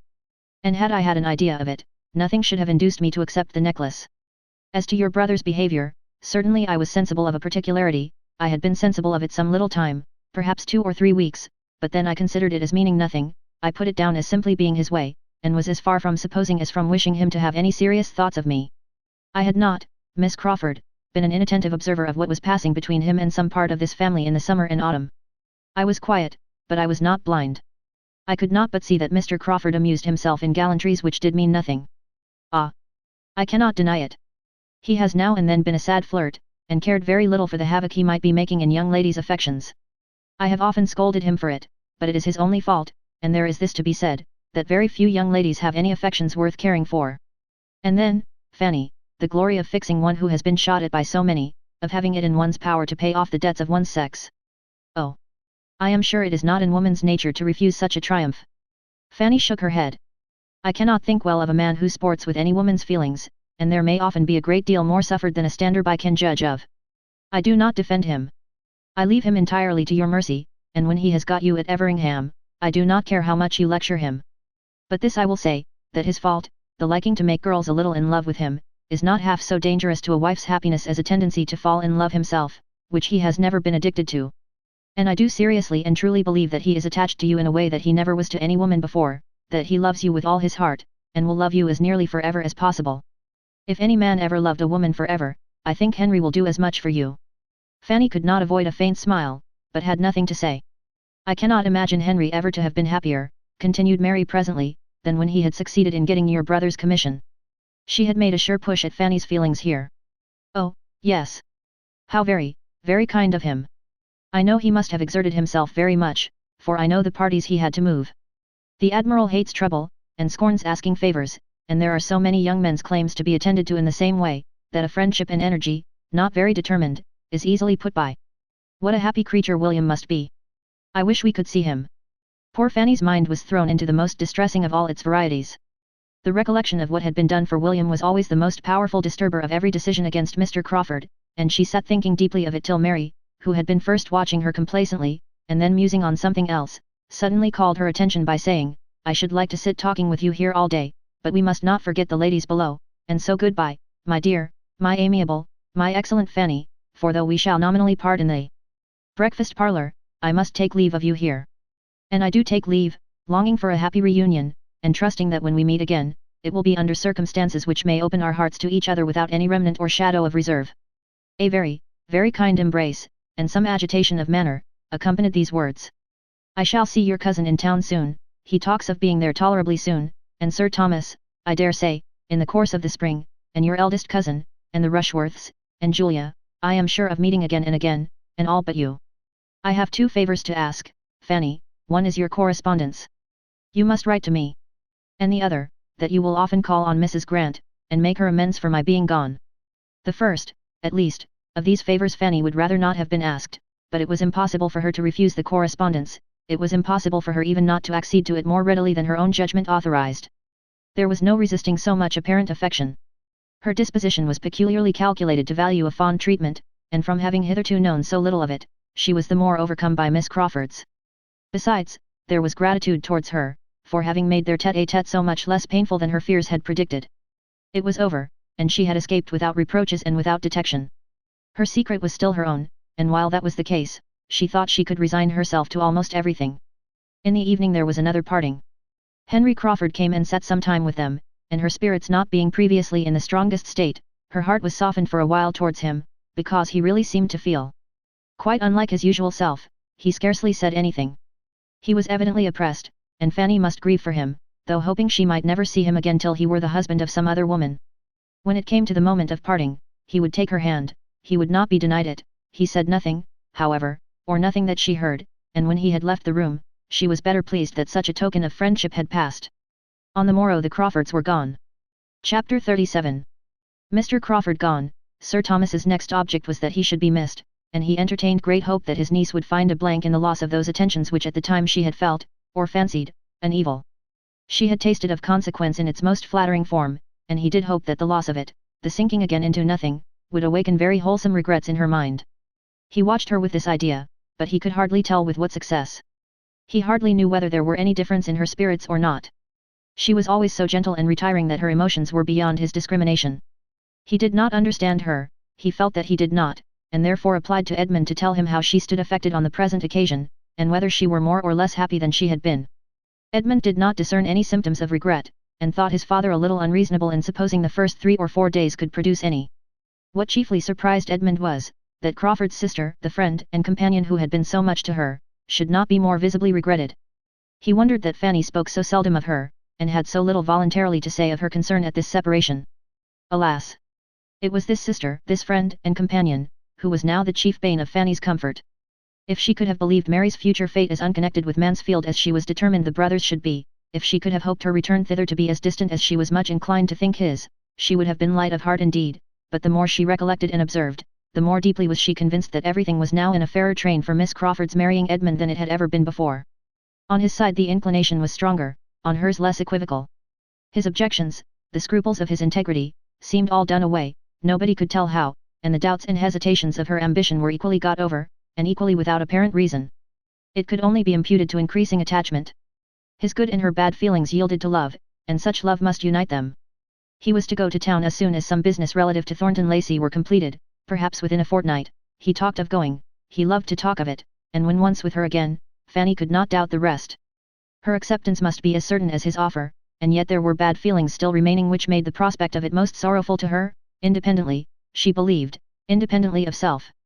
In their very last conversation, Miss Crawford, in spite of some amiable sensations, and much personal kindness, had still been Miss Crawford, still shown a mind led astray and bewildered, and without any suspicion of being so, darkened, yet fancying itself light. She might love, but she did not deserve Edmund by any other sentiment. Fanny believed there was scarcely a second feeling in common between them, and she may be forgiven by older sages for looking on the chance of Miss Crawford's future improvement as nearly desperate, for thinking that if Edmund's influence in this season of love had already done so little in clearing her judgment, and regulating her notions, his worth would be finally wasted on her even in years of matrimony. Experience might have hoped more for any young people so circumstanced, and impartiality would not have denied to Miss Crawford's nature that participation of the general nature of women which would lead her to adopt the opinions of the man she loved and respected as her own. But as such were Fanny's persuasions, she suffered very much from them, and could never speak of Miss Crawford without pain. Sir Thomas, meanwhile, went on with his own hopes and his own observations, still feeling a right, by all his knowledge of human nature, to expect to see the effect of the loss of power and consequence on his niece's spirits, and the past attentions of the lover producing a craving for their return, and he was soon afterwards able to account for his not yet completely and indubitably seeing all this, by the prospect of another visitor, whose approach he could allow to be quite enough to support the spirits he was watching. William had obtained a 10 days' leave of absence, to be given to Northamptonshire, and was coming, the happiest of lieutenants, because the latest maid, to shew his happiness and describe his uniform. He came, and he would have been delighted to shew his uniform there too, had not cruel custom prohibited its appearance except on duty. So the uniform remained at Portsmouth, and Edmund conjectured that before Fanny had any chance of seeing it, all its own freshness and all the freshness of its wearer's feelings must be worn away. It would be sunk into a badge of disgrace, for what can be more unbecoming, or more worthless, than the uniform of a lieutenant, who has been a lieutenant a year or two, and sees others made commanders before him?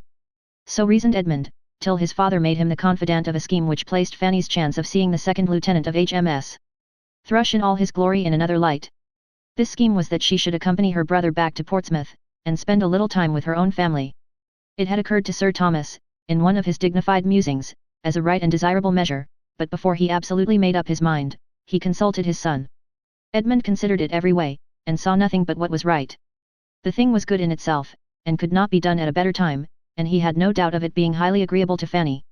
This was enough to determine Sir Thomas, and a decisive "then so it shall be" closed that stage of the business, Sir Thomas retiring from it with some feelings of satisfaction, and views of good over and above what he had communicated to his son, for his prime motive in sending her away had very little to do with the propriety of her seeing her parents again, and nothing at all with any idea of making her happy. He certainly wished her to go willingly, but he as certainly wished her to be heartily sick of home before her visit ended, and that a little abstinence from the elegancies and luxuries of Mansfield Park would bring her mind into a sober state, and incline her to adjust her estimate of the value of that home of greater permanence, and equal comfort, of which she had the offer. It was a medicinal project upon his niece's understanding, which he must consider as at present diseased. A residence of 8 or 9 years in the abode of wealth and plenty had a little disordered her powers of comparing and judging. Her father's house would, in all probability, teach her the value of a good income, and he trusted that she would be the wiser and happier woman, all her life, for the experiment he had devised. Had Fanny been at all addicted to raptures, she must have had a strong attack of them when she first understood what was intended, when her uncle first made her the offer of visiting the parents and brothers and sisters, from whom she had been divided almost half her life, of returning for a couple of months to the scenes of her infancy, with William for the protector and companion of her journey, and the certainty of continuing to see William to the last hour of his remaining on land.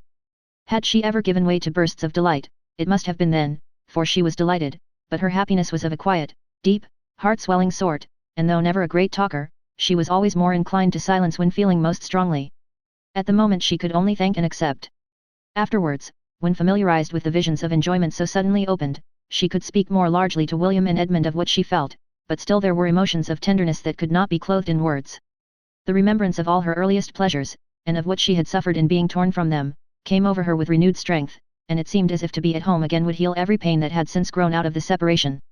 To be in the center of such a circle, loved by so many, and more loved by all than she had ever been before, to feel affection without fear or restraint, to feel herself the equal of those who surrounded her, to be at peace from all mention of the Crawfords, safe from every look which could be fancied a reproach on their account.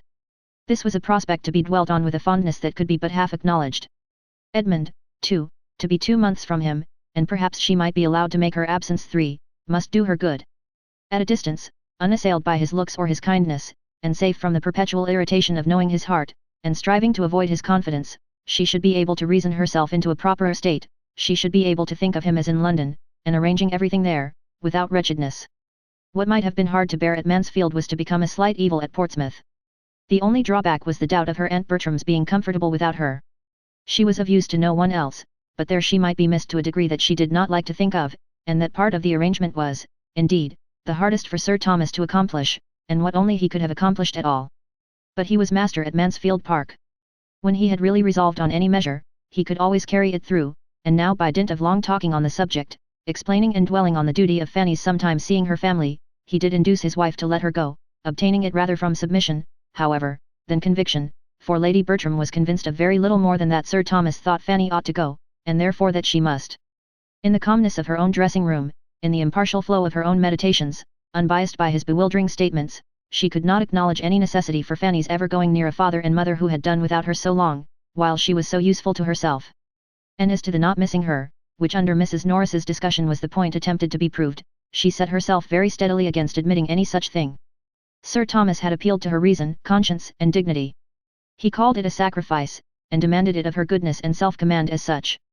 But Mrs. Norris wanted to persuade her that Fanny could be very well spared, she being ready to give up all her own time to her as requested, and, in short, could not really be wanted or missed. "That may be, sister," was all Lady Bertram's reply.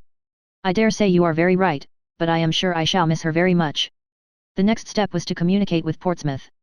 Fanny wrote to offer herself, and her mother's answer, though short, was so kind, a few simple lines expressed so natural and motherly a joy in the prospect of seeing her child again, as to confirm all the daughter's views of happiness in being with her, convincing her that she should now find a warm and affectionate friend in the mamma who had certainly shown no remarkable fondness for her formerly, but this she could easily suppose to have been her own fault or her own fancy. She had probably alienated love by the helplessness and fretfulness of a fearful temper, or been unreasonable in wanting a larger share than any one among so many could deserve. Now, when she knew better how to be useful, and how to forbear, and when her mother could be no longer occupied by the incessant demands of a house full of little children, there would be leisure and inclination for every comfort, and they should soon be what mother and daughter ought to be to each other. William was almost as happy in the plan as his sister. It would be the greatest pleasure to him to have her there to the last moment before he sailed, and perhaps find her there still when he came in from his first cruise. And besides, he wanted her so very much to see the Thrush before she went out of harbour. The Thrush was certainly the finest sloop in the service, and there were several improvements in the dockyard, too, which he quite longed to shew her. He did not scruple to add that her being at home for a while would be a great advantage to everybody. "I do not know how it is," said he, "but we seem to want some of your nice ways and orderliness at my father's. The house is always in confusion. You will set things going in a better way, I am sure. You will tell my mother how it all ought to be, and you will be so useful to Susan, and you will teach Betsy, and make the boys love and mind you. How right and comfortable it will all be." By the time Mrs. Price's answer arrived, there remained but a very few days more to be spent at Mansfield, and for part of one of those days the young travellers were in a good deal of alarm on the subject of their journey, for when the mode of it came to be talked of, and Mrs. Norris found that all her anxiety to save her brother-in-law's money was vain, and that in spite of her wishes and hints for a less expensive conveyance of Fanny, they were to travel post, when she saw Sir Thomas actually give William notes for the purpose, she was struck with the idea of there being room for a third in the carriage, and suddenly seized with a strong inclination to go with them, to go and see her poor dear sister Price. She proclaimed her thoughts.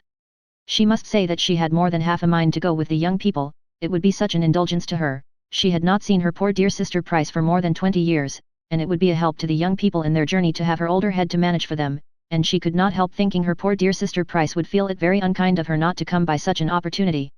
William and Fanny were horror-struck at the idea. All the comfort of their comfortable journey would be destroyed at once. With woeful countenances they looked at each other. Their suspense lasted an hour or two. No one interfered to encourage or dissuade. Mrs. Norris was left to settle the matter by herself, and it ended, to the infinite joy of her nephew and niece, in the recollection that she could not possibly be spared from Mansfield Park at present, that she was a great deal too necessary to Sir Thomas and Lady Bertram for her to be able to answer it to herself to leave them even for a week, and therefore must certainly sacrifice every other pleasure to that of being useful to them. It had, in fact, occurred to her, that though taken to Portsmouth for nothing, it would be hardly possible for her to avoid paying her own expenses back again. So her poor dear sister Price was left to all the disappointment of her missing such an opportunity, and another 20 years' absence, perhaps, begun. Edmund's plans were affected by this Portsmouth journey, this absence of Fanny's. He too had a sacrifice to make to Mansfield Park as well as his aunt. He had intended, about this time, to be going to London, but he could not leave his father and mother just when everybody else of most importance to their comfort was leaving them, and with an effort, felt but not boasted of, he delayed for a week or two longer a journey which he was looking forward to with the hope of its fixing his happiness forever. He told Fanny of it. She knew so much already, that she must know everything. It made the substance of one other confidential discourse about Miss Crawford, and Fanny was the more affected from feeling it to be the last time in which Miss Crawford's name would ever be mentioned between them with any remains of liberty. Once afterwards she was alluded to by him. Lady Bertram had been telling her niece in the evening to write to her soon and often, and promising to be a good correspondent herself, and Edmund, at a convenient moment, then added in a whisper, "And I shall write to you, Fanny, when I have anything worth writing about, anything to say that I think you will like to hear, and that you will not hear so soon from any other quarter."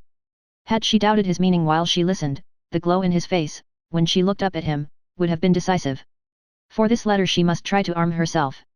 That a letter from Edmund should be a subject of terror. She began to feel that she had not yet gone through all the changes of opinion and sentiment which the progress of time and variation of circumstances occasion in this world of changes. The vicissitudes of the human mind had not yet been exhausted by her. Poor Fanny! Though going as she did willingly and eagerly, the last evening at Mansfield Park must still be wretchedness. Her heart was completely sad at parting. She had tears for every room in the house, much more for every beloved inhabitant. She clung to her aunt, because she would miss her, she kissed the hand of her uncle with struggling sobs, because she had displeased him, and as for Edmund, she could neither speak, nor look, nor think, when the last moment came with him, and it was not till it was over that she knew he was giving her the affectionate farewell of a brother. All this passed overnight, for the journey was to begin very early in the morning, and when the small, diminished party met at breakfast, William and Fanny were talked of as already advanced one stage. Chapter 38. The novelty of travelling, and the happiness of being with William, soon produced their natural effect on Fanny's spirits, when Mansfield Park was fairly left behind, and by the time their first stage was ended, and they were to quit Sir Thomas's carriage, she was able to take leave of the old coachman, and send back proper messages, with cheerful looks. Of pleasant talk between the brother and sister there was no end. Everything supplied an amusement to the high glee of William's mind, and he was full of frolic and joke in the intervals of their higher-toned subjects, all of which ended, if they did not begin, in praise of the thrush, conjectures how she would be employed, schemes for an action with some superior force, which, supposing the first lieutenant out of the way, and William was not very merciful to the first lieutenant, was to give himself the next step as soon as possible, or speculations upon prize money, which was to be generously distributed at home, with only the reservation of enough to make the little cottage comfortable, in which he and Fanny were to pass all their middle and later life together. Fanny's immediate concerns, as far as they involved Mr. Crawford, made no part of their conversation. William knew what had passed, and from his heart lamented that his sister's feelings should be so cold towards a man whom he must consider as the first of human characters, but he was of an age to be all for love, and therefore unable to blame, and knowing her wish on the subject, he would not distress her by the slightest allusion. She had reason to suppose herself not yet forgotten by Mr. Crawford. She had heard repeatedly from his sister within the 3 weeks which had passed since their leaving Mansfield, and in each letter there had been a few lines from himself, warm and determined like his speeches. It was a correspondence which Fanny found quite as unpleasant as she had feared.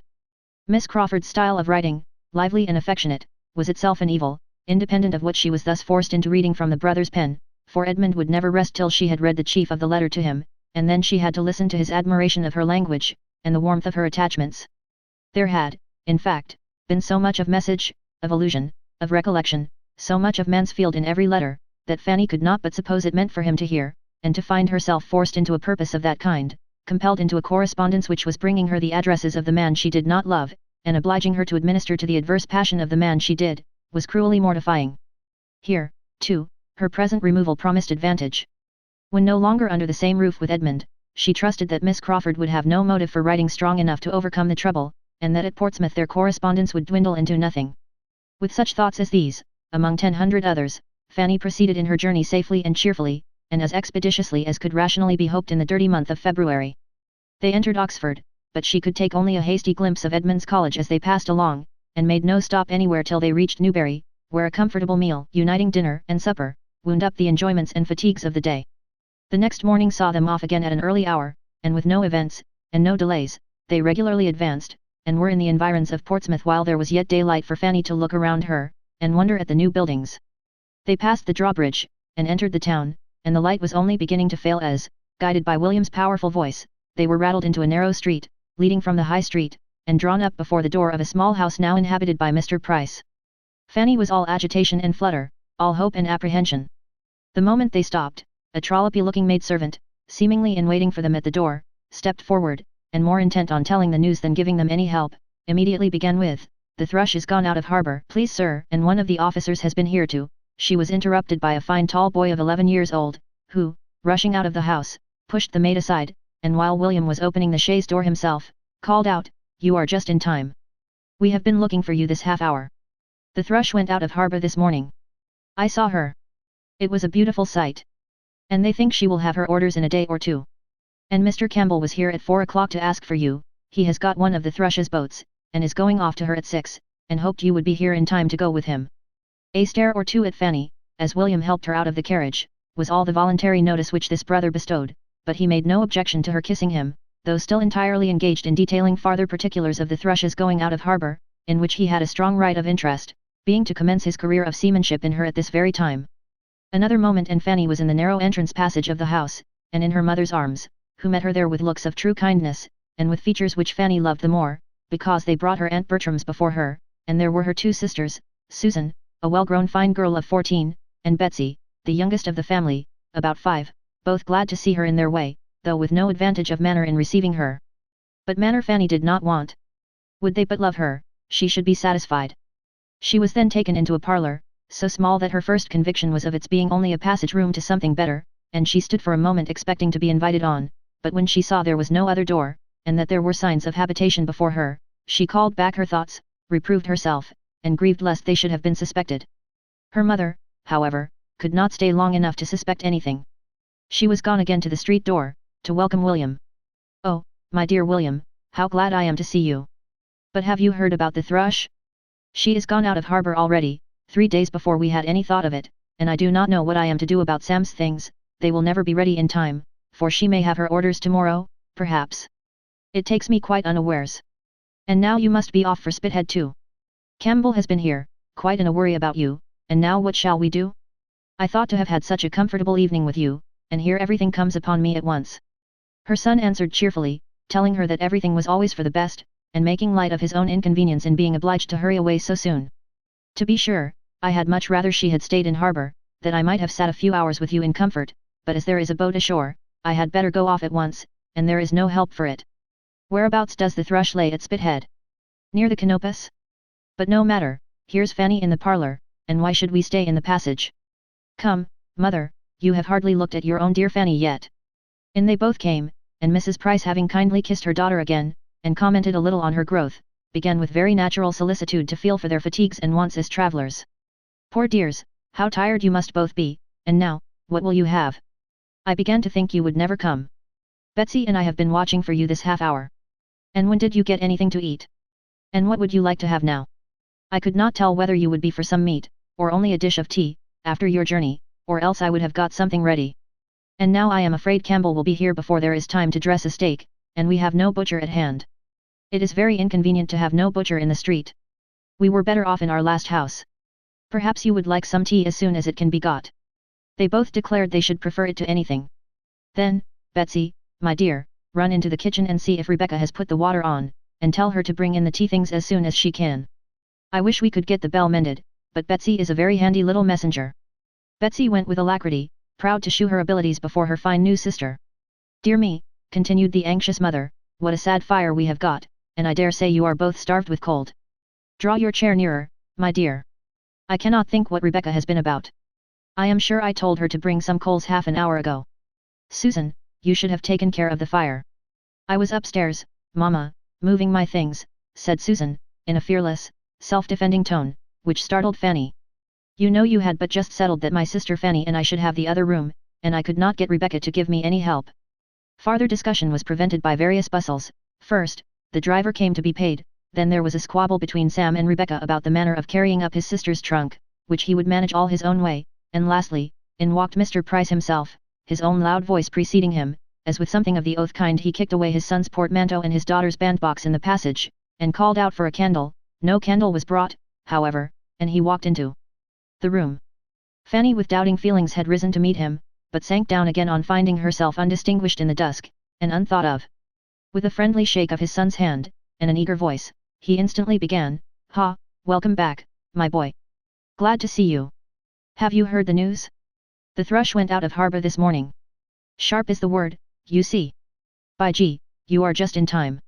The doctor has been here inquiring for you, he has got one of the boats, and is to be off for Spithead by 6, so you had better go with him. I have been to Turner's about your mess, it is all in a way to be done. I should not wonder if you had your orders tomorrow, but you cannot sail with this wind, if you are to cruise to the westward, and Captain Walsh thinks you will certainly have a cruise to the westward, with the Elephant. By gee, I wish you may.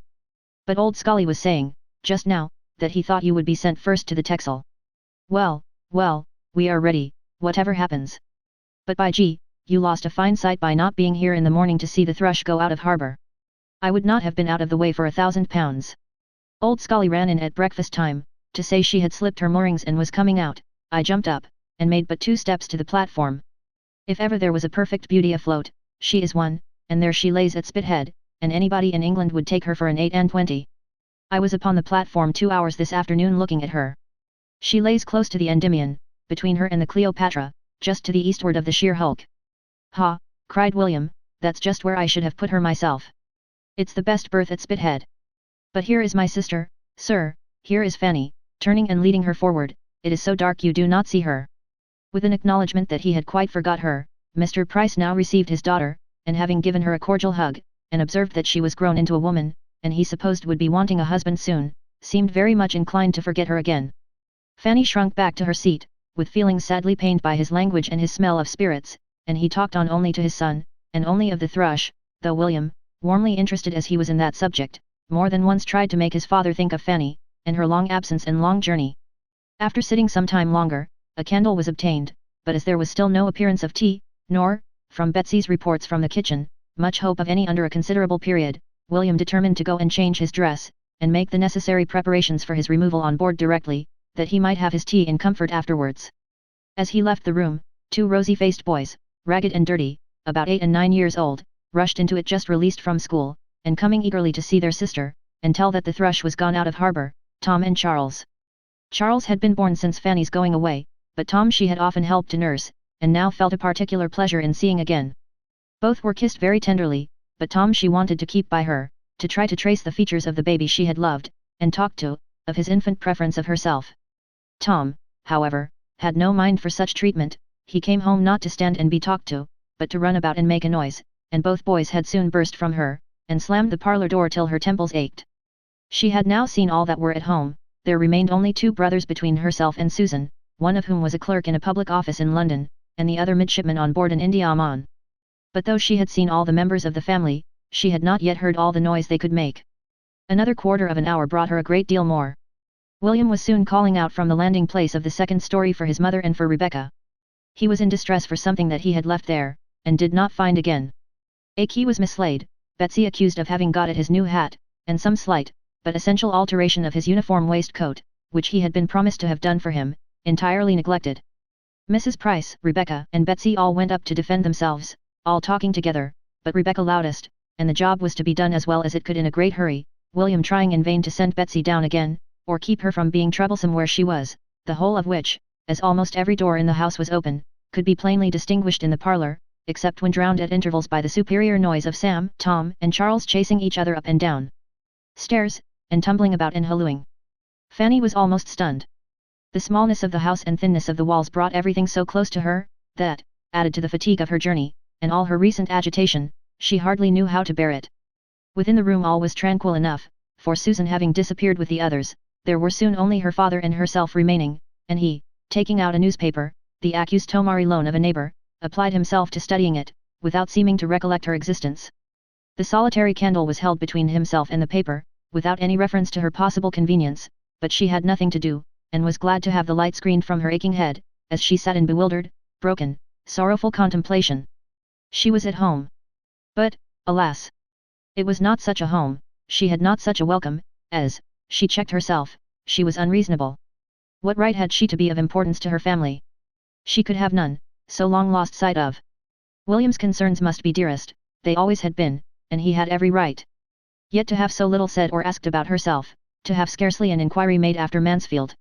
It did pain her to have Mansfield forgotten, the friends who had done so much, the dear, dear friends. But here, one subject swallowed up all the rest.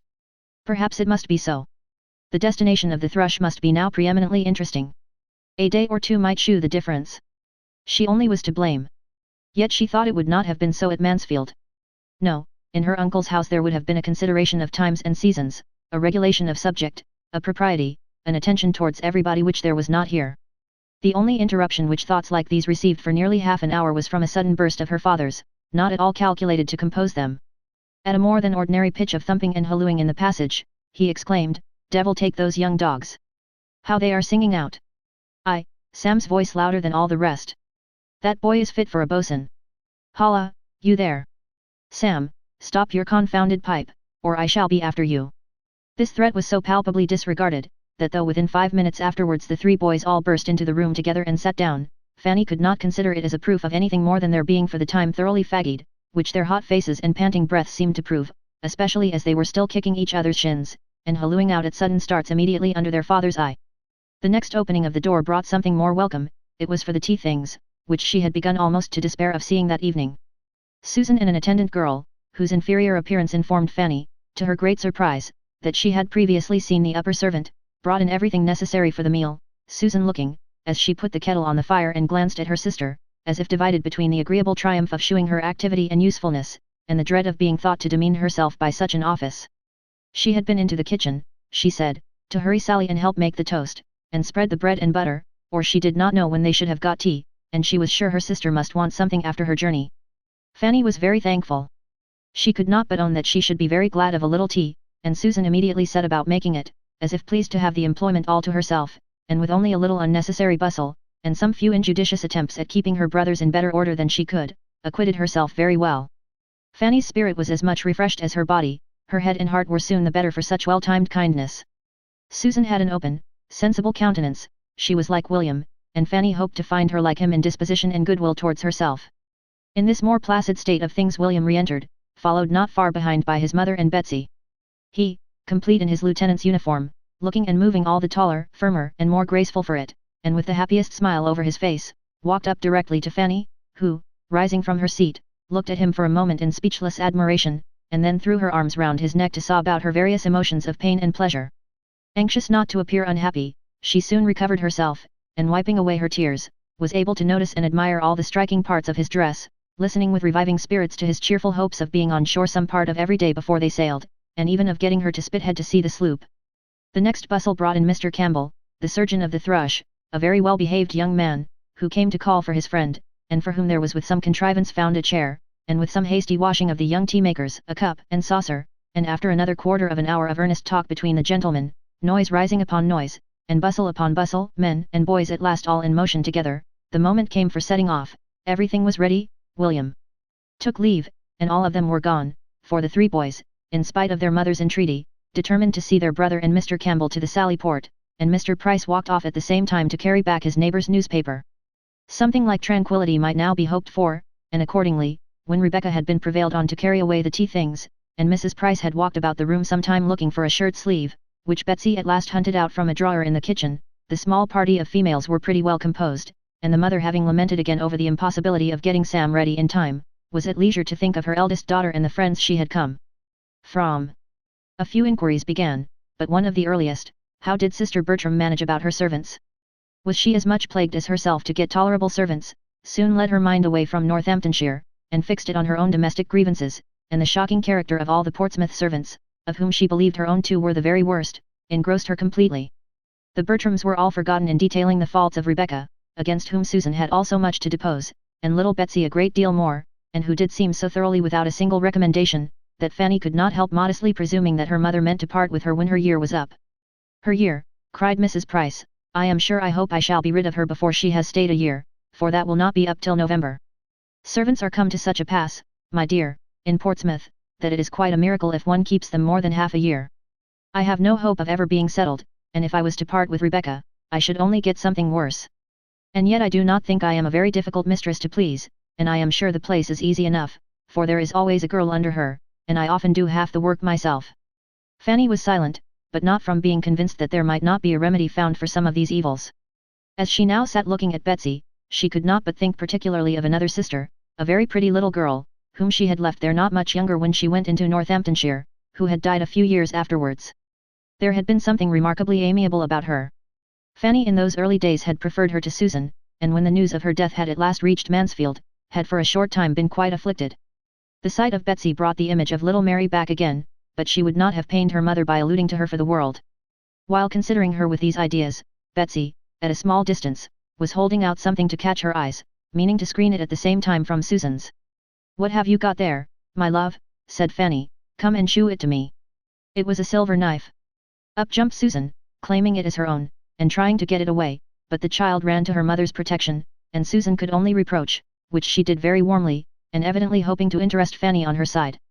It was very hard that she was not to have her own knife. It was her own knife. Little sister Mary had left it to her upon her deathbed, and she ought to have had it to keep herself long ago.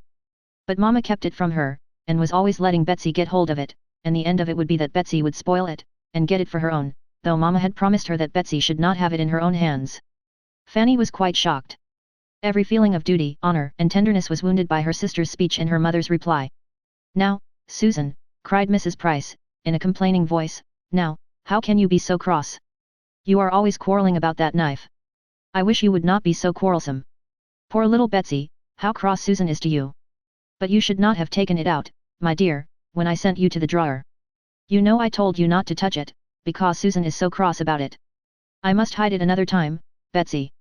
Poor Mary little thought it would be such a bone of contention when she gave it me to keep, only 2 hours before she died. Poor little soul. She could but just speak to be heard, and she said so prettily, 'Let Sister Susan have my knife, Mamma, when I am dead and buried.' Poor little dear. She was so fond of it, Fanny, that she would have it lay by her in bed, all through her illness. It was the gift of her good godmother, old Mrs. Admiral Maxwell, only 6 weeks before she was taken for death. Poor little sweet creature. Well, she was taken away from evil to come. My own Betsy, fondling her, you have not the luck of such a good godmother. Aunt Norris lives too far off to think of such little people as you." Fanny had indeed nothing to convey from Aunt Norris, but a message to say she hoped that her goddaughter was a good girl, and learned her book. There had been at one moment a slight murmur in the drawing room at Mansfield Park about sending her a prayer book, but no second sound had been heard of such a purpose. Mrs. Norris, however, had gone home and taken down 2 old prayer books of her husband with that idea, but, upon examination, the ardor of generosity went off. One was found to have too small a print for a child's eyes, and the other to be too cumbersome for her to carry about. Fanny, fatigued and fatigued again, was thankful to accept the first invitation of going to bed, and before Betsy had finished her cry at being allowed to sit up only 1 hour extraordinary in honor of sister, she was off, leaving all below in confusion and noise again, the boys begging for toasted cheese, her father calling out for his rum and water, and Rebecca never where she ought to be. There was nothing to raise her spirits in the confined and scantily furnished chamber that she was to share with Susan. The smallness of the rooms above and below, indeed, and the narrowness of the passage and staircase, struck her beyond her imagination. She soon learned to think with respect of her own little attic at Mansfield Park, in that house reckoned too small for anybody's comfort. Chapter 39. Could Sir Thomas have seen all his niece's feelings, when she wrote her first letter to her aunt, he would not have despaired, for though a good night's rest, a pleasant morning, the hope of soon seeing William again, and the comparatively quiet state of the house, from Tom and Charles being gone to school, Sam on some project of his own, and her father on his usual lounges, enabled her to express herself cheerfully on the subject of home, there were still, to her own perfect consciousness, many drawbacks suppressed. Could he have seen only half that she felt before the end of a week, he would have thought Mr. Crawford sure of her, and been delighted with his own sagacity. Before the week ended, it was all disappointment. In the first place, William was gone. The Thrush had had her orders, the wind had changed, and he was sailed within 4 days from their reaching Portsmouth, and during those days she had seen him only twice, in a short and hurried way, when he had come ashore on duty. There had been no free conversation, no walk on the ramparts, no visit to the dockyard, no acquaintance with the Thrush, nothing of all that they had planned and depended on. Everything in that quarter failed her, except William's affection. His last thought on leaving home was for her. He stepped back again to the door to say, "Take care of Fanny, mother. She is tender, and not used to rough it like the rest of us. I charge you, take care of Fanny."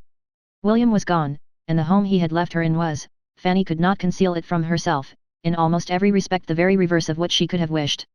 It was the abode of noise, disorder, and impropriety.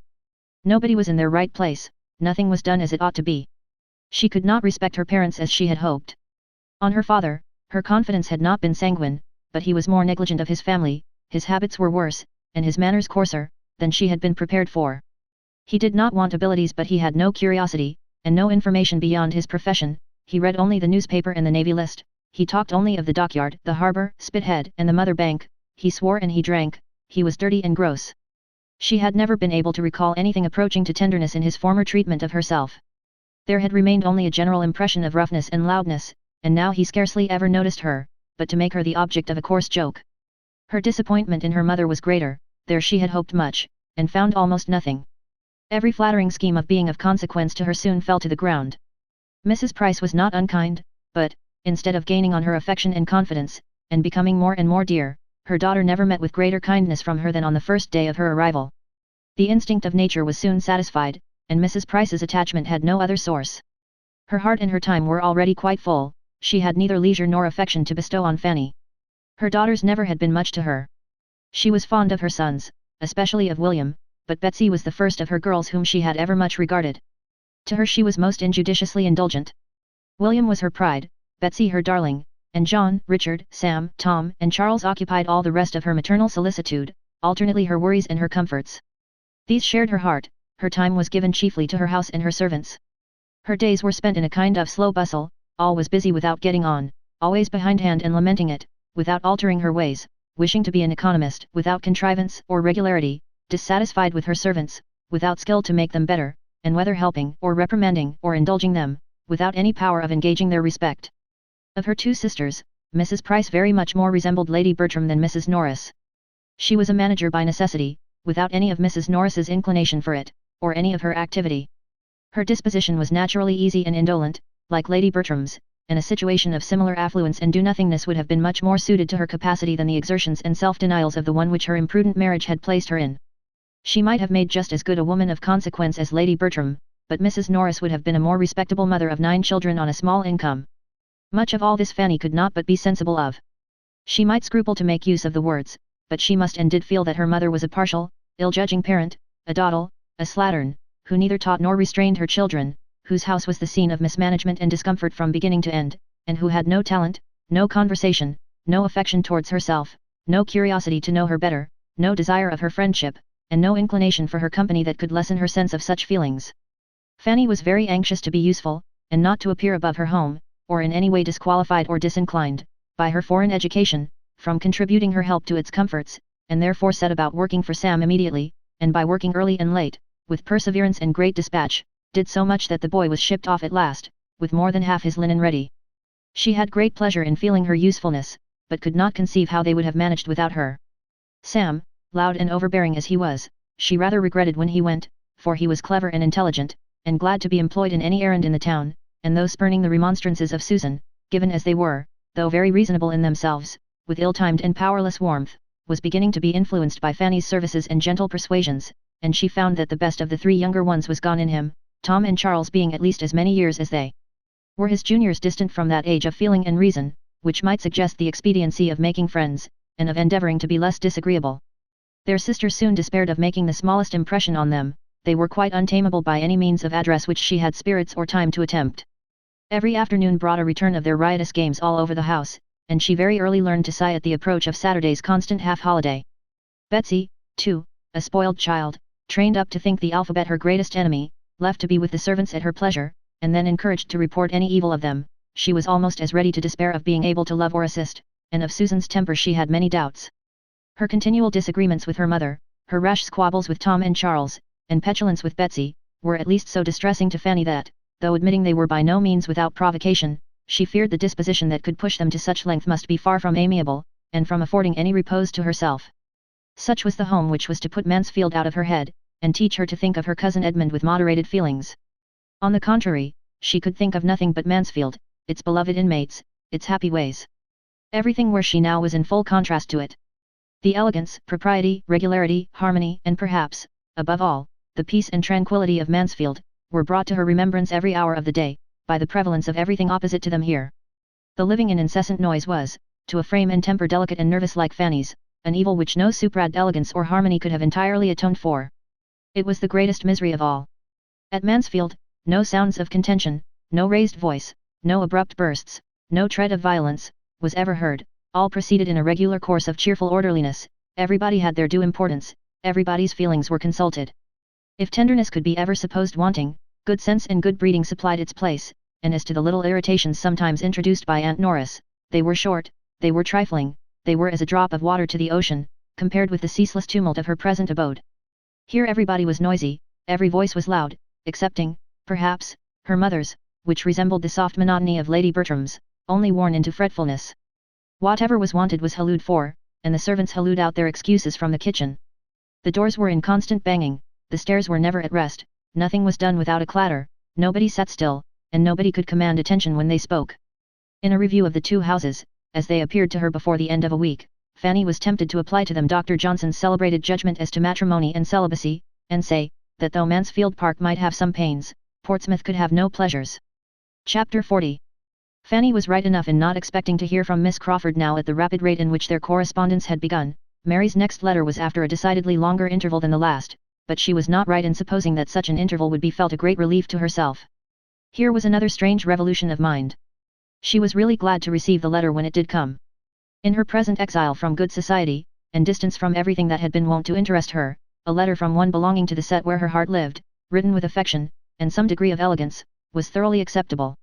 The usual plea of increasing engagements was made in excuse for not having written to her earlier, and now that I have begun, she continued, my letter will not be worth your reading, for there will be no little offering of love at the end, no 3 or 4 lines passionese from the most devoted HC in the world, for Henry is in Norfolk, business called him to Everingham 10 days ago, or perhaps he only pretended the call, for the sake of being travelling at the same time that you were.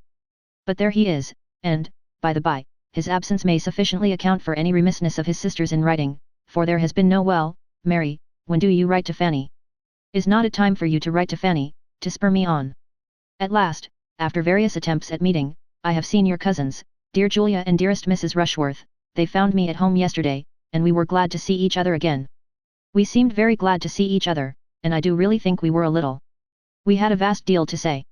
Shall I tell you how Mrs. Rushworth looked when your name was mentioned? I did not use to think her wanting in self-possession, but she had not quite enough for the demands of yesterday. Upon the whole, Julia was in the best looks of the two, at least after you were spoken of. There was no recovering the complexion from the moment that I spoke of Fanny, and spoke of her as a sister should. But Mrs. Rushworth's day of good looks will come, we have cards for her first party on the 28th. Then she will be in beauty, for she will open one of the best houses in Wimpole Street. I was in it 2 years ago, when it was Lady Lascelles, and prefer it to almost any I know in London, and certainly she will then feel, to use a vulgar phrase, that she has got her pennyworth for her penny. Henry could not have afforded her such a house. I hope she will recollect it, and be satisfied, as well as she may, with moving the queen of a palace, though the king may appear best in the background, and as I have no desire to tease her, I shall never force your name upon her again. She will grow sober by degrees. From all that I hear and guess, Baron Wildenham's attentions to Julia continue, but I do not know that he has any serious encouragement. She ought to do better. A poor honourable is no catch, and I cannot imagine any liking in the case, for take away his rents, and the poor Baron has nothing. What a difference a vowel makes! If his rents were but equal to his rents. Your cousin Edmund moves slowly, detained, perchance, by parish duties. There may be some old woman at Thornton Lacey to be converted. I am unwilling to fancy myself neglected for a young one. Adieu. My dear sweet Fanny, this is a long letter from London, write me a pretty one in reply to gladden Henry's eyes, when he comes back, and send me an account of all the dashing young captains whom you disdain for his sake. There was great food for meditation in this letter, and chiefly for unpleasant meditation, and yet, with all the uneasiness it supplied, it connected her with the absent, it told her of people and things about whom she had never felt so much curiosity as now, and she would have been glad to have been sure of such a letter every week. Her correspondence with her Aunt Bertram was her only concern of higher interest. As for any society in Portsmouth, that could at all make amends for deficiencies at home, there were none within the circle of her father's and mother's acquaintance to afford her the smallest satisfaction. She saw nobody in whose favour she could wish to overcome her own shyness and reserve. The men appeared to her all coarse, the women all pert, everybody underbred, and she gave as little contentment as she received from introductions either to old or new acquaintance.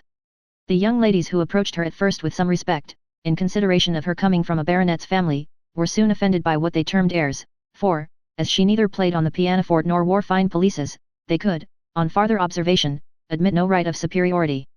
The first solid consolation which Fanny received for the evils of home, the first which her judgment could entirely approve, and which gave any promise of durability, was in a better knowledge of Susan, and a hope of being of service to her. Susan had always behaved pleasantly to herself, but the determined character of her general manners had astonished and alarmed her, and it was at least a fortnight before she began to understand a disposition so totally different from her own. Susan saw that much was wrong at home, and wanted to set it right.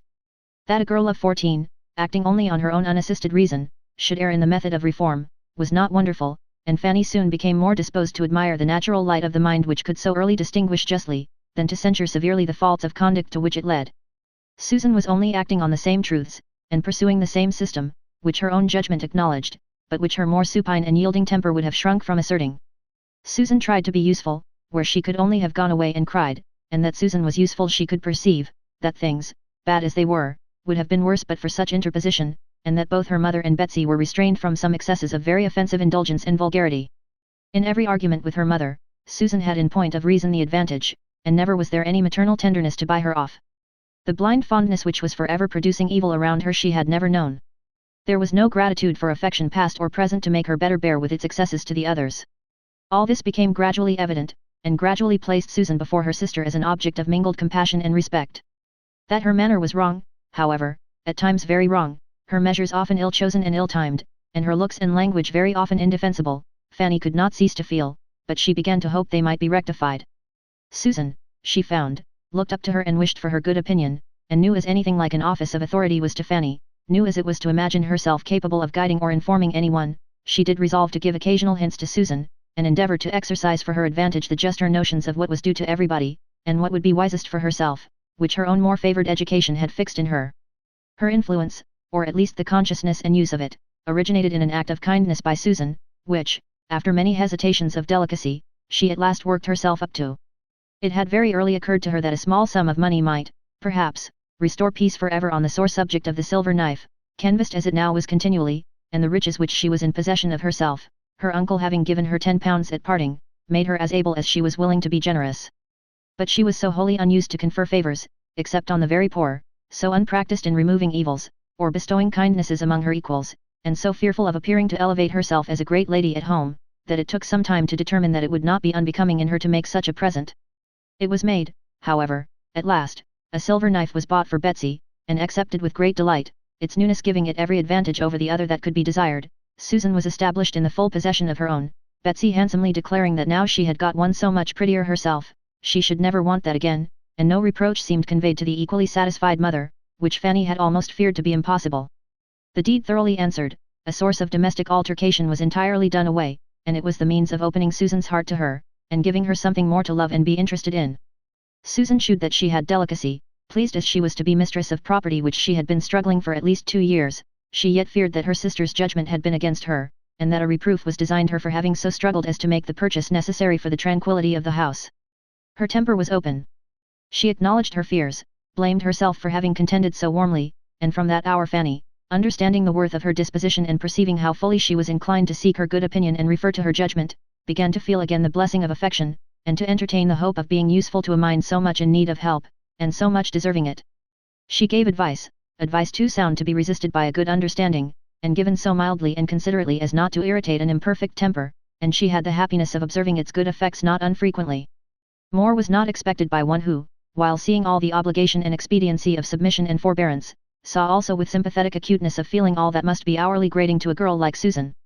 Her greatest wonder on the subject soon became, not that Susan should have been provoked into disrespect and impatience against her better knowledge, but that so much better knowledge, so many good notions should have been hers at all, and that, brought up in the midst of negligence and error, she should have formed such proper opinions of what ought to be, she, who had had no cousin Edmund to direct her thoughts or fix her principles.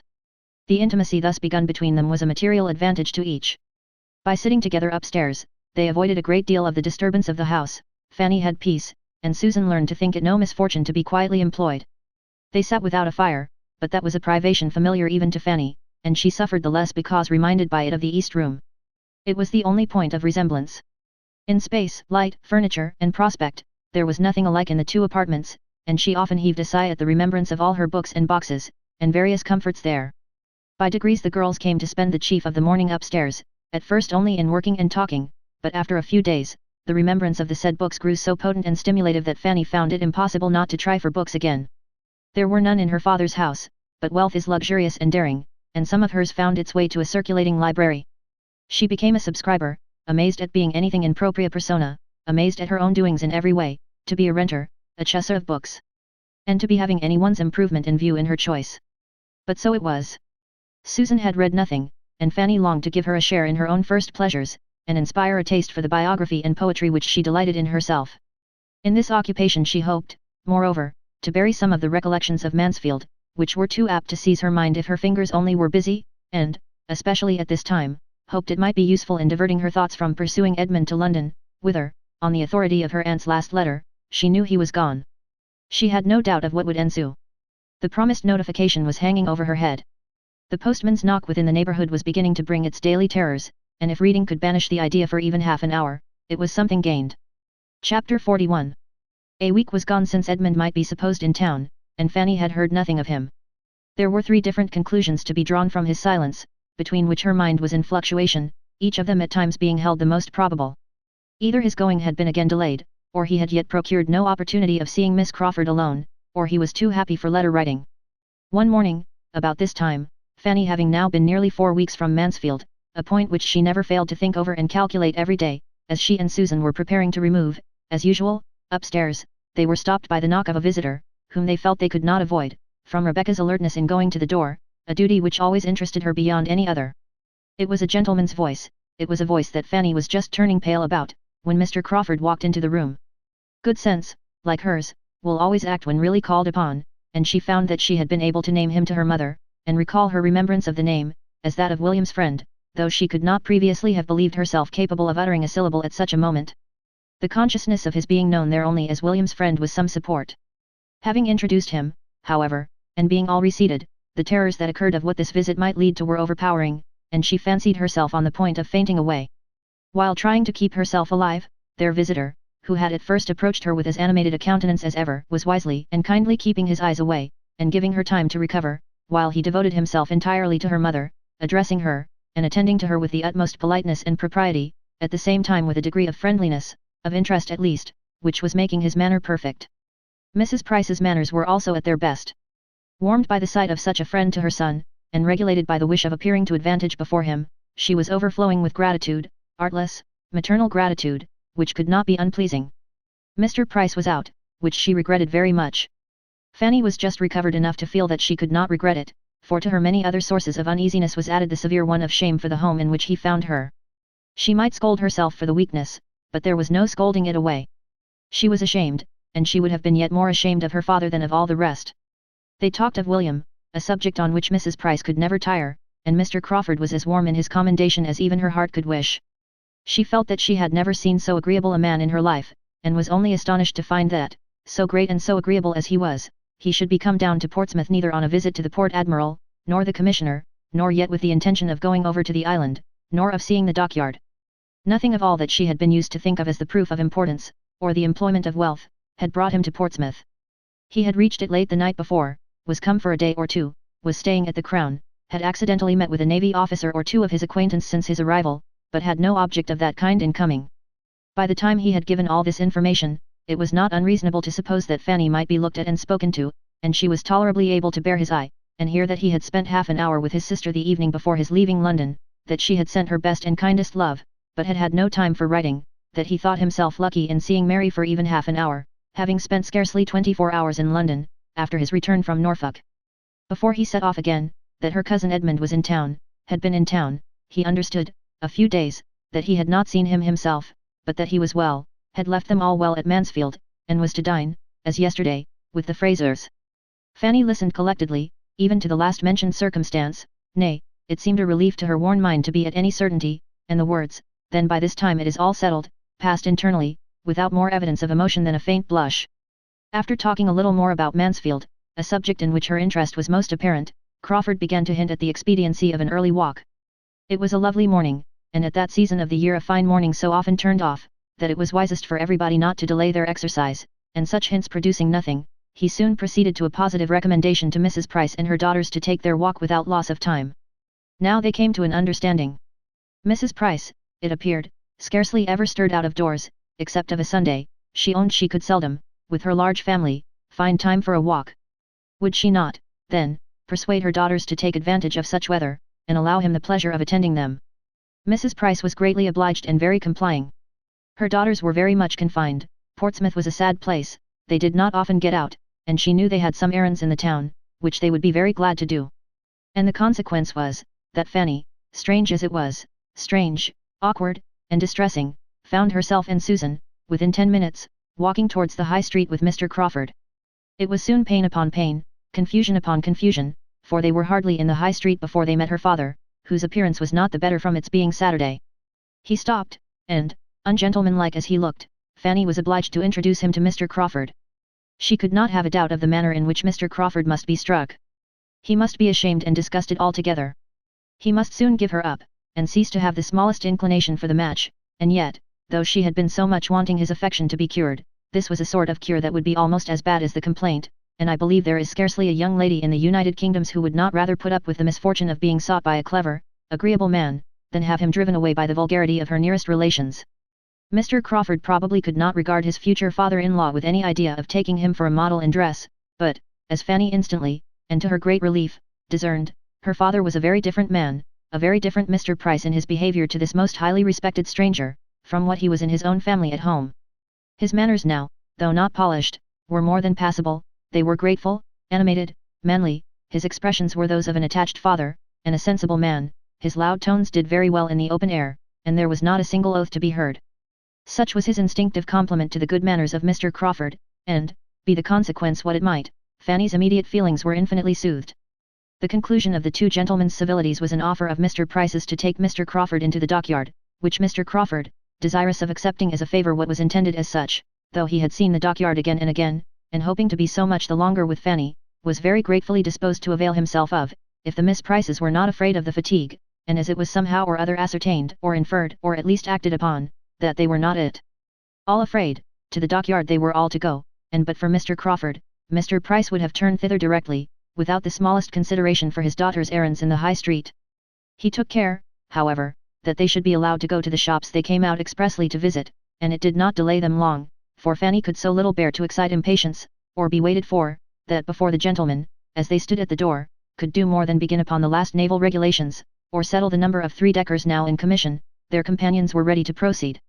They were then to set forward for the dockyard at once, and the walk would have been conducted, according to Mr. Crawford's opinion, in a singular manner, had Mr. Price been allowed the entire regulation of it, as the two girls, he found, would have been left to follow, and keep up with them or not, as they could, while they walked on together at their own hasty pace.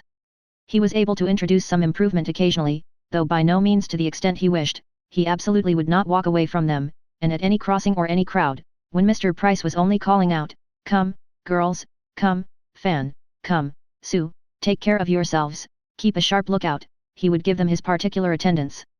Once fairly in the dockyard, he began to reckon upon some happy intercourse with Fanny, as they were very soon joined by a brother lounger of Mr. Price's, who was come to take his daily survey of how things went on, and who must prove a far more worthy companion than himself, and after a time the two officers seemed very well satisfied going about together, and discussing matters of equal and never-failing interest, while the young people sat down upon some timbers in the yard, or found a seat on board a vessel in the stocks which they all went to look at. Fanny was most conveniently in want of rest. Crawford could not have wished her more fatigued or more ready to sit down, but he could have wished her sister away. A quick-looking girl of Susan's age was the very worst third in the world, totally different from Lady Bertram, all eyes and ears, and there was no introducing the main point before her. He must content himself with being only generally agreeable, and letting Susan have her share of entertainment, with the indulgence, now and then, of a look or hint for the better informed and conscious Fanny. Norfolk was what he had mostly to talk of, there he had been some time, and everything there was rising in importance from his present schemes. Such a man could come from no place, no society, without importing something to amuse. His journeys and his acquaintance were all of use, and Susan was entertained in a way quite new to her. For Fanny, somewhat more was related than the accidental agreeableness of the parties he had been in. For her approbation, the particular reason of his going into Norfolk at all, at this unusual time of year, was given. It had been real business, relative to the renewal of a lease in which the welfare of a large and, he believed, industrious family was at stake. He had suspected his agent of some underhand dealing, of meaning to bias him against the deserving, and he had determined to go himself, and thoroughly investigate the merits of the case. He had gone, had done even more good than he had foreseen, had been useful to more than his first plan had comprehended, and was now able to congratulate himself upon it, and to feel that in performing a duty, he had secured agreeable recollections for his own mind. He had introduced himself to some tenants whom he had never seen before, he had begun making acquaintance with cottages whose very existence, though on his own estate, had been hitherto unknown to him. This was aimed, and well aimed, at Fanny. It was pleasing to hear him speak so properly, here he had been acting as he ought to do. To be the friend of the poor and the oppressed. Nothing could be more grateful to her, and she was on the point of giving him an approving look, when it was all frightened off by his adding a something too pointed of his hoping soon to have an assistant, a friend, a guide in every plan of utility or charity for Everingham, a somebody that would make Everingham and all about it a dearer object than it had ever been yet. She turned away, and wished he would not say such things. She was willing to allow he might have more good qualities than she had been wont to suppose. She began to feel the possibility of his turning out well at last, but he was and must ever be completely unsuited to her, and ought not to think of her. He perceived that enough had been said of Everingham, and that it would be as well to talk of something else, and turned to Mansfield. He could not have chosen better, that was a topic to bring back her attention and her looks almost instantly. It was a real indulgence to her to hear or to speak of Mansfield. Now so long divided from everybody who knew the place, she felt it quite the voice of a friend when he mentioned it, and led the way to her fond exclamations in praise of its beauties and comforts, and by his honourable tribute to its inhabitants allowed her to gratify her own heart in the warmest eulogium, in speaking of her uncle as all that was clever and good, and her aunt as having the sweetest of all sweet tempers. He had a great attachment to Mansfield himself, he said so, he looked forward with the hope of spending much, very much, of his time there, always there, or in the neighbourhood. He particularly built upon a very happy summer and autumn there this year, he felt that it would be so, he depended upon it, a summer and autumn infinitely superior to the last. As animated, as diversified, as social, but with circumstances of superiority undescribable. Mansfield, Southerton, Thornton Lacey, he continued, what a society will be comprised in those houses. And at Michaelmas, perhaps, a fourth may be added, some small hunting box in the vicinity of everything so dear, for as to any partnership in Thornton Lacey, as Edmund Bertram once good-humouredly proposed, I hope I foresee two objections, two fair, excellent, irresistible objections to that plan. Fanny was doubly silenced here, though when the moment was past, could regret that she had not forced herself into the acknowledged comprehension of one half of his meaning, and encouraged him to say something more of his sister and Edmund. It was a subject which she must learn to speak of, and the weakness that shrunk from it would soon be quite unpardonable. When Mr. Price and his friend had seen all that they wished, or had time for, the others were ready to return, and in the course of their walk back, Mr. Crawford contrived a minute's privacy for telling Fanny that his only business in Portsmouth was to see her, that he was come down for a couple of days on her account, and hers only, and because he could not endure a longer total separation. She was sorry, really sorry, and yet in spite of this and the 2 or 3 other things which she wished he had not said, she thought him altogether improved since she had seen him. He was much more gentle, obliging, and attentive to other people's feelings than he had ever been at Mansfield. She had never seen him so agreeable, so near being agreeable. His behaviour to her father could not offend, and there was something particularly kind and proper in the notice he took of Susan. He was decidedly improved. She wished the next day over, she wished he had come only for one day, but it was not so very bad as she would have expected, the pleasure of talking of Mansfield was so very great. Before they parted, she had to thank him for another pleasure, and one of no trivial kind. Her father asked him to do them the honour of taking his mutton with them, and Fanny had time for only one thrill of horror, before he declared himself prevented by a prior engagement. He was engaged to dinner already both for that day and the next, he had met with some acquaintance at the Crown who would not be denied, he should have the honour, however, of waiting on them again on the morrow, etc., and so they parted, Fanny in a state of actual felicity from escaping so horrible an evil. To have had him join their family dinner party, and see all their deficiencies, would have been dreadful. Rebecca's cookery and Rebecca's waiting, and Betsy's eating at table without restraint, and pulling everything about as she chose, were what Fanny herself was not yet enough inured to for her often to make a tolerable meal. She was nice only from natural delicacy, but he had been brought up in a school of luxury and epicurism. Chapter 42. The Prices were just setting off for church the next day when Mr. Crawford appeared again. He came, not to stop, but to join them. He was asked to go with them to the garrison chapel, which was exactly what he had intended, and they all walked thither together. The family were now seen to advantage. Nature had given them no inconsiderable share of beauty, and every Sunday dressed them in their cleanest skins and best attire. Sunday always brought this comfort to Fanny, and on this Sunday she felt it more than ever.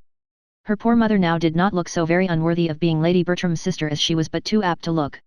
It often grieved her to the heart to think of the contrast between them, to think that where nature had made so little difference, circumstances should have made so much, and that her mother, as handsome as Lady Bertram, and some years her junior, should have an appearance so much more worn and faded, so comfortless, so slatternly, so shabby. But Sunday made her a very creditable and tolerably cheerful-looking Mrs. Price, coming abroad with a fine family of children, feeling a little respite of her weekly cares, and only discomposed if she saw her boys run into danger, or Rebecca pass by with a flower in her hat. In chapel they were obliged to divide, but Mr. Crawford took care not to be divided from the female branch, and after chapel he still continued with them, and made one in the family party on the ramparts.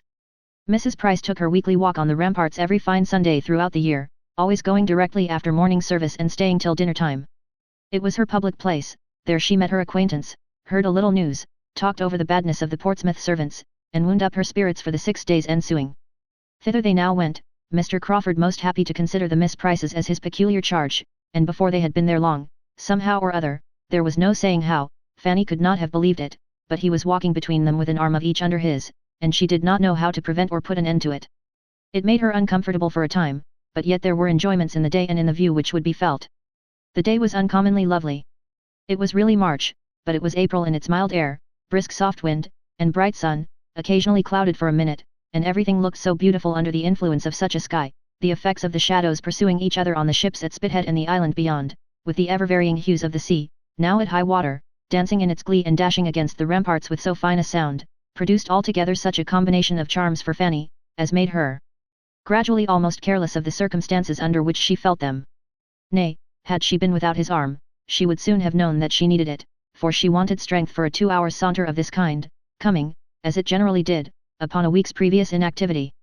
Fanny was beginning to feel the effect of being debarred from her usual regular exercise. She had lost ground as to health since her being in Portsmouth, and but for Mr. Crawford and the beauty of the weather would soon have been knocked up now. The loveliness of the day, and of the view, he felt like herself. They often stopped with the same sentiment and taste, leaning against the wall, some minutes, to look and admire, and considering he was not Edmund, Fanny could not but allow that he was sufficiently open to the charms of nature, and very well able to express his admiration.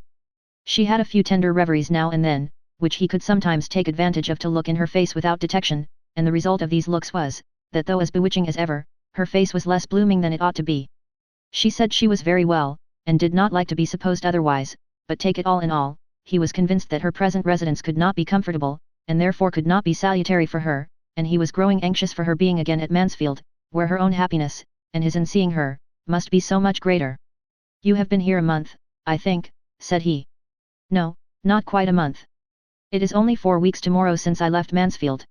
"You are a most accurate and honest reckoner. I should call that a month. I did not arrive here till Tuesday evening. And it is to be a 2 months' visit, is not?" "Yes. My uncle talked of 2 months. I suppose it will not be less." "And how are you to be conveyed back again?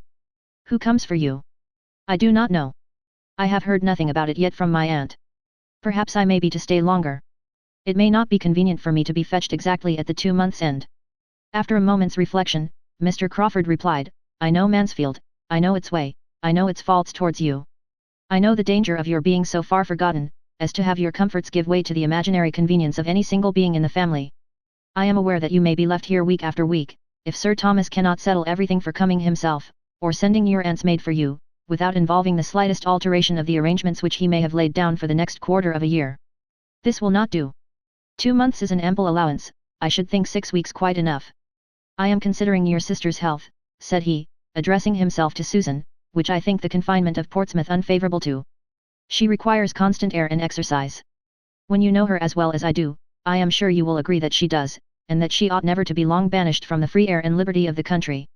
If, therefore, turning again to Fanny, you find yourself growing unwell, and any difficulties arise about your returning to Mansfield, without waiting for the 2 months to be ended, that must not be regarded as of any consequence. If you feel yourself at all less strong or comfortable than usual, and will only let my sister know it, give her only the slightest hint, she and I will immediately come down, and take you back to Mansfield. You know the ease and the pleasure with which this would be done. You know all that would be felt on the occasion." Fanny thanked him, but tried to laugh it off. "I am perfectly serious," he replied, "as you perfectly know. And I hope you will not be cruelly concealing any tendency to indisposition. Indeed, you shall not, it shall not be in your power, for so long only as you positively say, in every letter to Mary, I am well, and I know you cannot speak or write a falsehood, so long only shall you be considered as well." Fanny thanked him again, but was affected and distressed to a degree that made it impossible for her to say much, or even to be certain of what she ought to say. This was towards the close of their walk. He attended them to the last, and left them only at the door of their own house, when he knew them to be going to dinner, and therefore pretended to be waited for elsewhere. "I wish you were not so tired," said he, still detaining Fanny after all the others were in the house. I wish I left you in stronger health. Is there anything I can do for you in town? I have half an idea of going into Norfolk again soon. I am not satisfied about Madison. I am sure he still means to impose on me if possible, and get a cousin of his own into a certain mill, which I designed for somebody else. I must come to an understanding with him. I must make him know that I will not be tricked on the south side of Everingham, any more than on the north, that I will be master of my own property. I was not explicit enough with him before. The mischief such a man does on an estate, both as to the credit of his employer and the welfare of the poor, is inconceivable. I have a great mind to go back into Norfolk directly, and put everything at once on such a footing as cannot be afterwards swerved from. Madison is a clever fellow, I do not wish to displace him, provided he does not try to displace me, but it would be simple to be duped by a man who has no right of creditor to dupe me, and worse than simple to let him give me a hard-hearted, griping fellow for a tenant, instead of an honest man, to whom I have given half a promise already. Would it not be worse than simple? Shall I go? Do you advise it? I advise. You know very well what is right. Yes. When you give me your opinion, I always know what is right. Your judgment is my rule of right. Oh, no, do not say so. We have all a better guide in ourselves, if we would attend to it, than any other person can be. Goodbye, I wish you a pleasant journey tomorrow. Is there nothing I can do for you in town? Nothing, I am much obliged to you. Have you no message for anybody? My love to your sister, if you please, and when you see my cousin Edmund, I wish you would be so good as to say that I suppose I shall soon hear from him. Certainly, and if he is lazy or negligent, I will write his excuses myself. He could say no more, for Fanny would be no longer detained. He pressed her hand, looked at her, and was gone. He went to while away the next 3 hours as he could, with his other acquaintance, till the best dinner that a capital inn afforded was ready for their enjoyment, and she turned into her more simple one immediately. Their general fare bore a very different character, and could he have suspected how many privations, besides that of exercise, she endured in her father's house, he would have wondered that her looks were not much more affected than he found them. She was so little equal to Rebecca's puddings and Rebecca's hashes, brought to table, as they all were, with such accompaniments of half-cleaned plates, and not half-cleaned knives and forks, that she was very often constrained to defer her heartiest meal till she could send her brothers in the evening for biscuits and buns. After being nursed up at Mansfield, it was too late in the day to be hardened at Portsmouth, and though Sir Thomas, had he known all, might have thought his niece in the most promising way of being starved, both mind and body, into a much juster value for Mr. Crawford's good company and good fortune, he would probably have feared to push his experiment farther, lest she might die under the cure. Fanny was out of spirits all the rest of the day. Though tolerably secure of not seeing Mr. Crawford again, she could not help being low. It was parting with somebody of the nature of a friend, and though, in one light, glad to have him gone, it seemed as if she was now deserted by everybody, it was a sort of renewed separation from Mansfield, and she could not think of his returning to town, and being frequently with Mary and Edmund, without feelings so near akin to envy as made her hate herself for having them. Her dejection had no abatement from anything passing around her. A friend or two of her father's, as always happened if he was not with them, spent the long evening there, and from 6 o'clock till 9:30, there was little intermission of noise or grog. She was very low. The wonderful improvement which she still fancied in Mr. Crawford was the nearest to administering comfort of anything within the current of her thoughts. Not considering in how different a circle she had been just seeing him, nor how much might be owing to contrast, she was quite persuaded of his being astonishingly more gentle and regardful of others than formerly. And, if in little things, must it not be so in great? So anxious for her health and comfort, so very feeling as he now expressed himself, and really seemed, might not it be fairly supposed that he would not much longer persevere in a suit so distressing to her? Chapter 43. It was presumed that Mr. Crawford was travelling back, to London, on the morrow, for nothing more was seen of him at Mr. Price's, and 2 days afterwards, it was a fact ascertained to Fanny by the following letter from his sister, opened and read by her, on another account, with the most anxious curiosity.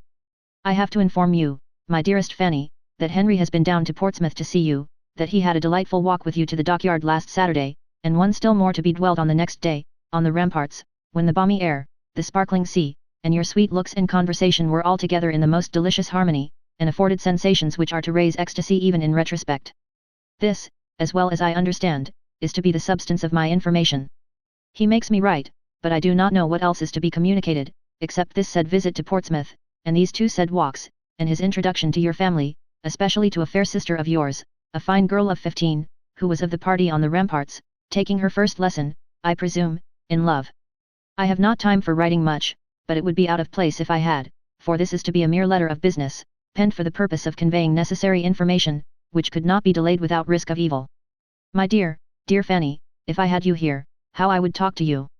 You should listen to me till you were tired, and advise me till you were still tired more, but it is impossible to put 100th part of my great mind on paper, so I will abstain altogether, and leave you to guess what you like. I have no news for you. You have politics, of course, and it would be too bad to plague you with the names of people and parties that fill up my time. I ought to have sent you an account of your cousin's first party, but I was lazy, and now it is too long ago. Suffice it, that everything was just as it ought to be, in a style that any of her connections must have been gratified to witness, and that her own dress and manners did her the greatest credit. My friend, Mrs. Fraser, is mad for such a house, and it would not make me miserable. I go to Lady Stornoway after Easter. She seems in high spirits, and very happy. I fancy Lord S. is very good-humoured and pleasant in his own family, and I do not think him so very ill-looking as I did. At least, one sees many worse. He will not do by the side of your cousin Edmund. Of the last mentioned hero, what shall I say? If I avoided his name entirely, it would look suspicious. I will say, then, that we have seen him 2 or 3 times, and that my friends here are very much struck with his gentlemanlike appearance. Mrs. Fraser, no bad judge, declares she knows but 3 men in town who have so good a person, height and air, and I must confess, when he dined here the other day, there were none to compare with him, and we were a party of 16. Luckily there is no distinction of dress nowadays to tell tales, but yours affectionately. I had almost forgot, it was Edmund's fault. He gets into my head more than does me good. One very material thing I had to say from Henry and myself, I mean about our taking you back into Northamptonshire. My dear little creature, do not stay at Portsmouth to lose your pretty looks. Those vile sea breezes are the ruin of beauty and health. My poor aunt always felt affected if within 10 miles of the sea, which the Admiral of course never believed, but I know it was so. I am at your service and Henry's, at an hour's notice. I should like the scheme, and we would make a little circuit, and shew you Everingham in our way, and perhaps you would not mind passing through London, and seeing the inside of St. George's, Hanover Square. Only keep your cousin Edmund from me at such a time. I should not like to be tempted. What a long letter. 1 word more.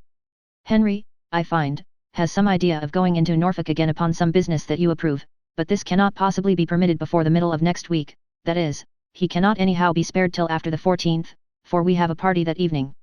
The value of a man like Henry, on such an occasion, is what you can have no conception of, so you must take it upon my word to be inestimable. He will see the Rushworths, which I own I am not sorry for, having a little curiosity, and so I think has he, though he will not acknowledge it. This was a letter to be run through eagerly, to be read deliberately, to supply matter for much reflection, and to leave everything in greater suspense than ever. The only certainty to be drawn from it was, that nothing decisive had yet taken place. Edmund had not yet spoken. How Miss Crawford really felt, how she meant to act, or might act without or against her meaning, whether his importance to her were quite what it had been before the last separation, whether, if lessened, it were likely to lessen more, or to recover itself, were subjects for endless conjecture, and to be thought of on that day and many days to come, without producing any conclusion. The idea that returned the oftenest was that Miss Crawford, after proving herself cooled and staggered by a return to London habits, would yet prove herself in the end too much attached to him to give him up. She would try to be more ambitious than her heart would allow. She would hesitate, she would tease, she would condition, she would require a great deal, but she would finally accept. This was Fanny's most frequent expectation. A house in town, that, she thought, must be impossible. Yet there was no saying what Miss Crawford might not ask.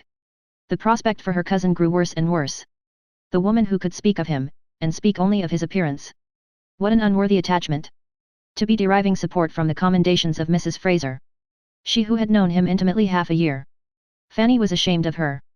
Those parts of the letter which related only to Mr. Crawford and herself, touched her, in comparison, slightly. Whether Mr. Crawford went into Norfolk before or after the 14th was certainly no concern of hers, though, everything considered, she thought he would go without delay. That Miss Crawford should endeavour to secure a meeting between him and Mrs. Rushworth, was all in her worst line of conduct, and grossly unkind and ill-judged, but she hoped he would not be actuated by any such degrading curiosity. He acknowledged no such inducement, and his sister ought to have given him credit for better feelings than her own. She was yet more impatient for another letter from town after receiving this than she had been before, and for a few days was so unsettled by it altogether, by what had come, and what might come, that her usual readings and conversation with Susan were much suspended. She could not command her attention as she wished. If Mr. Crawford remembered her message to her cousin, she thought it very likely, most likely, that he would write to her at all events. It would be most consistent with his usual kindness, and till she got rid of this idea, till it gradually wore off, by no letters appearing in the course of 3 or 4 days more, she was in a most restless, anxious state. At length, a something like composure succeeded. Suspense must be submitted to, and must not be allowed to wear her out, and make her useless. Time did something, her own exertions something more, and she resumed her attentions to Susan, and again awakened the same interest in them. Susan was growing very fond of her, and though without any of the early delight in books which had been so strong in Fanny, with a disposition much less inclined to sedentary pursuits, or to information for information's sake, she had so strong a desire of not appearing ignorant, as, with a good clear understanding, made her a most attentive, profitable, thankful pupil. Fanny was her oracle. Fanny's explanations and remarks were a most important addition to every essay, or every chapter of history. What Fanny told her of former times dwelt more on her mind than the pages of Goldsmith, and she paid her sister the compliment of preferring her style to that of any printed author. The early habit of reading was wanting. Their conversations, however, were not always on subjects so high as history or morals. Others had their hour, and of lesser matters, none returned so often, or remained so long between them, as Mansfield Park, a description of the people, the manners, the amusements, the ways of Mansfield Park. Susan, who had an innate taste for the genteel and well-appointed, was eager to hear, and Fanny could not but indulge herself in dwelling on so beloved a theme. She hoped it was not wrong, though, after a time, Susan's very great admiration of everything said or done in her uncle's house, and earnest longing to go into Northamptonshire, seemed almost to blame her for exciting feelings which could not be gratified. Poor Susan was very little better fitted for home than her elder sister, and as Fanny grew thoroughly to understand this, she began to feel that when her own release from Portsmouth came, her happiness would have a material drawback in leaving Susan behind. That a girl so capable of being made everything good should be left in such hands, distressed her more and more. Were she likely to have a home to invite her to, what a blessing it would be! And had it been possible for her to return Mr. Crawford's regard, the probability of his being very far from objecting to such a measure would have been the greatest increase of all her own comforts. She thought he was really good-tempered, and could fancy his entering into a plan of that sort most pleasantly. Chapter 44. 7 weeks of the 2 months were very nearly gone, when the one letter, the letter from Edmund, so long expected, was put into Fanny's hands. As she opened, and saw its length, she prepared herself for a minute detail of happiness and a profusion of love and praise towards the fortunate creature who was now mistress of his fate. These were the contents. My dear Fanny, excuse me that I have not written before. Crawford told me that you were wishing to hear from me, but I found it impossible to write from London, and persuaded myself that you would understand my silence. Could I have sent a few happy lines, they should not have been wanting, but nothing of that nature was ever in my power. I am returned to Mansfield in a less assured state than when I left it. My hopes are much weaker. You are probably aware of this already. So very fond of you as Miss Crawford is, it is most natural that she should tell you enough of her own feelings to furnish a tolerable guess at mine. I will not be prevented, however, from making my own communication. Our confidences in you need not clash. I ask no questions. There is something soothing in the idea that we have the same friend, and that whatever unhappy differences of opinion may exist between us, we are united in our love of you. It will be a comfort to me to tell you how things now are, and what are my present plans, if plans I can be said to have. I have been returned since Saturday. I was 3 weeks in London, and saw her, for London, very often. I had every attention from the Frasers that could be reasonably expected. I dare say I was not reasonable in carrying with me hopes of an intercourse at all like that of Mansfield. It was her manner, however, rather than any unfrequency of meeting. Had she been different when I did see her, I should have made no complaint, but from the very first she was altered. My first reception was so unlike what I had hoped, that I had almost resolved on leaving London again directly. I need not particularize. You know the weak side of her character, and may imagine the sentiments and expressions which were torturing me. She was in high spirits, and surrounded by those who were giving all the support of their own bad sense to her too lively mind. I do not like Mrs. Fraser. She is a cold-hearted, vain woman, who has married entirely from convenience, and though evidently unhappy in her marriage, places her disappointment not to faults of judgment or temper or disproportion of age, but to her being, after all, less affluent than many of her acquaintance, especially than her sister, Lady Stornoway, and is the determined supporter of everything mercenary and ambitious, provided it be only mercenary and ambitious enough. I look upon her intimacy with those two sisters as the greatest misfortune of her life and mine. They have been leading her astray for years.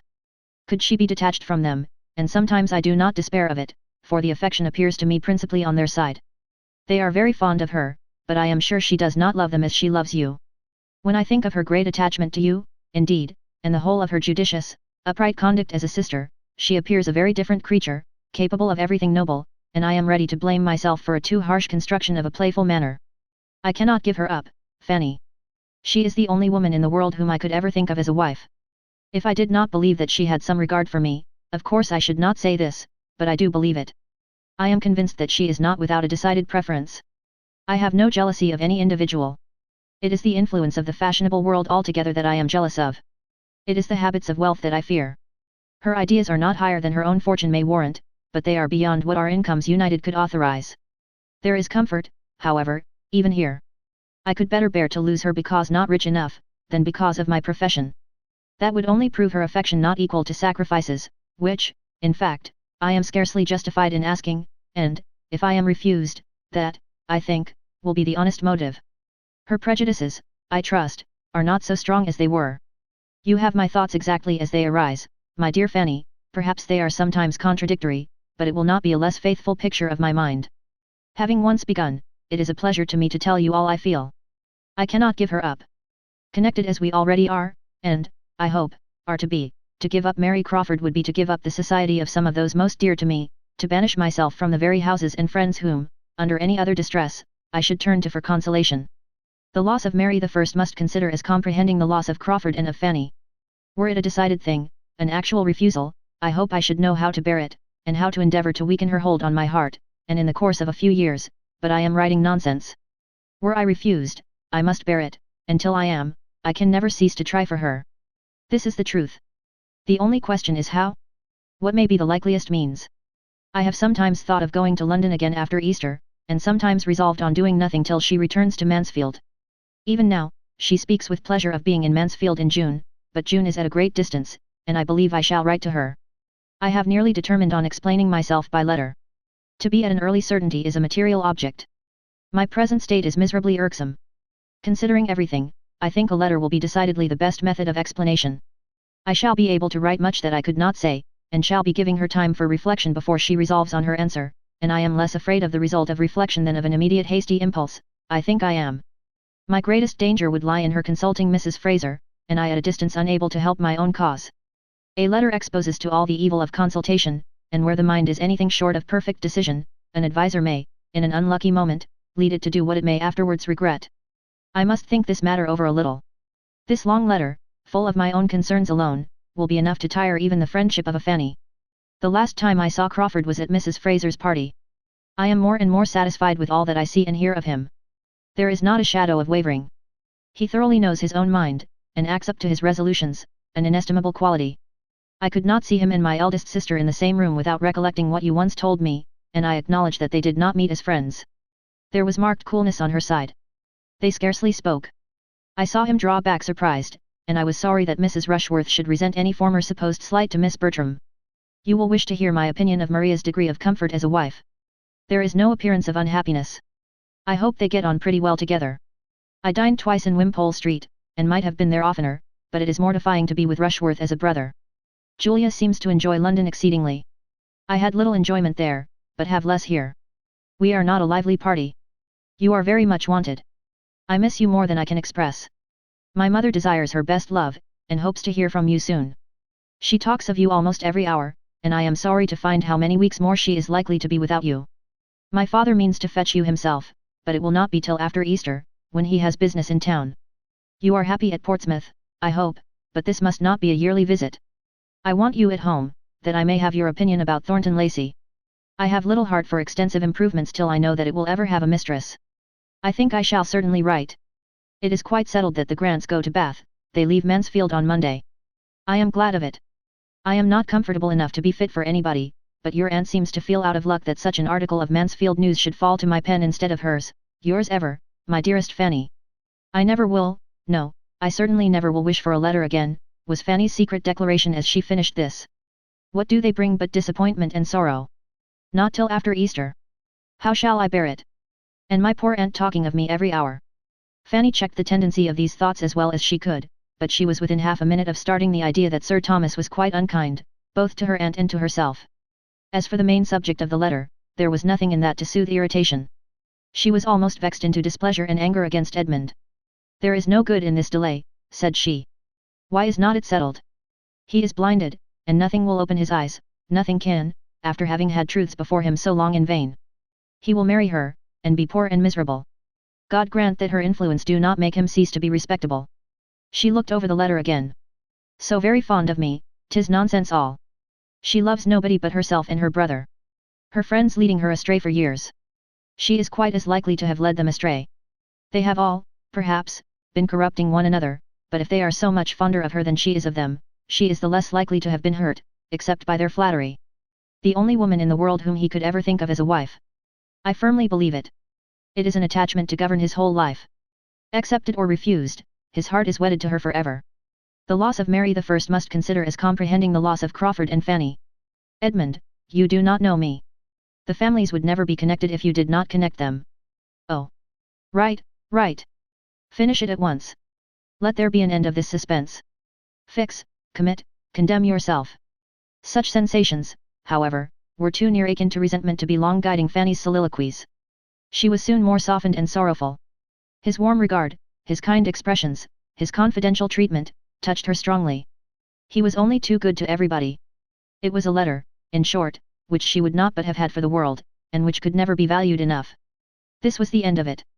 Everybody at all addicted to letter writing, without having much to say, which will include a large proportion of the female world at least, must feel with Lady Bertram that she was out of luck in having such a capital piece of Mansfield news as the certainty of the Grants going to Bath, occur at a time when she could make no advantage of it, and will admit that it must have been very mortifying to her to see it fall to the share of her thankless son, and treat it as concisely as possible at the end of a long letter, instead of having it to spread over the largest part of a page of her own. For though Lady Bertram rather shone in the epistolary line, having early in her marriage, from the want of other employment, and the circumstance of Sir Thomas's being in Parliament, got into the way of making and keeping correspondence, and formed for herself a very creditable, commonplace, amplifying style, so that a very little matter was enough for her, she could not do entirely without any, she must have something to write about, even to her niece, and being so soon to lose all the benefit of Dr. Grant's gouty symptoms and Mrs. Grant's morning calls, it was very hard upon her to be deprived of one of the last epistolary uses she could put them to. There was a rich amends, however, preparing for her. Lady Bertram's hour of good luck came. Within a few days from the receipt of Edmund's letter, Fanny had one from her aunt, beginning thus. My dear Fanny, I take up my pen to communicate some very alarming intelligence, which I make no doubt will give you much concern. This was a great deal better than to have to take up the pen to acquaint her with all the particulars of the Grants' intended journey, for the present intelligence was of a nature to promise occupation for the pen for many days to come, being no less than the dangerous illness of her eldest son, of which they had received notice by express a few hours before. Tom had gone from London with a party of young men to Newmarket, where a neglected fall and a good deal of drinking had brought on a fever, and when the party broke up, being unable to move, had been left by himself at the house of one of these young men to the comforts of sickness and solitude, and the attendance only of servants. Instead of being soon well enough to follow his friends, as he had then hoped, his disorder increased considerably, and it was not long before he thought so ill of himself as to be as ready as his physician to have a letter dispatched to Mansfield. This distressing intelligence, as you may suppose, observed her ladyship, after giving the substance of it, has agitated us exceedingly, and we cannot prevent ourselves from being greatly alarmed and apprehensive for the poor invalid, whose state Sir Thomas fears may be very critical, and Edmund kindly proposes attending his brother immediately, but I am happy to add that Sir Thomas will not leave me on this distressing occasion, as it would be too trying for me. We shall greatly miss Edmund in our small circle, but I trust and hope he will find the poor invalid in a less alarming state than might be apprehended, and that he will be able to bring him to Mansfield shortly, which Sir Thomas proposes should be done, and thinks best on every account, and I flatter myself the poor sufferer will soon be able to bear the removal without material inconvenience or injury. As I have little doubt of your feeling for us, my dear Fanny, under these distressing circumstances, I will write again very soon. Fanny's feelings on the occasion were indeed considerably more warm and genuine than her aunt's style of writing. She felt truly for them all. Tom dangerously ill, Edmund gone to attend him, and the sadly small party remaining at Mansfield, were cares to shut out every other care, or almost every other. She could just find selfishness enough to wonder whether Edmund had written to Miss Crawford before this summons came, but no sentiment dwelt long with her that was not purely affectionate and disinterestedly anxious.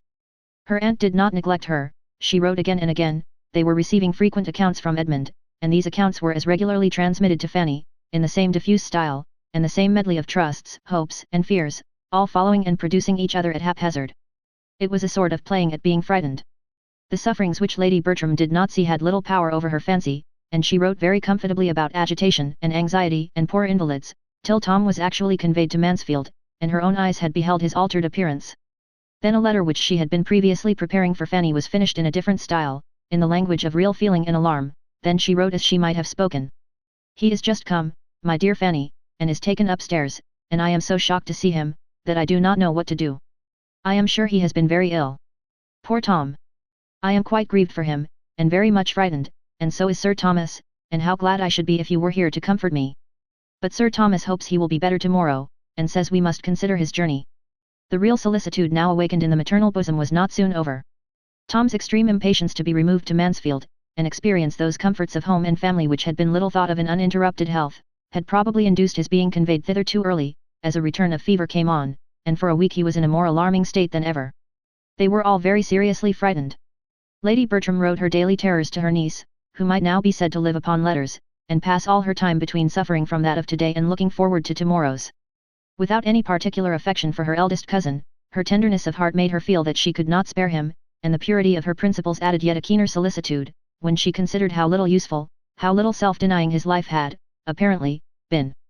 Susan was her only companion and listener on this, as on more common occasions.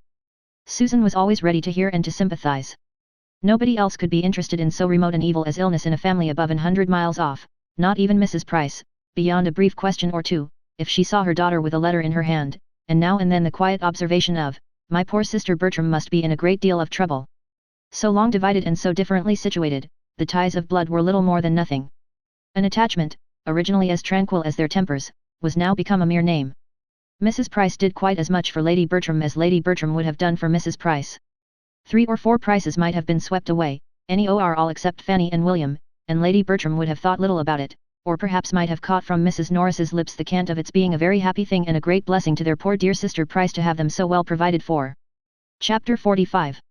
At about the week's end from his return to Mansfield, Tom's immediate danger was over, and he was so far pronounced safe as to make his mother perfectly easy, for being now used to the sight of him in his suffering, helpless state, and hearing only the best, and never thinking beyond what she heard, with no disposition for alarm and no aptitude at a hint, Lady Bertram was the happiest subject in the world for a little medical imposition. The fever was subdued, the fever had been his complaint, of course he would soon be well again.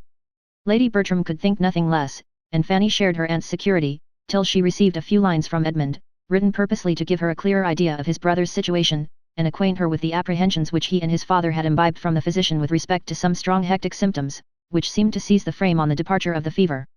They judged it best that Lady Bertram should not be harassed by alarms which, it was to be hoped, would prove unfounded, but there was no reason why Fanny should not know the truth. They were apprehensive for his lungs. A very few lines from Edmund shewed her the patient and the sick room in a juster and stronger light than all Lady Bertram's sheets of paper could do. There was hardly anyone in the house who might not have described, from personal observation, better than herself, not one who was not more useful at times to her son. She could do nothing but glide in quietly and look at him, but when able to talk or be talked to, or read to, Edmund was the companion he preferred. His aunt worried him by her cares, and Sir Thomas knew not how to bring down his conversation or his voice to the level of irritation and feebleness. Edmund was all in all. Fanny would certainly believe him so at least, and must find that her estimation of him was higher than ever when he appeared as the attendant, supporter, cheerer of a suffering brother. There was not only the debility of recent illness to assist, there was also, as she now learnt, nerves much affected, spirits much depressed to calm and raise, and her own imagination added that there must be a mind to be properly guided. The family were not consumptive, and she was more inclined to hope than fear for her cousin, except when she thought of Miss Crawford, but Miss Crawford gave her the idea of being the child of good luck, and to her selfishness and vanity it would be good luck to have Edmund the only son. Even in the sick chamber the fortunate Mary was not forgotten. Edmund's letter had this postscript. On the subject of my last, I had actually begun a letter when called away by Tom's illness, but I have now changed my mind, and fear to trust the influence of friends. When Tom is better, I shall go. Such was the state of Mansfield, and so it continued, with scarcely any change, till Easter. A line occasionally added by Edmund to his mother's letter was enough for Fanny's information. Tom's amendment was alarmingly slow. Easter came particularly late this year, as Fanny had most sorrowfully considered, on first learning that she had no chance of leaving Portsmouth till after it. It came, and she had yet heard nothing of her return, nothing even of the going to London, which was to precede her return. Her aunt often expressed a wish for her, but there was no notice, no message from the uncle on whom all depended. She supposed he could not yet leave his son, but it was a cruel, a terrible delay to her. The end of April was coming on, it would soon be almost 3 months, instead of 2, that she had been absent from them all, and that her days had been passing in a state of penance, which she loved them too well to hope they would thoroughly understand, and who could yet say when there might be leisure to think of or fetch her. Her eagerness, her impatience, her longings to be with them, were such as to bring a line or two of Cooper's Tiracinium for ever before her. With what intense desire she wants her home, was continually on her tongue, as the truest description of a yearning which she could not suppose any schoolboy's bosom to feel more keenly. When she had been coming to Portsmouth, She had loved to call it her home, had been fond of saying that she was going home, the word had been very dear to her, and so it still was, but it must be applied to Mansfield. That was now the home. Portsmouth was Portsmouth, Mansfield was home. They had been long so arranged in the indulgence of her secret meditations, and nothing was more consolatory to her than to find her aunt using the same language. I cannot but say I much regret your being from home at this distressing time, so very trying to my spirits. I trust and hope, and sincerely wish you may never be absent from home so long again, were most delightful sentences to her.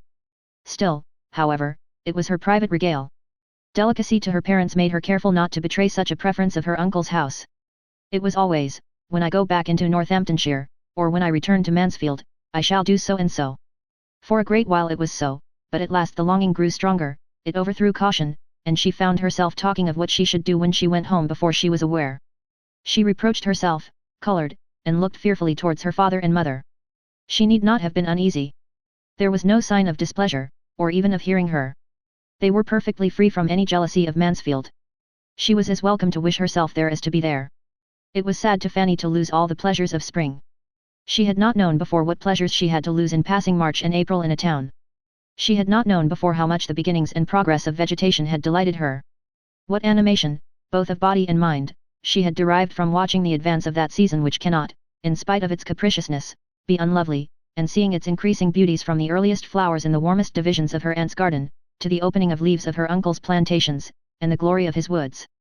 To be losing such pleasures was no trifle, to be losing them, because she was in the midst of closeness and noise, to have confinement, bad air, bad smells, substituted for liberty, freshness, fragrance, and verdure, was infinitely worse, but even these incitements to regret were feeble, compared with what arose from the conviction of being missed by her best friends, and the longing to be useful to those who were wanting her.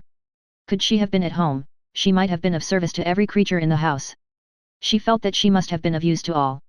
To all she must have saved some trouble of head or hand, and were it only in supporting the spirits of her Aunt Bertram, keeping her from the evil of solitude, or the still greater evil of a restless, officious companion, too apt to be heightening danger in order to enhance her own importance, her being there would have been a general good. She loved to fancy how she could have read to her aunt, how she could have talked to her, and tried at once to make her feel the blessing of what was, and prepare her mind for what might be, and how many walks up and down stairs she might have saved her, and how many messages she might have carried. It astonished her that Tom's sisters could be satisfied with remaining in London at such a time, through an illness which had now, under different degrees of danger, lasted several weeks. They might return to Mansfield when they chose, travelling could be no difficulty to them, and she could not comprehend how both could still keep away. If Mrs. Rushworth could imagine any interfering obligations, Julia was certainly able to quit London whenever she chose. It appeared from one of her aunt's letters that Julia had offered to return if wanted, but this was all. It was evident that she would rather remain where she was. Fanny was disposed to think the influence of London very much at war with all respectable attachments. She saw the proof of it in Miss Crawford, as well as in her cousins. Her attachment to Edmund had been respectable, the most respectable part of her character. Her friendship for herself had at least been blameless. Where was either sentiment now? It was so long since Fanny had had any letter from her, that she had some reason to think lightly of the friendship which had been so dwelt on. It was weeks since she had heard anything of Miss Crawford or of her other connections in town, except through Mansfield, and she was beginning to suppose that she might never know whether Mr. Crawford had gone into Norfolk again or not till they met, and might never hear from his sister any more this spring, when the following letter was received to revive old and create some new sensations. Forgive me, my dear Fanny, as soon as you can, for my long silence, and behave as if you could forgive me directly. This is my modest request and expectation, for you are so good, that I depend upon being treated better than I deserve, and I write now to beg an immediate answer. I want to know the state of things at Mansfield Park, and you, no doubt, are perfectly able to give it. One should be a brute not to feel for the distress they are in, and from what I hear, poor Mr. Bertram has a bad chance of ultimate recovery. I thought little of his illness at first. I looked upon him as the sort of person to be made a fuss with, and to make a fuss himself in any trifling disorder, and was chiefly concerned for those who had to nurse him, but now it is confidently asserted that he is really in a decline, that the symptoms are most alarming, and that part of the family, at least, are aware of it. If it be so, I am sure you must be included in that part, that discerning part, and therefore entreat you to let me know how far I have been rightly informed. I need not say how rejoiced I shall be to hear there has been any mistake, but the report is so prevalent that I confess I cannot help trembling. To have such a fine young man cut off in the flower of his days is most melancholy. Poor Sir Thomas will feel it dreadfully. I really am quite agitated on the subject. Fanny, Fanny, I see you smile and look cunning, but, upon my honour, I never bribed a physician in my life. Poor young man! If he is to die, there will be 2 poor young men less in the world, and with a fearless face and bold voice would I say to anyone, that wealth and consequence could fall into no hands more deserving of them. It was a foolish precipitation last Christmas, but the evil of a few days may be blotted out in part. Varnish and gilding hide many stains. It will be but the loss of the Esquire after his name. With real affection, Fanny, like mine, more might be overlooked. Write to me by return of post, judge of my anxiety, and do not trifle with it. Tell me the real truth, as you have it from the fountainhead. And now, do not trouble yourself to be ashamed of either my feelings or your own. Believe me, they are not only natural, they are philanthropic and virtuous. I put it to your conscience, whether Sir Edmund would not do more good with all the Bertram property than any other possible sir. Had the Grants been at home I would not have troubled you, but you are now the only one I can apply to for the truth, his sisters not being within my reach. Mrs. R. has been spending the Easter with the Aylmers at Twickenham, as to be sure you know, and is not yet returned, and Julia is with the cousins who live near Bedford Square, but I forget their name and street. Could I immediately apply to either, however, I should still prefer you, because it strikes me that they have all along been so unwilling to have their own amusements cut up, as to shut their eyes to the truth. I suppose Mrs. R.'s Easter holidays will not last much longer, no doubt they are thorough holidays to her. The Aylmers are pleasant people, and her husband away, she can have nothing but enjoyment. I give her credit for promoting his going dutifully down to Bath, to fetch his mother, but how will she and the Dowager agree in one house? Henry is not at hand, so I have nothing to say from him. Do not you think Edmund would have been in town again long ago, but for this illness, yours ever, Mary. I had actually begun folding my letter when Henry walked in, but he brings no intelligence to prevent my sending it. Mrs. R. knows a decline is apprehended, he saw her this morning, she returns to Wimpole Street today, the old lady is come. Now do not make yourself uneasy with any queer fancies because he has been spending a few days at Richmond. He does it every spring. Be assured he cares for nobody but you. At this very moment he is wild to see you, and occupied only in contriving the means for doing so, and for making his pleasure conduce to yours. In proof, he repeats, and more eagerly, what he said at Portsmouth about our conveying you home, and I join him in it with all my soul. Dear Fanny, write directly, and tell us to come. It will do us all good. He and I can go to the parsonage, you know, and be no trouble to our friends at Mansfield Park. It would really be gratifying to see them all again, and a little addition of society might be of infinite use to them, and as to yourself, you must feel yourself to be so wanted there, that you cannot in conscience, conscientious as you are, keep away, when you have the means of returning. I have not time or patience to give half Henry's messages, be satisfied that the spirit of each and every one is unalterable affection. Fanny's disgust at the greater part of this letter, with her extreme reluctance to bring the writer of it and her cousin Edmund together, would have made her, as she felt, incapable of judging impartially whether the concluding offer might be accepted or not. To herself, individually, it was most tempting. To be finding herself, perhaps within 3 days, transported to Mansfield, was an image of the greatest felicity, but it would have been a material drawback to be owing such felicity to persons in whose feelings and conduct, at the present moment, she saw so much to condemn, the sister's feelings, the brother's conduct, her cold-hearted ambition, his thoughtless vanity. To have him still the acquaintance, the flirt perhaps, of Mrs. Rushworth. She was mortified. She had thought better of him. Happily, however, she was not left to weigh and decide between opposite inclinations and doubtful notions of right, there was no occasion to determine whether she ought to keep Edmund and Mary asunder or not. She had a rule to apply to, which settled everything. Her awe of her uncle, and her dread of taking a liberty with him, made it instantly plain to her what she had to do. She must absolutely decline the proposal. If he wanted, he would send for her, and even to offer an early return was a presumption which hardly anything would have seemed to justify. She thanked Miss Crawford, but gave a decided negative. Her uncle, she understood, meant to fetch her, and as her cousin's illness had continued so many weeks without her being thought at all necessary, she must suppose her return would be unwelcome at present, and that she should be felt an encumbrance. Her representation of her cousin's state at this time was exactly according to her own belief of it, and such as she supposed would convey to the sanguine mind of her correspondent the hope of everything she was wishing for. Edmund would be forgiven for being a clergyman, it seemed, under certain conditions of wealth, and this, she suspected, was all the conquest of prejudice which he was so ready to congratulate himself upon. She had only learnt to think nothing of consequence but money. Chapter 46. As Fanny could not doubt that her answer was conveying a real disappointment, she was rather in expectation, from her knowledge of Miss Crawford's temper, of being urged again, and though no second letter arrived for the space of a week, she had still the same feeling when it did come. On receiving it, she could instantly decide on its containing little writing, and was persuaded of its having the air of a letter of haste and business. Its object was unquestionable, and 2 moments were enough to start the probability of its being merely to give her notice that they should be in Portsmouth that very day, and to throw her into all the agitation of doubting what she ought to do in such a case. If 2 moments, however, can surround with difficulties, a third can disperse them, and before she had opened the letter, the possibility of Mr. and Miss Crawford's having applied to her uncle and obtained his permission was giving her ease. This was the letter. A most scandalous, ill-natured rumor has just reached me, and I write, dear Fanny, to warn you against giving the least credit to it, should it spread into the country. Depend upon it, there is some mistake, and that a day or 2 will clear it up, at any rate, that Henry is blameless, and in spite of a moment's étourderie, thinks of nobody but you. Say not a word of it, hear nothing, surmise nothing, whisper nothing till I write again. I am sure it will be all hushed up, and nothing proved but Rushworth's folly. If they are gone, I would lay my life they are only gone to Mansfield Park, and Julia with them. But why would not you let us come for you? I wish you may not repent it, yours, etc. Fanny stood aghast. As no scandalous, ill-natured rumor had reached her, it was impossible for her to understand much of this strange letter. She could only perceive that it must relate to Wimpole Street and Mr. Crawford, and only conjecture that something very imprudent had just occurred in that quarter to draw the notice of the world, and to excite her jealousy, in Miss Crawford's apprehension, if she heard it. Miss Crawford need not be alarmed for her.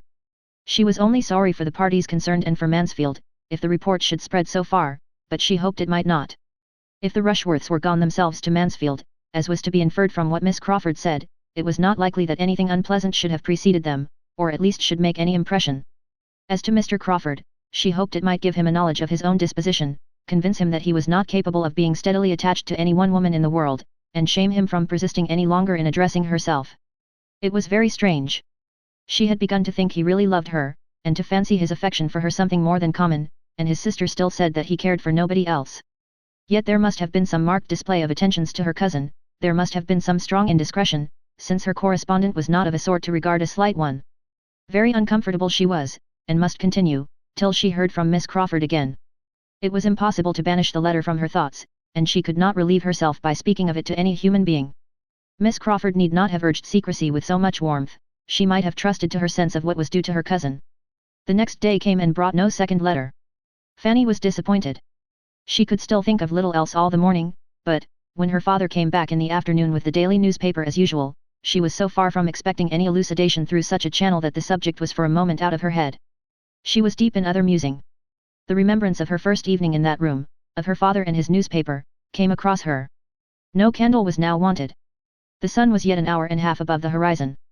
She felt that she had, indeed, been 3 months there, and the sun's rays falling strongly into the parlour, instead of cheering, made her still more melancholy, for sunshine appeared to her a totally different thing in a town and in the country.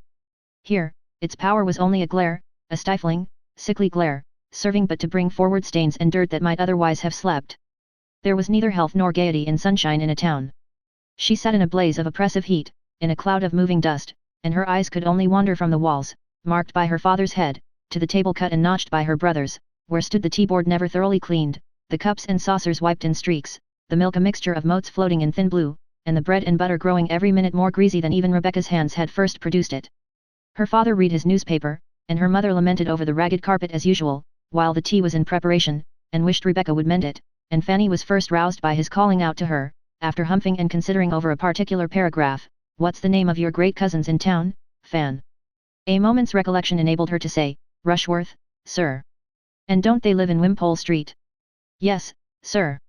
"Then, there's the devil to pay among them, that's all." "There," holding out the paper to her, "much good may such fine relations do you. I don't know what Sir Thomas may think of such matters, he may be too much of the courtier and fine gentleman to like his daughter the less. But, by G! if she belonged to me, I'd give her the rope's end as long as I could stand over her. A little flogging for man and woman too would be the best way of preventing such things." Fanny read to herself that it was with infinite concern the newspaper had to announce to the world a matrimonial fracas in the family of Mr. R. of Wimpole Street, the beautiful Mrs. R., whose name had not long been enrolled in the lists of Hymen, and who had promised to become so brilliant a leader in the fashionable world, having quitted her husband's roof in company with the well-known and captivating Mr. C., the intimate friend and associate of Mr. R., and it was not known even to the editor of the newspaper whither they were gone. "It is a mistake, sir," said Fanny instantly, "it must be a mistake, it cannot be true, it must mean some other people."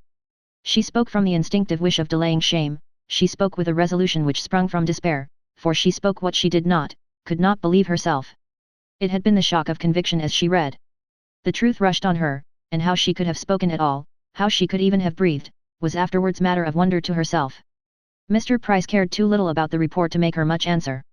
It might be all a lie, he acknowledged, but so many fine ladies were going to the devil nowadays that way, that there was no answering for anybody. Indeed, I hope it is not true, said Mrs. Price plaintively, it would be so very shocking. If I have spoken once to Rebecca about that carpet, I am sure I have spoke at least a dozen times, have not I, Betsy? And it would not be 10 minutes' work. The horror of a mind like Fanny's, as it received the conviction of such guilt, and began to take in some part of the misery that must ensue, can hardly be described. At first, it was a sort of stupefaction, but every moment was quickening her perception of the horrible evil. She could not doubt, she dared not indulge a hope, of the paragraph being false. Miss Crawford's letter, which she had read so often as to make every line her own, was in frightful conformity with it. Her eager defence of her brother, her hope of its being hushed up, her evident agitation, were all of a piece with something very bad, and if there was a woman of character in existence, who could treat as a trifle this sin of the first magnitude, who would try to gloss it over, and desire to have it unpunished, she could believe Miss Crawford to be the woman. Now she could see her own mistake as to who were gone, or said to be gone. It was not Mr. and Mrs. Rushworth, it was Mrs. Rushworth and Mr. Crawford. Fanny seemed to herself never to have been shocked before. There was no possibility of rest. The evening passed without a pause of misery, the night was totally sleepless. She passed only from feelings of sickness to shudderings of horror, and from hot fits of fever to cold. The event was so shocking, that there were moments even when her heart revolted from it as impossible, when she thought it could not be. A woman married only 6 months ago, a man professing himself devoted, even engaged to another, that other her near relation, the whole family, both families connected as they were by tie upon tie, all friends, all intimate together. It was too horrible a confusion of guilt, too gross a complication of evil, for human nature, not in a state of utter barbarism, to be capable of. Yet her judgment told her it was so. His unsettled affections, wavering with his vanity, Maria's decided attachment, and no sufficient principle on either side, gave it possibility. Miss Crawford's letter stamped it a fact. What would be the consequence? Whom would it not injure? Whose views might it not affect? Whose peace would it not cut up forever? Miss Crawford, herself, Edmund, but it was dangerous, perhaps, to tread such ground. She confined herself, or tried to confine herself, to the simple, indubitable family misery which must envelop all, if it were indeed a matter of certified guilt and public exposure. The mother's sufferings, the father's, there she paused. Julia's, Tom's, Edmund's, there a yet longer pause. They were the two on whom it would fall most horribly. Sir Thomas's parental solicitude and high sense of honour and decorum, Edmund's upright principles, unsuspicious temper and genuine strength of feeling, made her think it scarcely possible for them to support life and reason under such disgrace, and it appeared to her that, as far as this world alone was concerned, the greatest blessing to every one of kindred with Mrs. Rushworth would be instant annihilation. Nothing happened the next day, or the next, to weaken her terrors. 2 posts came in, and brought no refutation, public or private. There was no second letter to explain away the first from Miss Crawford, there was no intelligence from Mansfield, though it was now full time for her to hear again from her aunt. This was an evil omen. She had, indeed, scarcely the shadow of a hope to soothe her mind, and was reduced to so low and wan and trembling a condition, as no mother, not unkind, except Mrs. Price could have overlooked, when the 3rd day did bring the sickening knock, and a letter was again put into her hands. It bore the London postmark, and came from Edmund. Dear Fanny, you know our present wretchedness. May God support you under your share. We have been here 2 days, but there is nothing to be done. They cannot be traced. You may not have heard of the last blow, Julia's elopement. She is gone to Scotland with Yates. She left London a few hours before we entered it. At any other time this would have been felt dreadfully. Now it seems nothing, yet it is an heavy aggravation. My father is not overpowered. More cannot be hoped. He is still able to think and act, and I write, by his desire, to propose your returning home. He is anxious to get you there for my mother's sake. I shall be at Portsmouth the morning after you receive this, and hope to find you ready to set off for Mansfield. My father wishes you to invite Susan to go with you for a few months. Settle it as you like, say what is proper, I am sure you will feel such an instance of his kindness at such a moment. Do justice to his meaning, however I may confuse it. You may imagine something of my present state. There is no end of the evil let loose upon us. You will see me early by the mail, yours, etc. Never had Fanny more wanted a cordial. Never had she felt such a one as this letter contained. Tomorrow. To leave Portsmouth tomorrow. She felt she was, in the greatest danger of being exquisitely happy, while so many were miserable. The evil which brought such good to her. She dreaded lest she should learn to be insensible of it. To be going so soon, sent for so kindly, sent for as a comfort, and with leave to take Susan, was altogether such a combination of blessings as set her heart in a glow, and for a time seemed to distance every pain, and make her incapable of suitably sharing the distress even of those whose distress she thought of most. Julia's elopement could affect her comparatively but little, she was amazed and shocked, but it could not occupy her, could not dwell on her mind. She was obliged to call herself to think of it, and acknowledge it to be terrible and grievous, or it was escaping her, in the midst of all the agitating pressing joyful cares attending this summons to herself. There is nothing like employment, active indispensable employment, for relieving sorrow. Employment, even melancholy, may dispel melancholy, and her occupations were hopeful. She had so much to do, that not even the horrible story of Mrs. Rushworth, now fixed to the last point of certainty, could affect her as it had done before. She had not time to be miserable. Within 24 hours she was hoping to be gone, her father and mother must be spoken to, Susan prepared, everything got ready. Business followed business, the day was hardly long enough. The happiness she was imparting, too, happiness very little alloyed by the black communication which must briefly precede it, the joyful consent of her father and mother to Susan's going with her, the general satisfaction with which the going of both seemed regarded, and the ecstasy of Susan herself, was all serving to support her spirits. The affliction of the Bertrams was little felt in the family. Mrs. Price talked of her poor sister for a few minutes, but how to find anything to hold Susan's clothes, because Rebecca took away all the boxes and spoilt them, was much more in her thoughts, and as for Susan, now unexpectedly gratified in the first wish of her heart, and knowing nothing personally of those who had sinned, or of those who were sorrowing, if she could help rejoicing from beginning to end, it was as much as ought to be expected from human virtue at 14. As nothing was really left for the decision of Mrs. Price, or the good offices of Rebecca, everything was rationally and duly accomplished, and the girls were ready for the morrow. The advantage of much sleep to prepare them for their journey was impossible. The cousin who was travelling towards them could hardly have less than visited their agitated spirits, one all happiness, the other all varying and indescribable perturbation. By 8 in the morning Edmund was in the house. The girls heard his entrance from above, and Fanny went down. The idea of immediately seeing him, with the knowledge of what he must be suffering, brought back all her own first feelings. He so near her, and in misery. She was ready to sink as she entered the parlour. He was alone, and met her instantly, and she found herself pressed to his heart with only these words, just articulate, "My Fanny, my only sister, my only comfort now." She could say nothing, nor for some minutes could he say more. He turned away to recover himself, and when he spoke again, though his voice still faltered, his manner shewed the wish of self-command, and the resolution of avoiding any farther allusion. "Have you breakfasted? When shall you be ready? Does Susan go?" were questions following each other rapidly.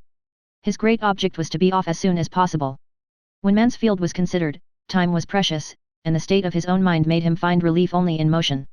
It was settled that he should order the carriage to the door in half an hour. Fanny answered for their having breakfasted and being quite ready in half an hour. He had already ate, and declined staying for their meal. He would walk round the ramparts, and join them with the carriage. He was gone again, glad to get away even from Fanny. He looked very ill, evidently suffering under violent emotions, which he was determined to suppress. She knew it must be so, but it was terrible to her.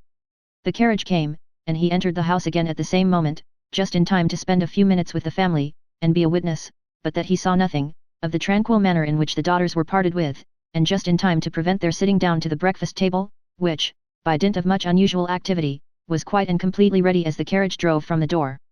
Fanny's last meal in her father's house was in character with her first, she was dismissed from it as hospitably as she had been welcomed. How her heart swelled with joy and gratitude as she passed the barriers of Portsmouth, and how Susan's face wore its broadest smiles, may be easily conceived. Sitting forwards, however, and screened by her bonnet, those smiles were unseen. The journey was likely to be a silent one. Edmund's deep sighs often reached Fanny.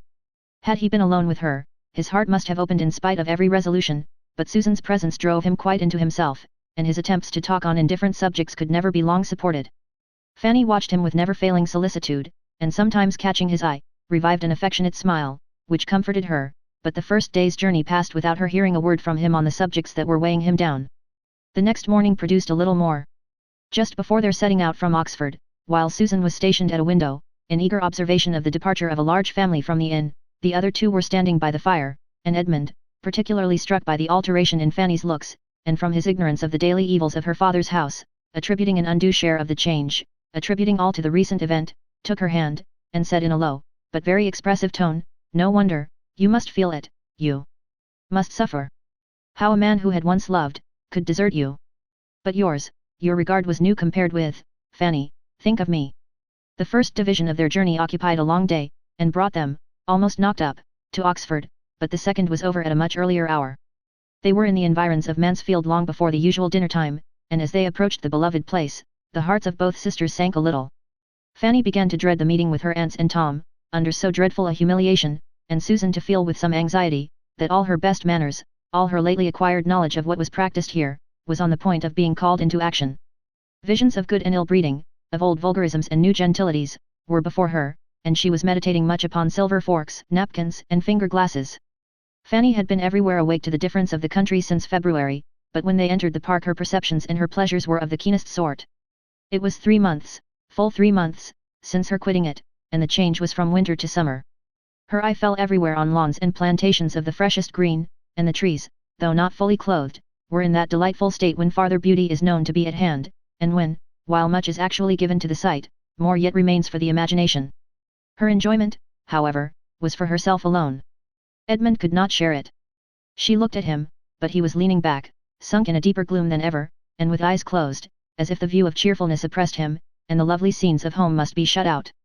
It made her melancholy again, and the knowledge of what must be enduring there, invested even the house, modern, airy, and well situated as it was, with a melancholy aspect. By one of the suffering party within they were expected with such impatience as she had never known before. Fanny had scarcely passed the solemn-looking servants, when Lady Bertram came from the drawing-room to meet her, came with no indolent step, and falling on her neck, said, "Dear Fanny, now I shall be comfortable." Chapter 47. It had been a miserable party, each of the three believing themselves most miserable. Mrs. Norris, however, as most attached to Maria, was really the greatest sufferer. Maria was her first favourite, the dearest of all. The match had been her own contriving, as she had been wont with such pride of heart to feel and say, and this conclusion of it almost overpowered her. She was an altered creature, quieted, stupefied, indifferent to everything that passed. The being left with her sister and nephew, and all the house under her care, had been an advantage entirely thrown away. She had been unable to direct or dictate, or even fancy herself useful. When really touched by affliction, her active powers had been all benumbed, and neither Lady Bertram nor Tom had received from her the smallest support or attempt at support. She had done no more for them than they had done for each other. They had been all solitary, helpless, and forlorn alike, and now the arrival of the others only established her superiority in wretchedness. Her companions were relieved, but there was no good for her. Edmund was almost as welcome to his brother as Fanny to her aunt, but Mrs. Norris, instead of having comfort from either, was but the more irritated by the sight of the person whom, in the blindness of her anger, she could have charged as the daemon of the piece. Had Fanny accepted Mr. Crawford this could not have happened. Susan too was a grievance.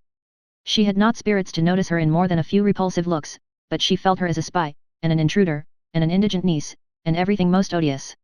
By her other aunt, Susan was received with quiet kindness.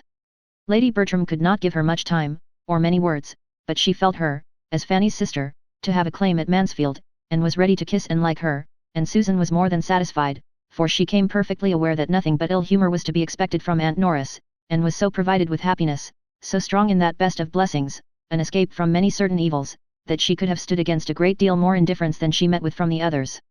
She was now left a good deal to herself, to get acquainted with the house and grounds as she could, and spent her days very happily in so doing, while those who might otherwise have attended to her were shut up, or wholly occupied each with the person quite dependent on them. At this time, for everything like comfort, Edmund trying to bury his own feelings in exertions for the relief of his brothers, and Fanny devoted to her Aunt Bertram, returning to every former office with more than former zeal, and thinking she could never do enough for one who seemed so much to want her. To talk over the dreadful business with Fanny, talk and lament, was all Lady Bertram's consolation.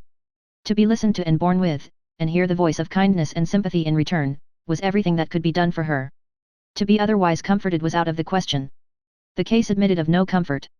Lady Bertram did not think deeply, but, guided by Sir Thomas, she thought justly on all important points, and she saw, therefore, in all its enormity, what had happened, and neither endeavoured herself, nor required Fanny to advise her, to think little of guilt and infamy. Her affections were not acute, nor was her mind tenacious. After a time, Fanny found it not impossible to direct her thoughts to other subjects, and revive some interest in the usual occupations, but whenever Lady Bertram was fixed on the event, she could see it only in one light, as comprehending the loss of a daughter, and a disgrace never to be wiped off. Fanny learnt from her all the particulars which had yet transpired. Her aunt was no very methodical narrator, but with the help of some letters to and from Sir Thomas, and what she already knew herself, and could reasonably combine, she was soon able to understand quite as much as she wished of the circumstances attending the story.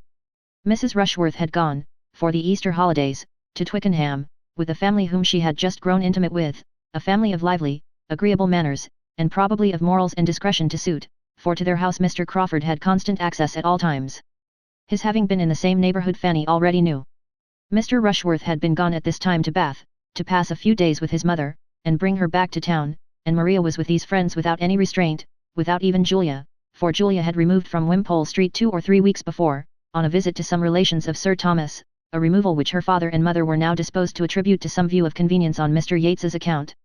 Very soon after the Rushworths' return to Wimpole Street, Sir Thomas had received a letter from an old and most particular friend in London, who hearing and witnessing a good deal to alarm him in that quarter, wrote to recommend Sir Thomas's coming to London himself, and using his influence with his daughter to put an end to the intimacy which was already exposing her to unpleasant remarks, and evidently making Mr. Rushworth uneasy. Sir Thomas was preparing to act upon this letter, without communicating its contents to any creature at Mansfield, when it was followed by another, sent express from the same friend, to break to him the almost desperate situation in which affairs then stood with the young people. Mrs. Rushworth had left her husband's house, Mr. Rushworth had been in great anger and distress to him, Mr. Harding, for his advice. Mr. Harding feared there had been at least very flagrant indiscretion. The maidservant of Mrs. Rushworth, senior, threatened alarmingly. He was doing all in his power to quiet everything, with the hope of Mrs. Rushworth's return, but was so much counteracted in Wimpole Street by the influence of Mr. Rushworth's mother, that the worst consequences might be apprehended. This dreadful communication could not be kept from the rest of the family. Sir Thomas set off, Edmund would go with him, and the others had been left in a state of wretchedness, inferior only to what followed the receipt of the next letters from London. Everything was by that time public beyond a hope. The servant of Mrs. Rushworth, the mother, had exposure in her power, and supported by her mistress, was not to be silenced. The two ladies, even in the short time they had been together, had disagreed, and the bitterness of the elder against her daughter-in-law might perhaps arise almost as much from the personal disrespect with which she had herself been treated as from sensibility for her son. However that might be, she was unmanageable. But had she been less obstinate, or of less weight with her son, who was always guided by the last speaker, by the person who could get hold of and shut him up, the case would still have been hopeless, for Mrs. Rushworth did not appear again, and there was every reason to conclude her to be concealed somewhere with Mr. Crawford, who had quitted his uncle's house, as for a journey, on the very day of her absenteeing herself. Sir Thomas, however, remained yet a little longer in town, in the hope of discovering and snatching her from farther vice, though all was lost on the side of character. His present state Fanny could hardly bear to think of. There was but one of his children who was not at this time a source of misery to him. Tom's complaints had been greatly heightened by the shock of his sister's conduct, and his recovery so much thrown back by it, that even Lady Bertram had been struck by the difference, and all her alarms were regularly sent off to her husband, and Julia's elopement, the additional blow which had met him on his arrival in London, though its force had been deadened at the moment, must, she knew, be sorely felt. She saw that it was. His letters expressed how much he deplored it. Under any circumstances it would have been an unwelcome alliance, but to have it so clandestinely formed, and such a period chosen for its completion, placed Julia's feelings in a most unfavourable light, and severely aggravated the folly of her choice. He called it a bad thing, done in the worst manner, and at the worst time, and though Julia was yet as more pardonable than Maria as folly than vice, he could not but regard the step she had taken as opening the worst probabilities of a conclusion hereafter like her sister's. Such was his opinion of the set into which she had thrown herself. Fanny felt for him most acutely. He could have no comfort but in Edmund. Every other child must be racking his heart. His displeasure against herself she trusted, reasoning differently from Mrs. Norris, would now be done away. She should be justified. Mr. Crawford would have fully acquitted her conduct in refusing him, but this, though most material to herself, would be poor consolation to Sir Thomas. Her uncle's displeasure was terrible to her, but what could her justification or her gratitude and attachment do for him? His stay must be on Edmund alone. She was mistaken, however, in supposing that Edmund gave his father no present pain. It was of a much less poignant nature than what the others excited, but Sir Thomas was considering his happiness as very deeply involved in the offence of his sister and friend, cut off by it, as he must be, from the woman whom he had been pursuing with undoubted attachment and strong probability of success, and who, in everything but this despicable brother, would have been so eligible a connection. He was aware of what Edmund must be suffering on his own behalf, in addition to all the rest. When they were in town, he had seen or conjectured his feelings, and, having reason to think that one interview with Miss Crawford had taken place, from which Edmund derived only increased distress, had been as anxious on that account as on others to get him out of town, and had engaged him in taking Fanny home to her aunt, with a view to his relief and benefit, no less than theirs. Fanny was not in the secret of her uncle's feelings, Sir Thomas not in the secret of Miss Crawford's character. Had he been privy to her conversation with his son, he would not have wished her to belong to him, though her £20,000 had been 40,000 That Edmund must be forever divided from Miss Crawford did not admit of a doubt with Fanny, and yet, till she knew that he felt the same, her own conviction was insufficient. She thought he did, but she wanted to be assured of it. If he would now speak to her with the unreserve which had sometimes been too much for her before, it would be most consoling, but that she found was not to be. She seldom saw him, never alone. He probably avoided being alone with her. What was to be inferred? That his judgment submitted to all his own peculiar and bitter share of this family affliction, but that it was too keenly felt to be a subject of the slightest communication. This must be his state. He yielded, but it was with agonies which did not admit of speech. Long, long would it be ere Miss Crawford's name passed his lips again, or she could hope for a renewal of such confidential intercourse as had been. It was long. They reached Mansfield on Thursday, and it was not till Sunday evening that Edmund began to talk to her on the subject. Sitting with her on Sunday evening, a wet Sunday evening, the very time of all others when, if a friend is at hand, the heart must be opened, and everything told, no one else in the room, except his mother, who, after hearing an affecting sermon, had cried herself to sleep, it was impossible not to speak, and so, with the usual beginnings, hardly to be traced as to what came first, and the usual declaration that if she would listen to him for a few minutes, he should be very brief, and certainly never tax her kindness in the same way again, she need not fear a repetition, it would be a subject prohibited entirely, he entered upon the luxury of relating circumstances and sensations of the first interest to himself, to one of whose affectionate sympathy he was quite convinced. How Fanny listened, with what curiosity and concern, what pain and what delight, how the agitation of his voice was watched, and how carefully her own eyes were fixed on any object but himself, may be imagined. The opening was alarming. He had seen Miss Crawford. He had been invited to see her. He had received a note from Lady Stornoway to beg him to call, and regarding it as what was meant to be the last interview of friendship, and investing her with all the feelings of shame and wretchedness which Crawford's sister ought to have known, he had gone to her in such a state of mind, so softened, so devoted, as made it for a few moments impossible to Fanny's fears that it should be the last. But as he proceeded in his story, these fears were over. She had met him, he said, with a serious, certainly a serious, even an agitated air, but before he had been able to speak one intelligible sentence, she had introduced the subject in a manner which he owned had shocked him. "I heard you were in town," said she, "I wanted to see you. Let us talk over this sad business. What can equal the folly of our two relations?" I could not answer, but I believe my looks spoke. She felt reproved. Sometimes how quick to feel. With a graver look and voice she then added, "I do not mean to defend Henry at your sister's expense." So she began, but how she went on, "Fanny, is not fit, is hardly fit to be repeated to you." I cannot recall all her words.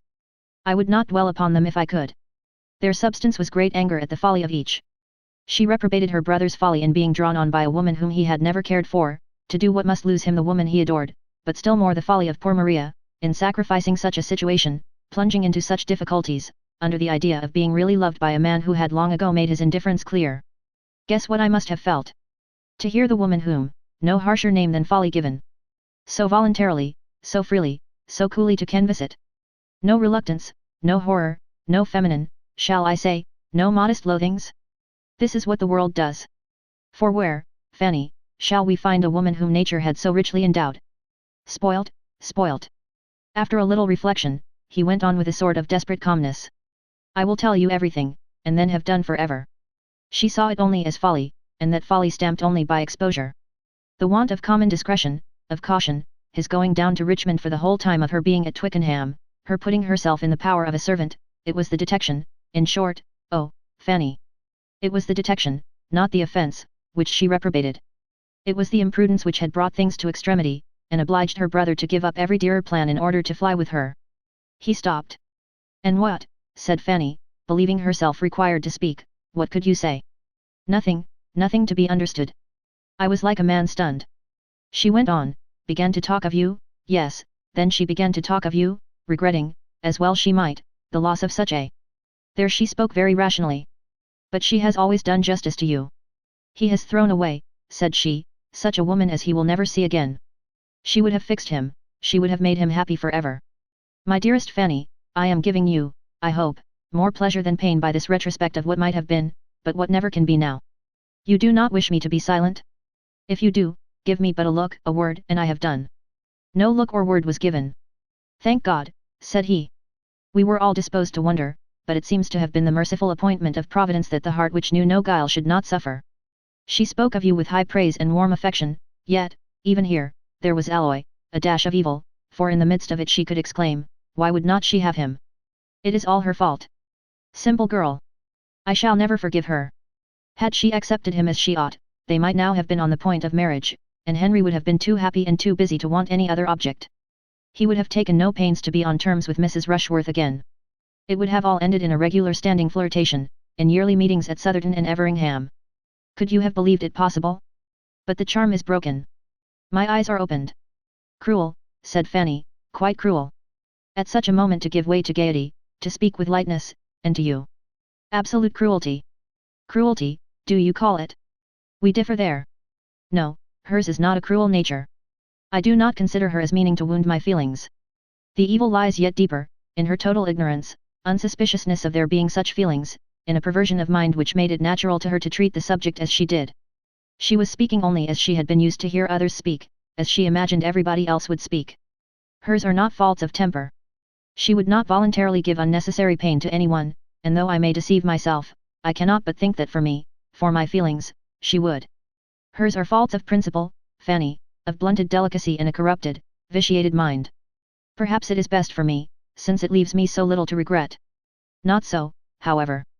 Gladly would I submit to all the increased pain of losing her, rather than have to think of her as I do. I told her so.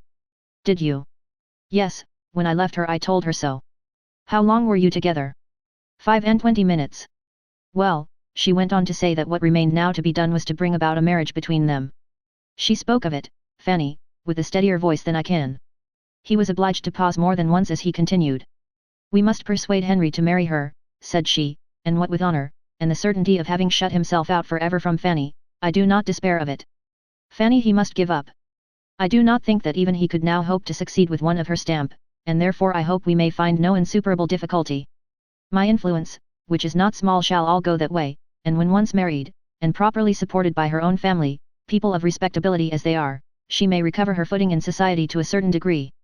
In some circles, we know, she would never be admitted, but with good dinners, and large parties, there will always be those who will be glad of her acquaintance, and there is, undoubtedly, more liberality and candour on those points than formerly. What I advise is, that your father be quiet. Do not let him injure his own cause by interference. Persuade him to let things take their course. If by any officious exertions of his, she is induced to leave Henry's protection, there will be much less chance of his marrying her than if she remain with him. I know how he is likely to be influenced. Let Sir Thomas trust to his honour and compassion, and it may all end well, but if he get his daughter away, it will be destroying the chief hold. After repeating this, Edmund was so much affected that Fanny, watching him with silent, but most tender concern, was almost sorry that the subject had been entered on at all. It was long before he could speak again. At last, now, Fanny, said he, I shall soon have done. I have told you the substance of all that she said. As soon as I could speak, I replied that I had not supposed it possible, coming in such a state of mind into that house as I had done, that anything could occur to make me suffer more, but that she had been inflicting deeper wounds in almost every sentence. That though I had, in the course of our acquaintance, been often sensible of some difference in our opinions, on points, too, of some moment, it had not entered my imagination to conceive the difference could be such as she had now proved it.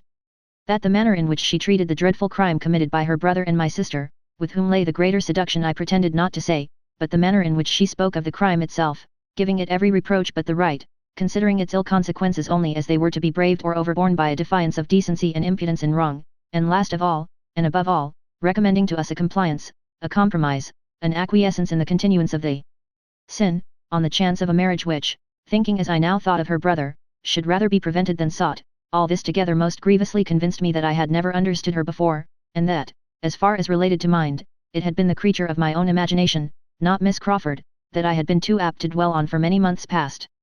That, perhaps, it was best for me, I had less to regret in sacrificing a friendship, feelings, hopes which must, at any rate, have been torn from me now. And yet, that I must and would confess that, could I have restored her to what she had appeared to me before, I would infinitely prefer any increase of the pain of parting, for the sake of carrying with me the right of tenderness and esteem. This is what I said, the purport of it, but, as you may imagine, not spoken so collectedly or methodically as I have repeated it to you. She was astonished, exceedingly astonished, more than astonished. I saw her change countenance. She turned extremely red. I imagined I saw a mixture of many feelings, a great, though short struggle, half a wish of yielding to truths, half a sense of shame, but habit carried it. She would have laughed if she could. It was a sort of laugh, as she answered, "A pretty good lecture, upon my word. Was it part of your last sermon? At this rate you will soon reform everybody at Mansfield and Thornton Lacey, and when I hear of you next, it may be as a celebrated preacher in some great society of Methodists, or as a missionary into foreign parts." She tried to speak carelessly, but she was not so careless as she wanted to appear. I only said in reply, that from my heart I wished her well, and earnestly hoped that she might soon learn to think more justly, and not owe the most valuable knowledge we could any of us acquire, the knowledge of ourselves and of our duty, to the lessons of affliction, and immediately left the room. I had gone a few steps, Fanny, when I heard the door open behind me.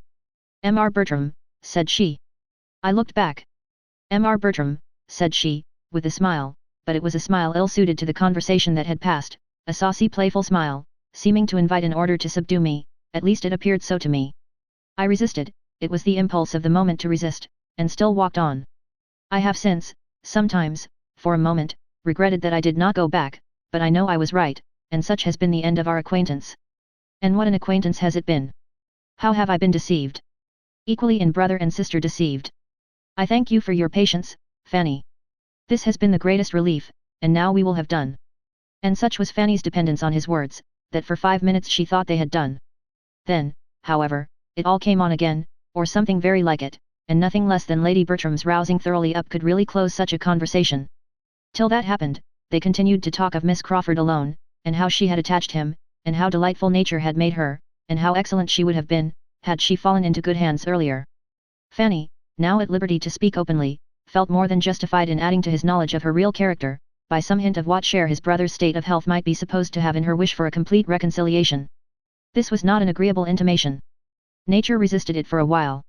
It would have been a vast deal pleasanter to have had her more disinterested in her attachment, but his vanity was not of a strength to fight long against reason. He submitted to believe that Tom's illness had influenced her, only reserving for himself this consoling thought, that considering the many counteractions of opposing habits, she had certainly been more attached to him than could have been expected, and for his sake been more near doing right. Fanny thought exactly the same, and they were also quite agreed in their opinion of the lasting effect, the indelible impression, which such a disappointment must make on his mind. Time would undoubtedly abate somewhat of his sufferings, but still it was a sort of thing which he never could get entirely the better of, and as to his ever meeting with any other woman who could, it was too impossible to be named but with indignation. Fanny's friendship was all that he had to cling to. Chapter 48. Let other pens dwell on guilt and misery. I quit such odious subjects as soon as I can, impatient to restore everybody, not greatly in fault themselves, to tolerable comfort, and to have done with all the rest. My Fanny, indeed, at this very time, I have the satisfaction of knowing, must have been happy in spite of everything. She must have been a happy creature in spite of all that she felt, or thought she felt, for the distress of those around her. She had sources of delight that must force their way. She was returned to Mansfield Park, she was useful, she was beloved, she was safe from Mr. Crawford, and when Sir Thomas came back she had every proof that could be given in his then melancholy state of spirits, of his perfect approbation and increased regard, and happy as all this must make her, she would still have been happy without any of it, for Edmund was no longer the dupe of Miss Crawford. It is true that Edmund was very far from happy himself. He was suffering from disappointment and regret, grieving over what was, and wishing for what could never be. She knew it was so, and was sorry, but it was with a sorrow so founded on satisfaction, so tending to ease, and so much in harmony with every dearest sensation, that there are few who might not have been glad to exchange their greatest gaiety for it. Sir Thomas, poor Sir Thomas, a parent and conscious of errors in his own conduct as a parent, was the longest to suffer. He felt that he ought not to have allowed the marriage, that his daughter's sentiments had been sufficiently known to him to render him culpable in authorizing it, that in so doing he had sacrificed the right to the expedient, and been governed by motives of selfishness and worldly wisdom. These were reflections that required some time to soften, but time will do almost everything, and though little comfort arose on Mrs. Rushworth's side for the misery she had occasioned, comfort was to be found greater than he had supposed in his other children. Julia's match became a less desperate business than he had considered it at first. She was humble, and wishing to be forgiven, and Mr. Yates, desirous of being really received into the family, was disposed to look up to him and be guided. He was not very solid, but there was a hope of his becoming less trifling, of his being at least tolerably domestic and quiet, and at any rate, there was comfort in finding his estate rather more, and his debts much less, than he had feared, and in being consulted and treated as the friend best worth attending to. There was comfort also in Tom, who gradually regained his health, without regaining the thoughtlessness and selfishness of his previous habits. He was the better for ever for his illness. He had suffered, and he had learned to think, two advantages that he had never known before, and the self-reproach arising from the deplorable event in Wimpole Street, to which he felt himself accessory by all the dangerous intimacy of his unjustifiable theatre, made an impression on his mind which, at the age of 26, with no want of sense or good companions, was durable in its happy effects. He became what he ought to be, useful to his father, steady and quiet, and not living merely for himself. Here was comfort indeed. And quite as soon as Sir Thomas could place dependence on such sources of good, Edmund was contributing to his father's ease by improvement in the only point in which he had given him pain before, improvement in his spirits. After wandering about and sitting under trees with Fanny all the summer evenings, he had so well talked his mind into submission as to be very tolerably cheerful again. These were the circumstances and the hopes which gradually brought their alleviation to Sir Thomas, deadening his sense of what was lost, and in part reconciling him to himself, though the anguish arising from the conviction of his own errors in the education of his daughters was never to be entirely done away. Too late he became aware how unfavorable to the character of any young people must be the totally opposite treatment which Maria and Julia had been always experiencing at home, where the excessive indulgence and flattery of their aunt had been continually contrasted with his own severity. He saw how ill he had judged, in expecting to counteract what was wrong in Mrs. Norris by its reverse in himself, clearly saw that he had but increased the evil by teaching them to repress their spirits in his presence so as to make their real disposition unknown to him, and sending them for all their indulgences to a person who had been able to attach them only by the blindness of her affection, and the excess of her praise. Here had been grievous mismanagement, but, bad as it was, he gradually grew to feel that it had not been the most direful mistake in his plan of education. Something must have been wanting within, or time would have worn away much of its ill effect. He feared that principle, active principle, had been wanting, that they had never been properly taught to govern their inclinations and tempers by that sense of duty which can alone suffice. They had been instructed theoretically in their religion, but never required to bring it into daily practice. To be distinguished for elegance and accomplishments, the authorized object of their youth, could have had no useful influence that way, no moral effect on the mind. He had meant them to be good, but his cares had been directed to the understanding and manners, not the disposition, and of the necessity of self-denial and humility, he feared they had never heard from any lips that could profit them. Bitterly did he deplore a deficiency which now he could scarcely comprehend to have been possible. Wretchedly did he feel, that with all the cost and care of an anxious and expensive education, he had brought up his daughters without their understanding their first duties, or his being acquainted with their character and temper. The high spirit and strong passions of Mrs. Rushworth, especially, were made known to him only in their sad result. She was not to be prevailed on to leave Mr. Crawford. She hoped to marry him, and they continued together till she was obliged to be convinced that such hope was vain, and till the disappointment and wretchedness arising from the conviction rendered her temper so bad, and her feelings for him so like hatred, as to make them for a while each other's punishment, and then induce a voluntary separation. She had lived with him to be reproached as the ruin of all his happiness in Fanny, and carried away no better consolation in leaving him than that she had divided them. What can exceed the misery of such a mind in such a situation? Mr. Rushworth had no difficulty in procuring a divorce, and so ended a marriage contracted under such circumstances as to make any better end the effect of good luck not to be reckoned on. She had despised him, and loved another, and he had been very much aware that it was so. The indignities of stupidity, and the disappointments of selfish passion, can excite little pity. His punishment followed his conduct, as did a deeper punishment the deeper guilt of his wife.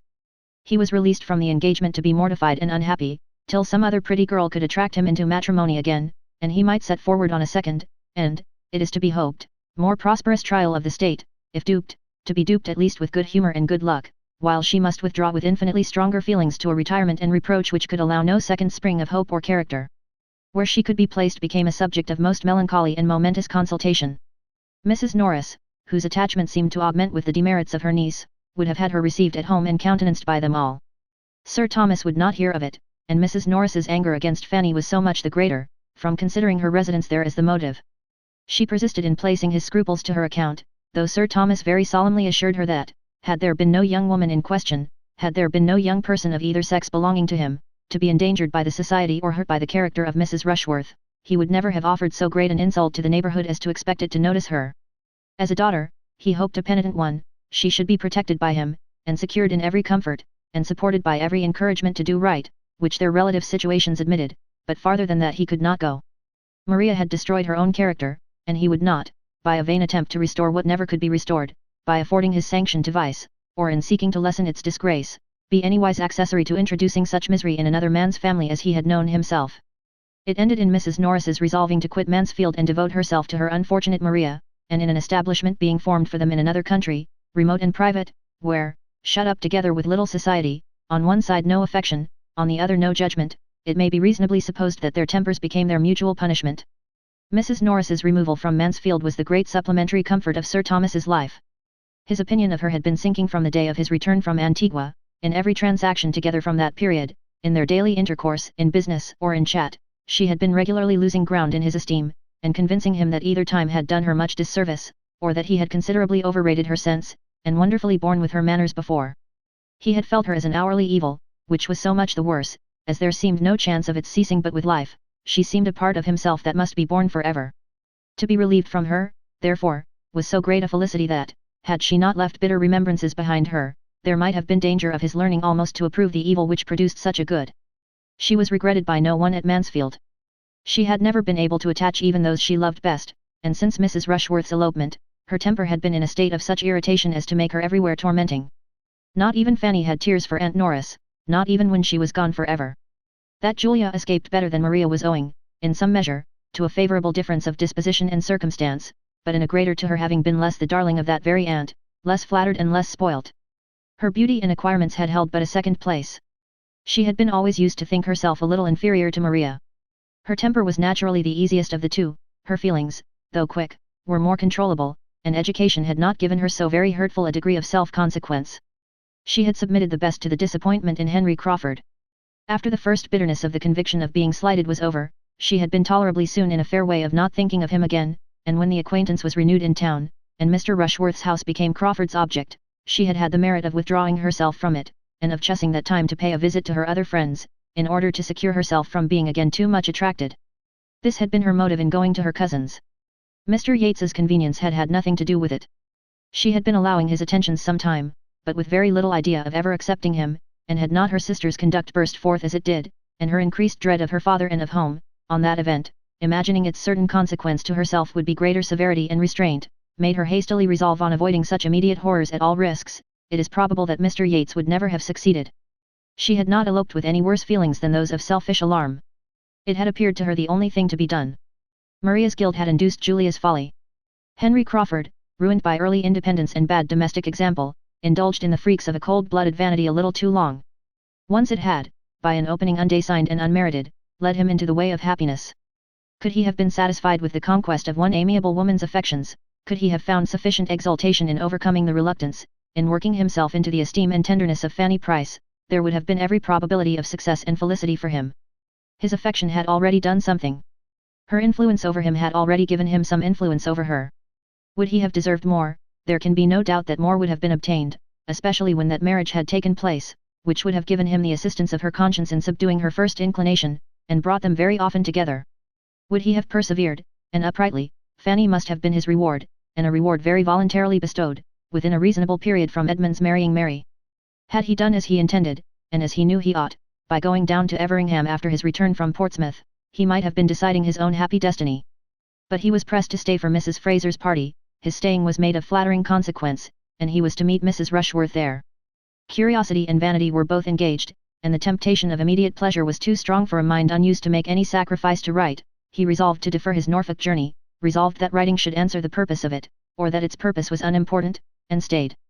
He saw Mrs. Rushworth, was received by her with a coldness which ought to have been repulsive, and have established apparent indifference between them forever, but he was mortified. He could not bear to be thrown off by the woman whose smiles had been so wholly at his command. He must exert himself to subdue so proud a display of resentment.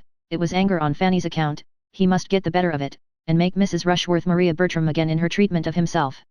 In this spirit he began the attack, and by animated perseverance had soon re-established the sort of familiar intercourse, of gallantry, of flirtation, which bounded his views, but in triumphing over the discretion which, though beginning in anger, might have saved them both, he had put himself in the power of feelings on her side more strong than he had supposed.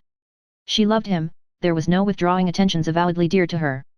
He was entangled by his own vanity, with as little excuse of love as possible, and without the smallest inconstancy of mind towards her cousin. To keep Fanny and the Bertrams from a knowledge of what was passing became his first object. Secrecy could not have been more desirable for Mrs. Rushworth's credit than he felt it for his own. When he returned from Richmond, he would have been glad to see Mrs. Rushworth no more. All that followed was the result of her imprudence, and he went off with her at last, because he could not help it, regretting Fanny even at the moment, but regretting her infinitely more when all the bustle of the intrigue was over, and a very few months had taught him, by the force of contrast, to place a yet higher value on the sweetness of her temper, the purity of her mind, and the excellence of her principles. That punishment, the public punishment of disgrace, should in a just measure attend his share of the offences, we know, not one of the barriers which society gives to virtue. In this world the penalty is less equal than could be wished, but without presuming to look forward to a juster appointment hereafter, we may fairly consider a man of sense, like Henry Crawford, to be providing for himself no small portion of vexation and regret, vexation that must rise sometimes to self-reproach, and regret to wretchedness, in having so requited hospitality, so injured family peace, so forfeited his best, most estimable and endeared acquaintance, and so lost the woman whom he had rationally as well as passionately loved. After what had passed to wound and alienate the two families, the continuance of the Bertrams and Grants in such close neighbourhood would have been most distressing, but the absence of the latter, for some months purposely lengthened, ended very fortunately in the necessity, or at least the practicability, of a permanent removal. Dr. Grant, through an interest on which he had almost ceased to form hopes, succeeded to a stall in Westminster, which, as affording an occasion for leaving Mansfield, an excuse for residence in London, and an increase of income to answer the expenses of the change, was highly acceptable to those who went and those who stayed. Mrs. Grant, with the temper to love and be loved, must have gone with some regret from the scenes and people she had been used to, but the same happiness of disposition must in any place, and any society, secure her a great deal to enjoy, and she had again a home to offer Mary, and Mary had had enough of her own friends, enough of vanity, ambition, love and disappointment in the course of the last half-year, to be in need of the true kindness of her sister's heart, and the rational tranquillity of her ways. They lived together, and when Dr. Grant had brought on apoplexy and death, by 3 great institutionary dinners in 1 week, they still lived together, for Mary, though perfectly resolved against ever attaching herself to a younger brother again, was long in finding among the dashing representatives, or idle heir apparents, who were at the command of her beauty, and her £20,000, anyone who could satisfy the better taste she had acquired at Mansfield, whose character and manners could authorize a hope of the domestic happiness she had there learned to estimate, or put Edmund Bertram sufficiently out of her head. Edmund had greatly the advantage of her in this respect. He had not to wait and wish with vacant affections for an object worthy to succeed her in them. Scarcely had he done regretting Mary Crawford, and observing to Fanny how impossible it was that he should ever meet with such another woman, before it began to strike him whether a very different kind of woman might not do just as well, or a great deal better, whether Fanny herself were not growing as dear, as important to him in all her smiles and all her ways, as Mary Crawford had ever been, and whether it might not be a hopeful undertaking to persuade her that her warm and sisterly regard for him would be foundation enough for wedded love. I purposely abstain from dates on this occasion, that every one may be at liberty to fix their own, aware that the cure of unconquerable passions, and the transfer of unchanging attachments, must vary much as to time in different people. I only entreat everybody to believe that exactly at the time when it was quite natural that it should be so, and not a week earlier, Edmund did cease to care about Miss Crawford, and became as anxious to marry Fanny as Fanny herself could desire. With such a regard for her, indeed, as his had long been, a regard founded on the most endearing claims of innocence and helplessness, and completed by every recommendation of growing worth, what could be more natural than the change? Loving, guiding, protecting her, as he had been doing ever since her being 10 years old, her mind in so great a degree formed by his care, and her comfort depending on his kindness, an object to him of such close and peculiar interest, dearer by all his own importance with her than any one else at Mansfield, what was there now to add, but that he should learn to prefer soft light eyes to sparkling dark ones? And being always with her, and always talking confidentially, and his feelings exactly in that favourable state which a recent disappointment gives, those soft light eyes could not be very long in obtaining the preeminence. Having once set out, and felt that he had done so on this road to happiness, there was nothing on the side of prudence to stop him or make his progress slow, no doubts of her deserving, no fears of opposition of taste, no need of drawing new hopes of happiness from dissimilarity of temper. Her mind, disposition, opinions, and habits wanted no half-concealment, no self-deception on the present, no reliance on future improvement. Even in the midst of his late infatuation, he had acknowledged Fanny's mental superiority. What must be his sense of it now, therefore? She was of course only too good for him, but as nobody minds having what is too good for them, he was very steadily earnest in the pursuit of the blessing, and it was not possible that encouragement from her should be long wanting. Timid, anxious, doubting as she was, it was still impossible that such tenderness as hers should not, at times, hold out the strongest hope of success, though it remained for a later period to tell him the whole delightful and astonishing truth. His happiness in knowing himself to have been so long the beloved of such a heart, must have been great enough to warrant any strength of language in which he could clothe it to her or to himself. It must have been a delightful happiness. But there was happiness elsewhere which no description can reach. Let no one presume to give the feelings of a young woman on receiving the assurance of that affection of which she has scarcely allowed herself to entertain a hope. Their own inclinations ascertained, there were no difficulties behind, no drawback of poverty or parent. It was a match which Sir Thomas's wishes had even forestalled.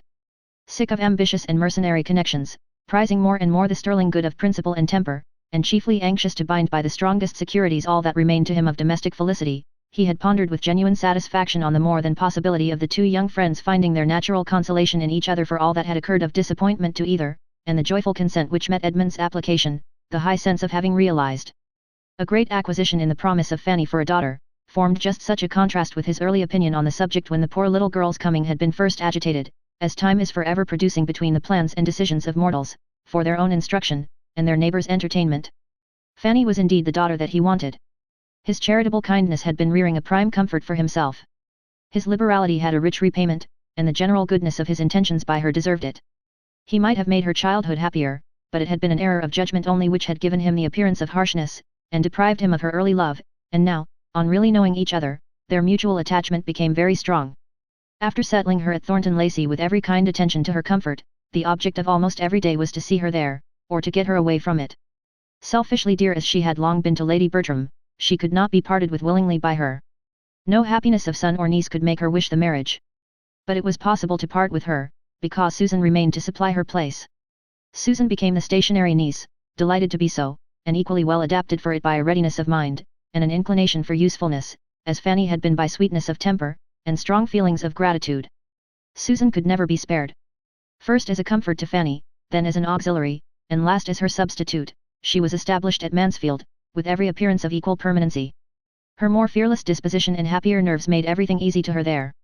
With quickness in understanding the tempers of those she had to deal with, and no natural timidity to restrain any consequent wishes, she was soon welcome and useful to all, and after Fanny's removal succeeded so naturally to her influence over the hourly comfort of her aunt, as gradually to become, perhaps, the most beloved of the two. In her usefulness, in Fanny's excellence, in William's continued good conduct and rising fame, and in the general well-doing and success of the other members of the family, all assisting to advance each other, and doing credit to his countenance and aid, Sir Thomas so repeated, and forever repeated, reason to rejoice in what he had done for them all, and acknowledge the advantages of early hardship and discipline, and the consciousness of being born to struggle and endure. With so much true merit and true love, and no want of fortune and friends, the happiness of the married cousins must appear as secure as earthly happiness can be. Equally formed for domestic life, and attached to country pleasures, their home was the home of affection and comfort, and to complete the picture of good, the acquisition of Mansfield living, by the death of Dr. Grant, occurred just after they had been married long enough to begin to want an increase of income, and feel their distance from the paternal abode an inconvenience. On that event they removed to Mansfield, and the parsonage there, which, under each of its two former owners, Fanny had never been able to approach but with some painful sensation of restraint or alarm, soon grew as dear to her heart, and as thoroughly perfect in her eyes, as everything else within the view and patronage of Mansfield Park had long been. Fine as